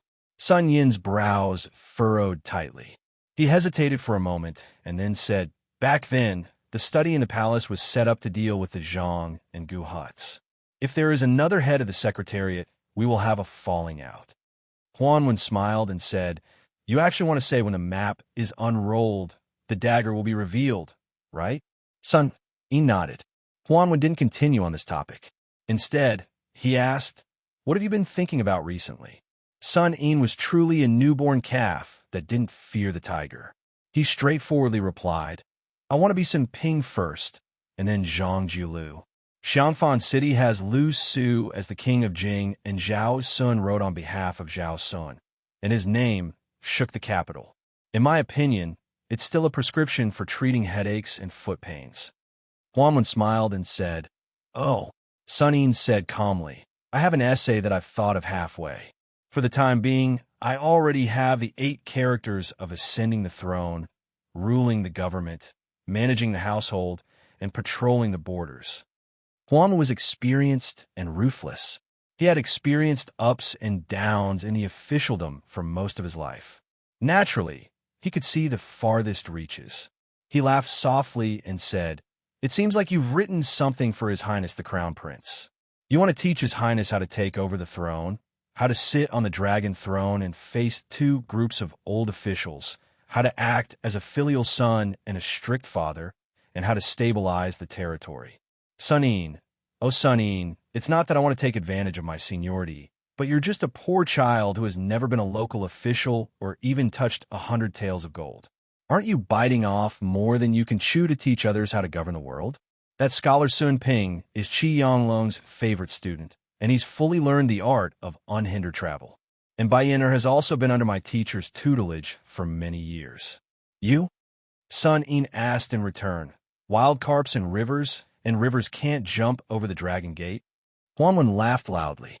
"It's not impossible to wear white in the morning and look green in the evening." After Huanwen, who was still holding the umbrella, laughed, he sighed emotionally. The good times for scholars have come. Perhaps an article with tens of thousands of words can buy an imperial tutor. At this point, Huanwen turned to look at the young man from Bailiang and asked curiously, "If you're lucky enough to get rid of Sun Ping and Bayener, who's next?" Sun Yin pointed at himself. Huanwen curled his lips and forced out 2 words with difficulty. "You deserve to be killed." Huanwen put away the umbrella. The 2 of them sat in a carriage that had already been prepared and slowly drove toward the street filled with nobles. Tantanon lifted the curtain and looked at the familiar buildings. He muttered to himself, "Logically speaking, when the tree falls, the monkeys scatter. But when the time comes, it'll definitely surprise everyone. Let's see if the everlasting Hui Spring Bamboo that Yin Maochun and Wang Xiongwei personally promoted by the 2 of us will immediately change." As they approached the Grand Secretary's residence, Huanwen said softly, "The scholarly sage once said that those who look at the sea find it difficult to see the water, and those who swim in the door of the sage find it difficult to speak. But in the future, there will be more and more people like you outside the door of the sage in the imperial court. I'm afraid that once you have the power of the imperial court in your hands, you'll be responsible for all the people of the world." Sun Yin was silent. When they arrived outside Zhang Jiulu's residence, Tananon opened the umbrella and got off the carriage. As Sun En expected, the embarrassed Zhang clan gatekeeper told Tananon that today was the Zhang clan's private banquet and that outsiders were not allowed to enter. It was clear that Tananon had now become an outsider. Huanwen didn't make things difficult for the gatekeeper, who couldn't be more familiar with him. He nodded lightly and turned to walk down the steps. Sun En didn't immediately follow. He looked at the old man's back and then at the dark sky. For some reason, there was no setting sun or afterglow above his head, but Sun En still felt that a certain someone had single-handedly propped up an empire and walked into the twilight. With Zhang Julu's death, the empire's last ray of afterglow would also dissipate. Huanwen had probably finally realized that the young man wasn't keeping up with his footsteps. He stopped 100 steps away from the carriage and turned his head to look. He saw that young man with steady steps. He could see from his body a kind of vitality that he himself had once possessed in the past. Turning the tide, who else could it be but me? He still remembered that a long time ago, within his benefactor's sect from top to bottom, it was publicly acknowledged that only two blue-eyed people could be one Huanwen. But Huanwen had never thought this way. Even though his benefactor and Emperor Xian had decided that he, Huanwen, would be the head of the Minister of Affairs. He had also been willing to serve as a foil for his best friend, Zhang Julu, for several decades. Huanwen suddenly laughed and handed the umbrella in his hand to Sun En. In the future, it's up to you to hold it up. Chapter 1225. There were many Barbarian Creek between Shuzhou. The late Emperor of Liang had once patrolled this area. There was actually someone who dared to assassinate him. What was even more inconceivable was that no matter how hard the spy agency Zhao Go searched, they still could not find the assassin. The previous head of the ceremony directorate, Han Shengxian, had also once stayed here alone for several months, but still returned without any results. Now, because of the Imperial Wood case, the territory of the old Nanzhao was in turmoil. Rebels swarmed in, and the chaos caused a sudden increase in refugees. The refugees all joined in, and the situation became more and more intense. What was worse was that the barbarians, who had been peaceful for many years, were also ready to make trouble. Even the brother of the late emperor, Prince Rui Zhaozi, who had been in charge of Nanzhao for many years, was implicated. The prince's mansion was burned beyond recognition by the volunteer army. It was not until a troop of no more than 60 people quietly infiltrated the miasma that the chaos of gunpowder settled down. As the troop of soldiers continued to advance south, the truth came to light.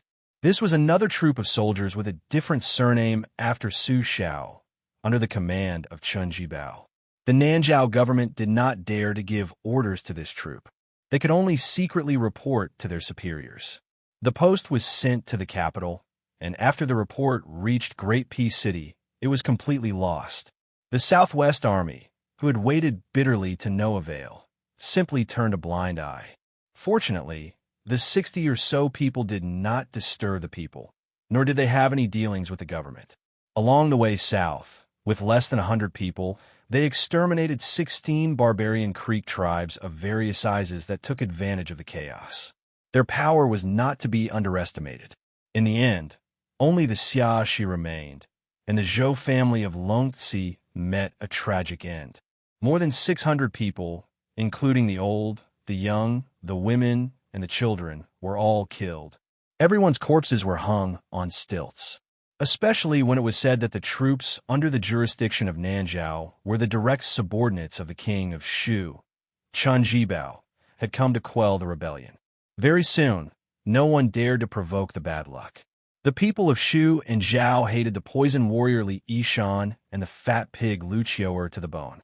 Although at that time, the villain Chen Jibao was only watching coldly from the sidelines. But in the eyes of the people of Shu Zhao who were afraid of being killed, let alone Chen Jibao, who was once the minister of war, as long as they came from the old 3 provinces of Beiliang, they would not dare to provoke them. In these 10 years, even those barbarians of Shu Zhao who did not accept persuasion, even if they caught Beiliang merchants who came to the south to do business, as long as they had an identity card, left their belongings, and did not harm their lives, they were all respectfully sent out of the country. From this, it could be seen how deep the wound that the Su family had cut in the land of Shu Zhao with a cold knife was. In the hundreds of thousands of barren mountains, there were countless Miao villages scattered like stars in the sky. Those Miao people who were involved with the outside world were called mature Miao by the officials, and those who had never appeared in the world were called raw Miao. Both names were full of a condescending, derogatory meaning. In the hinterland of the old Nanzhao, a group of people were resting midway. Under their feet was a dirt path that was not commonly seen in the rolling mountains. There were 3 piles of white stones on the side of the path, indicating that there would be a Miao village not far away. This group of people were all wearing armor and carrying crossbows and sabers. The clothes under the armor were tattered, and they all wore sturdy straw sandals woven by themselves. They were all strong. Although they had traveled a long distance, they did not look dispirited at all. Their eyes were especially sharp, like eagles patrolling the mountains. Next to the pile of stones stood a handsome man who looked to be in his early 30s. His aura was calm, and the armor he wore was no different from the soldiers nearby. His saber was the same, and it was impossible to tell his specific identity. However, there was a tall and sturdy man standing next to him. His entire body was covered in a murderous aura, and his appearance was more in line with the identity of a general than the former. Other than the 6 people who took turns acting as temporary scouts to investigate the terrain, there were more than 50 infantrymen near the 2 of them. Even though they seemed to be resting casually, upon closer inspection, there were many rules. 5 people formed a group, and 5 people formed a standard. Regardless of whether they were sitting, squatting, or standing, there was a clear boundary and distance between each group. Logically speaking, these 60 or so people were at most 3 standard commanders and a dozen or so corporals. However, even the commoner who had not seen the world could feel that none of the people here were people who would submit to the position of standard commander. In reality, when they first entered Nanzhao from Western Shu, there were a total of 70 people. The lowest official position was a commandant with real power in Shu. There were as many as 20 lieutenants and as many as 4 generals. These people had different backgrounds and circumstances, but they all had one obvious thing in common. That was, they were all young. The oldest was no older than 40 years old. In this way, the Western Shu Dao, which had become a vassal after that villain slaughtered his way out of the capital, could be said to have sent out all the young military officials. Among them, the person with the highest official position was the general of Bazhou, Dian Xiongzhu, who had been the confidant of the new king of Shu for many years. Before he entered Shu, he was a 3rd-rank general in Bailiang. He held the military power of 6,000 iron Fudu cavalry. Together with Wei Fuqing, he was the confidant of the then Protector General of Bailiang, Chen Zhibao. The other 3 generals were the Ani General Fu Tao, who was stationed at Wenshan, the Zhaolai General Wang Zhuwu, and the Shu Prefecture Deputy General Huyan Wanbao. The 3 generals were all around 35 years old.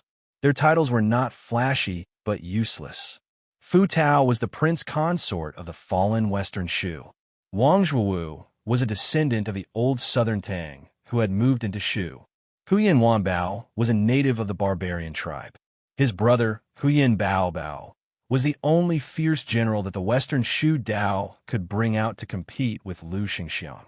With such a group of fiends and gods of death gathered together, it was no wonder that they were able to move through the territory of the old Nanzhao like there was no one there. After more than 40 battles, large and small, only 8 people had died, and 2 of them had died of illness. However, other than that time, when they encountered the 3,000 rebels who had fled to the border, Dian Xiongnu and the other 3 generals had personally gone out to kill the enemy. Other than that, they had only looked on with folded arms. Even if the news of the military merits and casualties of this group of soldiers and horses were spread out, it was believed that no one would believe it. Dian Xiongnu, whose hair was disheveled like a lion, gritted his teeth and said angrily, "According to the spy report that Zhao Go gave us, that Western Shu bastard surnamed Su has been hiding in the stronghold up ahead these days. When I catch him, I must peel off his skin and pull out his tendons to prevent him from daydreaming about reviving his country." Chapter 1226. When Dian Xiongju was talking to himself loudly, no one interrupted him, which made the former Bailiang's four fangs even louder. During this journey, Wei Fuqing, Master Wei, had to stay behind in Shishu Dao to preside over the overall situation. Che Yi, that little northern barbarian, also had to stay behind in the territory to enjoy a comfortable life. Only he, the old minister, had the most difficult life. Clearly, there were people he could kill, but he still had to obediently hold back and not make a move. What was the difference between this and having a little girl take off her clothes and flirt on the bed, but not being able to eat? During the march, he had to not touch a drop of wine. It was even more impossible to find a tender and beautiful woman to relieve his lust. Dian Xiongju was about to suffer internal injuries from holding it in.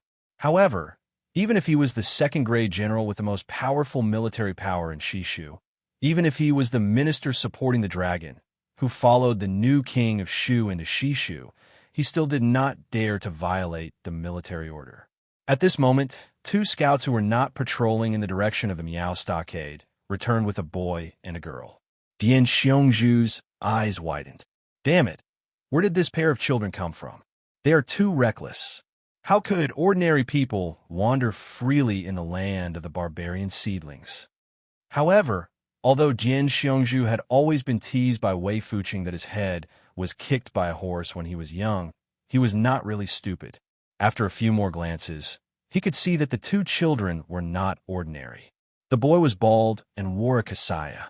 Obviously, he should be a monk from the Central Plains. As for the style of the kasaya, Dian Xiongju could not figure it out. Anyway, although it looked shabby, it had the temperament of an eminent monk from a big temple. As for the girl, she was delicate and pretty. Her skin was a little tanned due to the wind and the sun, but her eyes were cool and clear. Although Dian Xiongju was addicted to martial arts and killing, he was not a notorious general. In those years in Bailiang, there had never been any cases of bullying men and women. As for how vicious he was to the Baimang barbarians, it did not affect Dian Xiongju's excellent reputation in the border army. In fact, it was impossible for Chen Jibao's subordinates to have such a lawless devil like Lu Qiu-er. Having said that, even though Dian Xiongzong didn't harm the common people, it didn't mean that he was an easy person to get along with, especially when he met such a pair of strange people in such a remote place. He took a big step forward and was about to ask in a deep voice when the silent, handsome man beside him also took a step forward. Dian Xiongzong immediately shut his mouth. The man looked at the boy and girl who he had never met before but knew very well. He was expressionless. The little monk's common name was Wu Nanbei. He was the youngest monk in the two Zen temples but had the highest seniority. His master was the white-robed monk who was rumored to be immortal by eating his flesh. His master's master was the world-famous dragon tree monk, the abbot of the two Zen temples. As for the little girl, she was called Li East and West. She was the daughter of Li Xiaoxin. There were many daughters of emperors in the world, but it was impossible to find two daughters of monks who lived in temples. The little monk Nanbei stood in front of the girls and put his palms together to salute. The man nodded and said calmly, "You two can continue forward, but remember to go around the Miao stockade village in front." The little monk hesitated for a moment and could not help but say, "Since you have the bone of Buddha, I hope you won't kill too many people." The man just smiled and did not say anything. When he raised his arm, the foot soldiers and small squad leaders who were ready to draw their swords to kill at any time let go of the hilts and took the initiative to make a path. Wu Nanbei and Li East and West passed through the formation.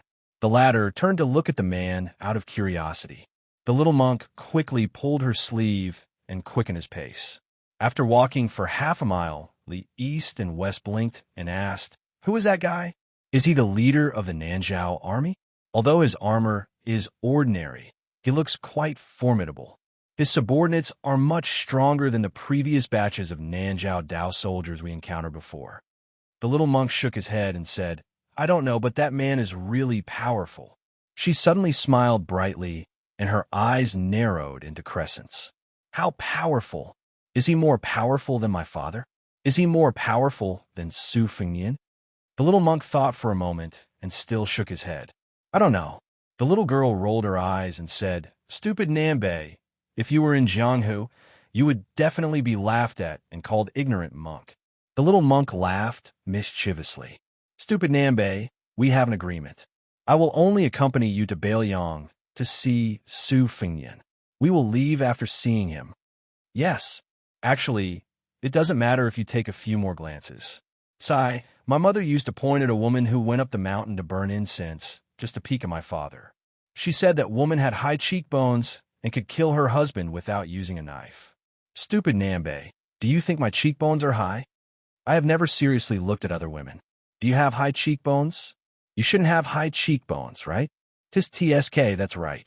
Last time on the streets of Whooping County, your eyes were about to fall into that woman's chest. How could you care about her face? Umaba. Thing, you've said this more than 80 times.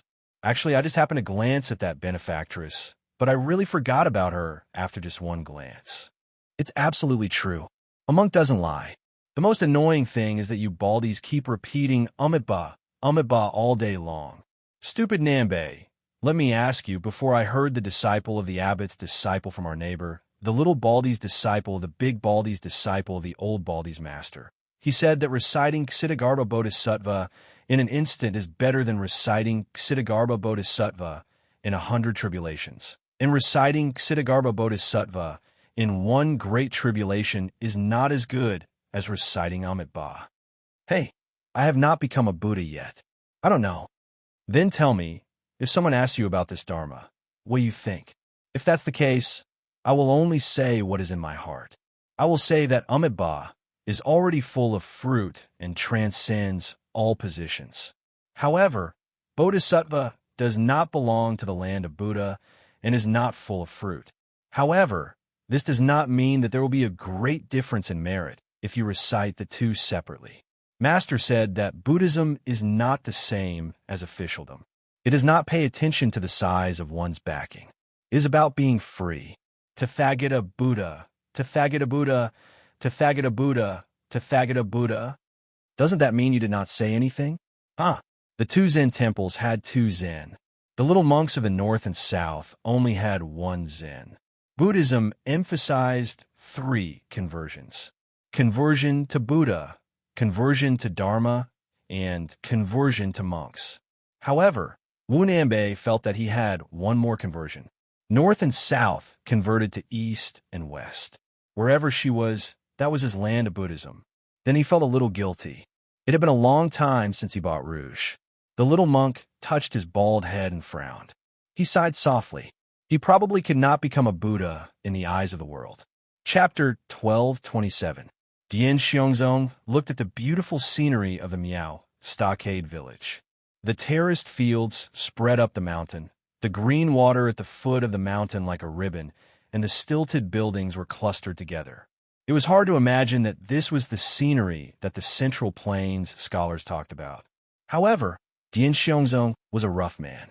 Moreover, he did not come all the way south to enjoy the scenery. He had seen dozens of such isolated stockades, and many of them had been turned into ruins by the knives of his subordinates. Dian Xiongzong looked back at the silent army behind him and grinned, revealing his yellow teeth that spoiled the scenery. He withdrew his gaze and carefully looked at the general standing beside him. In today's world, there were countless meritorious generals, and there were even more in the Bailiang army. However, in Dian Xiongzong's mind, there were only 2 people who deserved the title of general. The great General Su Xiao had passed away, and the only one alive was the one beside him. As for Gu Jiantang, Lu Xingxiang, and the others, they were just passable. The old men like Yan Zhinshuan and Yang Xinxing were even worse. Dian Xiongzong withdrew his thoughts and did not give orders. Since leaving Shu, more than 60 people had developed enough tacit understanding and should have known what they were doing. Moreover, not to mention King Fu Tao, Wu Huyan, and Baiyan, who were real high-ranking generals, none of them were really ordinary soldiers. Any one of them was a person who could not be underestimated in the officialdom of Shishu. Before leaving Shu, there were also some fearless troublemakers who were unruly and difficult to tame. Weren't they also convinced that they were more obedient than his wife? Along the way, from the initial mutual suspicion and contempt to the end, everyone took the lead, everyone was wounded, and everyone regarded each other as fellow soldiers who could exchange their lives. It seemed unimaginable, but Dian Xiongzong was not surprised at all because this was the invincibility of the person he followed. That person's military strategy had always been very simple. It was nothing more than two kinds of generals and soldiers. He had not been in Shu for long, so he did not go around buying people's hearts and building relationships. He just pulled this group of young and strong generals, who he privately said were not yet terminally ill, to the chaotic territory of the old Nanzhao to harvest people's heads and teach them how to kill people with their own hands. Finally, when they were free, they could figure out how to lead troops to kill people in the future. Dian Xiongzong had followed him for many years. Logically speaking, he understood all the principles. Even if it was a military book that he had personally written, he could still brace himself and recite a few thousand words. However, he was exactly the same as all the direct subordinates under his command. He knew what to do, but he could not do it well. Dian Xiongzong sometimes drank and chatted with Wei Fuzi, who liked to babble on and on about profound and unfathomable words. Over time, Dian Xiongzong was too lazy to think about it. In any case, he only believed in one point: following the general to break through enemy lines and kill the enemy. His side would only win the battle without any suspense. The difference was only the size of the battle results. Probably sensing that Dian Xiongzong had been staring at him for a long time, that person turned his head and cast a questioning gaze. Dian Xiongzong, who was now the commander-in-chief of the Western Shu Army and also the general of Bazhou, chuckled and asked, "General, that boy's surnamed Su is, in any case, the dragon son of the previous emperor of Western Shu. He must have masters protecting him at his side. How about letting me make a move to satisfy my cravings?" That person smiled, neither agreeing nor refusing. Dian Xiongzong immediately blushed. He knew that this idea was definitely dashed. Moreover, he did not have the courage to continue pleading. The general had always been like this. The rules he set could not be broken even by the heavenly emperor. During this training, other than the soldiers and the people like them who had temporarily become pawns, the general himself had never made a move, regardless of whether the battle was good or bad. But then again, if the general was willing to make a move, what could those people do? Thinking of this, Dian Xiongzong's heart was somewhat resentful. Let's not talk about how much of the number one in the world title that you snatched from Wang Xinji's hands. Do you really think you can withstand the iron hooves of the Beimeng coming south? Dian Xiongzong seemed to have forgotten that if someone had told him that His Royal Highness could become a martial arts expert, he would rather believe that he was a woman who could give birth to children. When His Royal Highness went to Mount Wudong to cultivate, whether it was him, the teacher Wei Fuqing, or a group of Bailiang generals, they had all ridiculed him. In all likelihood, this kid had taken a fancy to a beautiful Taoist nun on Mount Wudong. Practicing the blade was not too clever of a cover. Ani General Fu Tao, Zhaolai General Wang Chaowu, and Shuzhou Deputy General Huyan Wanwan were respectively nicknamed Prince Consort, Foolish Young Master, and Tiger Eater. The three of them had completely different natures, but without exception, they were wholeheartedly convinced by that taciturn man. Wang Chaowu came from a noble family. In his free time, he could speak freely with that person, talking about books, gold, stone, and exegesis. It was not strange that the martial arts fanatic Huyan Wanwan could talk about martial arts with that person. However, Fu Tao was famous for his unsociable temperament, yet he could chat happily with that person. In any case, Dian Xiongnu was not surprised. The general seemed to have never lost a battle in his life. On the battlefield, the Liang court and common people all knew of his military exploits. In the field of love, wasn't it the same? He had just arrived at the Western Shu Road, and he had already been praised by the Rouge for his beauty, xie, and love at first sight. As for the officialdom, even His Majesty the Emperor held the general in high esteem. As soon as he entered the capital, he made the general the Minister of War. Currently, He was the Shuang Lu of the Ministry of War. Liu Baijie and Liu Xingxiang were only assistant ministers. How could they compare to their own general? In the Miao stockade village near the mountains and rivers, when they saw the brazen intrusion of this army, almost all of the Miao people knew that they were in a dead end. These Miao people, who were supposed to be isolated from the world, had unexpectedly taken out swords and armors from nowhere. Most of these armed people were old. When they were young, it happened that the spring and autumn war happened to put the people of the Central Plains into a terrible situation. Many young children and young women were confused. They did not know why their fathers and husbands suddenly had those shiny weapons. Some white-haired old Miao people even put on rusty armors. If it was not for this unforeseen event, the former would probably never know that this secret was hidden in the stockade. After all, the stockade village was not the kind of military town that was used to seeing the smoke of war and hearing the sound of horse hooves. When faced with the emergence of this group of Western Shu elites, they were completely defenseless. Before they appeared at the foot of the stockade village, some of the Miao people who had just returned from work were shot dead on the spot. The arrows either pierced through their chests or through their skulls. Almost all of them died in a face-to-face confrontation. At most, they could only turn their backs and did not even have the time to take a step back. The most terrifying thing was that these armored soldiers did not speak before and after they killed the Miao people. After they killed the Miao people, the person who fired the crossbow only silently pulled out the arrow from the corpse and put it back into the quiver. In the middle of this, there was a young couple of Miao people who were whispering sweet nothings to each other by the river. The young man was an agile expert in this stockade village. He had once fought with a ferocious tiger with his bare hands. However, when one of the tall armored soldiers raised his crossbow, even though he had a sharp sense of smell and was about to pounce on the Miao woman to avoid the arrow seemed to have been expected. It killed two birds with one stone.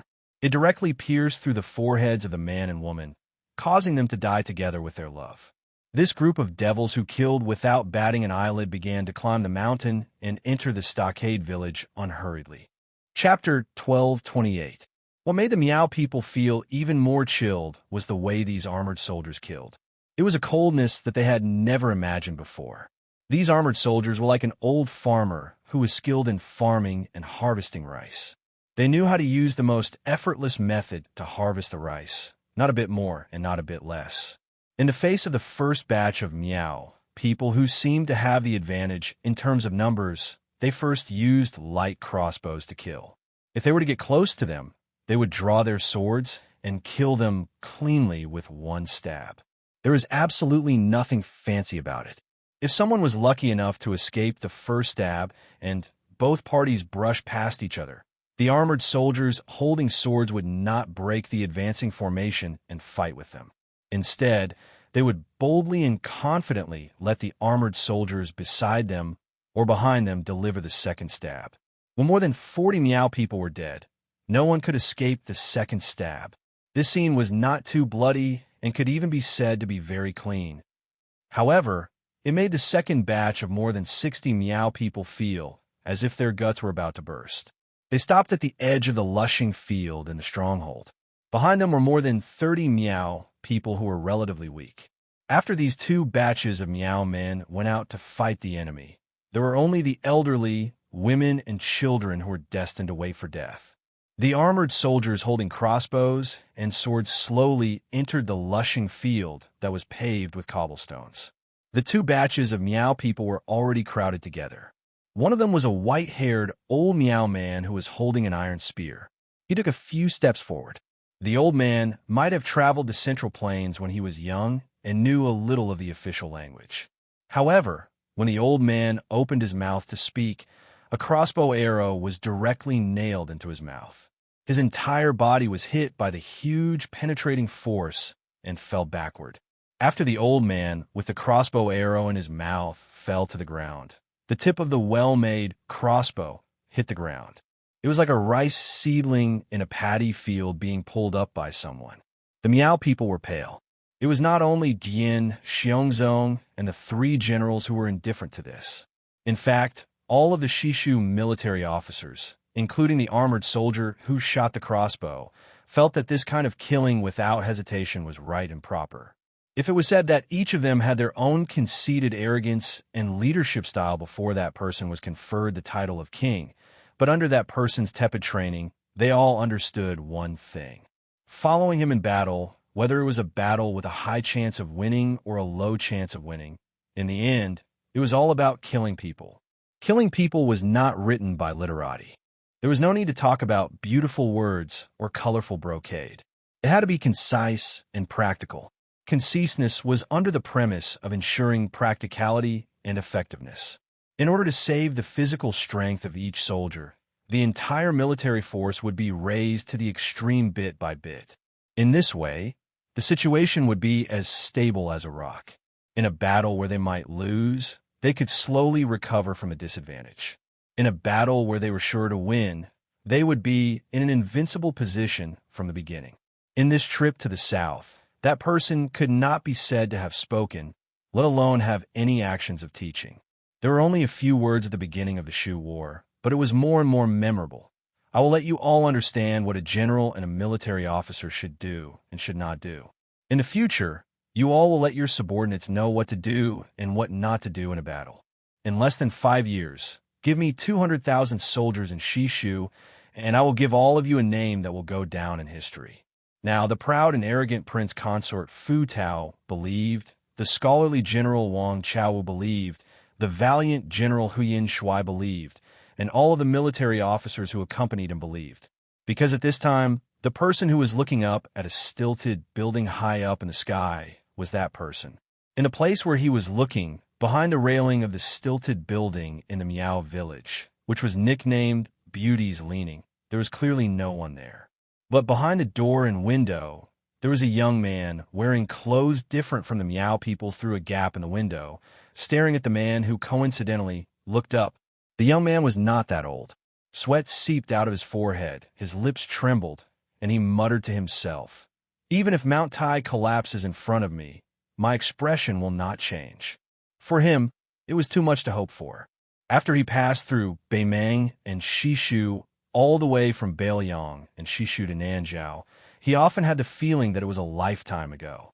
Occasionally, when he opened his eyes in the morning and was half awake, he would still feel that he was lying on the hard little bed in his home in Beimang. Even though he had confirmed that he was the crown prince of Shishu who was in a foreign land, the son of the emperor who was shakily kneeled and choked with sobs when they met, it was difficult for him to treat the so-called Shu kingdom as his own country and as his home. This unremarkable young man's real name was Suing. His father was the emperor of Shu. His uncle was the famous Shishu sword emperor who guarded the gates of the country to his death. However, in the end, he only felt that calling himself Su Su was a bit easier to say and also a bit more relaxed and comfortable. He was just a small figure who spent his days wandering around that small city in northern Mang, daydreaming that even he himself felt was comical. So after he came to Nanzhao with her, other than reluctantly socializing with those old nobles who were unreachable a decade ago, he liked to take her outside to relax and breathe. She, who was blind, never refused. She carried the Guqin and walked the Jianghu with him, the Jianghu in his heart. He said that he wanted to be a hero the most in his life. She said yes. Then she personally helped him buy a peerless sword that a hero should have. She helped him dress up like a son of an aristocratic family. She taught him how to speak when he was doing justice and how to pretend to be an expert. She would be the demoness who killed people like scything flax, and he would be the hero who defeated the demon. The two of them carefully acted out 4 or 5 plays in Nanzhao. She killed a total of more than 200 people who should have died, and he made a grand appearance under the gazes of many. He either appeared floating on stage while reciting an ancient poem or stood under a tall building and under the moon. The final result, without exception, was the blind demoness who carried the Guqin and made the Yamen and the legendary demons of Jianghu feel their scalps tingle. Under the fierce attacks of a hero that made bystanders feel all kinds of indescribable mysteries, she fled pathetically and lingered at death's door. Afterwards, he would always meet her secretly and hide with her. He would tell her, who could not see anything in the world, which famous Jianghu master among the bystanders had been struck dumb, and which young heroines had been struck dumb by the sight of it. She always had a tranquil smile and did not speak. Su looked at the man who seemed to have sensed where she was standing and said in a trembling voice, "I know, even if you are about to enter the realm of celestial phenomenon, you can't beat him." The blind Guqin player who had almost taken Su Fengyan's life in the rainy alley grunted, his expression calm. Su turned her head and looked at him. She smiled bitterly and said, "They're definitely coming for me. My life is worth it anyway. It's not a loss. No matter how they find me, there is no meaning in talking about this. You can go." Shui Songwan still grunted. Then she moved away, pushed open the door, and walked out. At this moment, Su felt a little sad. Husband and wife were birds in the same forest, but when disaster came, they flew separately. But she was still not his wife. If she was, how good would that be? Then even if she left alone, he would be willing. Suddenly, Su woke up and madly rushed out of the room. Then he saw her float away and land in the lushing field, standing in front of the armored soldiers. Su suddenly cried and laughed. This young man who had been as timid as a mouse in a foreign country for more than 20 years, this young hero who had stupidly sprained his ankle in their plane not long ago, was full of heroism for the first time. He leaned against the railing and yelled at the top of his lungs, "Wife, wait for me!" But Shui Songwan did not allow his heroism to reach the clouds for too long. She pulled off the cotton cloth wrapped around the Guqin and lightly plucked a string. Su, who was leaning behind the beauty, immediately fainted. Then she, who was blind, turned her head and looked back. She only felt some regret. Everyone said that the Chu San Run had died. She could not see, he could not hear. Chapter 1229. Huyen Swan, who loved to cook the brains of tigers, frowned. The Yuzhou deputy general, whose stature was the shortest among the many Shu-armored soldiers, did not look at the blind zither player who had walked right into the trap. Instead, he pointed at the railing of the stilted building. Then, Dian Xiongzhao saw a thin, short, and childlike shadow suddenly dash out, carrying away the Western Shu crown prince who had fainted. It ran along the railing of the railing, and just as it was about to leap out of the stilted building, Huyen Swan's Shu knife nailed into a pillar. The handle of the knife instantly sank into the pillar. The black shadow carrying Su twisted its body into a deformed position as it charged forward, barely dodging Huyen Swan's throwing knife. Carrying Su, it directly broke through the railing and charged into the sky outside the building. In an instant, a torrent of crossbow bolts unfolded on the lushing field. The blind zither player, Shui Songwan, tilted her head slightly. She plucked a string, as if adjusting the tone. The dozens of powerful crossbow bolts shattered in the air. Then, the female zither player bent her pinky finger, hooking the first string with a powerful and respected sound. The string drew a beautiful arc, but it never fell. At the same time, her left thumb fiercely drew the remaining 6 strings. The prince consort, Fu Tao, and the Southern Tang's old young master, Wang Daowu, stepped out at the same time, each chopping out a knife. Countless fine cracks appeared on the knife's edge. Shui Songwan still had her head lowered. Her bent finger suddenly straightened, and the taut string arc immediately bounced back. The female zither player's right hand retracted and shook her sleeve. She slapped down on all the surface of the string. The entire cobblestoned, lushing field, with her as the center, began to rapidly crack outwards. Of the Shu armored soldiers, Huyen Swan was the vanguard, the only one who did not retreat but instead advanced. This short and small general, who no longer had a knife in his hand, lowered his head and bent his waist, directly pulling out Dian Xiongzhao's knife. With a sinister smile on his face, he strode 3 zhang away with a single step. When his foot landed, the tip of his foot tapped against the ground, and he moved horizontally. The cobblestone he landed on completely exploded. Afterwards, Huyen Swan tilted his head, a flower of blood immediately blossoming from his ear. Huyen Swan, who had a piece of his ear sliced off by the formless zither sound, was not angry. Instead, he laughed and continued to charge forward. After charging for several steps, his body flipped sideways in the air. Behind him, about 50 zhang away, Dian Xiongzhao extended his palm. It was as if he had snapped a zither string. The disorderly broken string still left several marks on his armor. Dian Xiongzhao did not pay attention to the bloodstains on his palm. His eyes stared at the young and blind zither player, clicking his tongue in wonder. It was impossible for every general to be a match for tens of thousands of people, nor did it need to be so. Just like Dian Xiongnu, who was recognized as having outstanding martial arts strength, was actually just a level 2 expert. Even if his ability to command an army was not taken into account, in terms of breaking through enemy lines, perhaps all the level 2 experts in Jianghu were not as lethal as Dian Xiongnu. After all, in Jianghu, there were few absurd scenes of people ganging up on each other. However, breaking through enemy lines and killing enemies was different. It required a warrior's ability to listen carefully and observe all directions. However, there were also outliers among the generals in the army. Su Longxiang, who had made a name for himself in the Battle of Beimang, was one of them. Chen Zhibao, Yuan Zuozong, and other famous generals from the spring and autumn period were one of them. Huyan Mon and the temporarily unknown young man Shay Yi were also one of them, especially the last two. Everything was ready except for the east wind. What they lacked was a huge battlefield enough for them to perform on the stage. In the Liang imperial court, in terms of seniority, it was as difficult as ascending to the sky to stand out. One could only rely on one's endurance. The woman whose appearance could only be considered delicate and pretty did indeed have the style of a grandmaster who could hold back 10,000 men. Even when facing these arrogant and valiant generals who had the advantage in numbers, from beginning to end, she had a calm and indifferent expression. Even when Huyan Mon's blade was less than 3 zhang away from her, she still did not show the slightest bit of impatience. She did not even raise her head to look at Huyan Mon.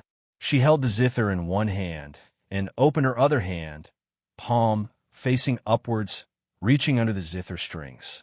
Her thumb and middle finger clasped the inner and outer strings, as if she was holding water with one hand. Her voice was light, and her face carried a slight smile as she said, "A spoonful of water contains the taste of the sea. A flower blooms into heaven and earth."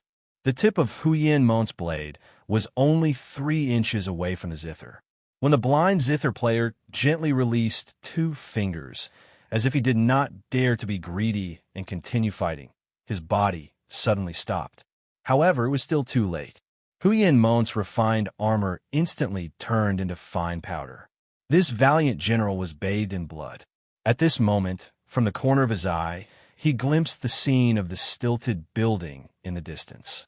Gritting his teeth, he gripped his blade with both hands. With an angry shout, he rushed towards the blind woman. Xue Songwan turned around. For the first time, her entire person radiated with the decisive demeanor of someone who was willing to risk their life for another. However, her target was not Huyan Mon, who was similarly staking everything on a single throw, but the man who was floating and blocking Su Su's path. From the beginning to the end, this man did not pay any attention to her. In a flash, he stood on the roof of a slightly lower stilted building, coincidentally blocking the black shadow and Su Su's path of retreat. Xue Songwan allowed Huyan Mon's blade to strike her shoulder. Her 10 fingers pressed down on the zither strings, and the roof beneath the man's feet collapsed with a loud bang. The sound of the zither was silent, but the man did not move at all. Xue Songwan quietly sighed. She extended a finger and broke a zither string.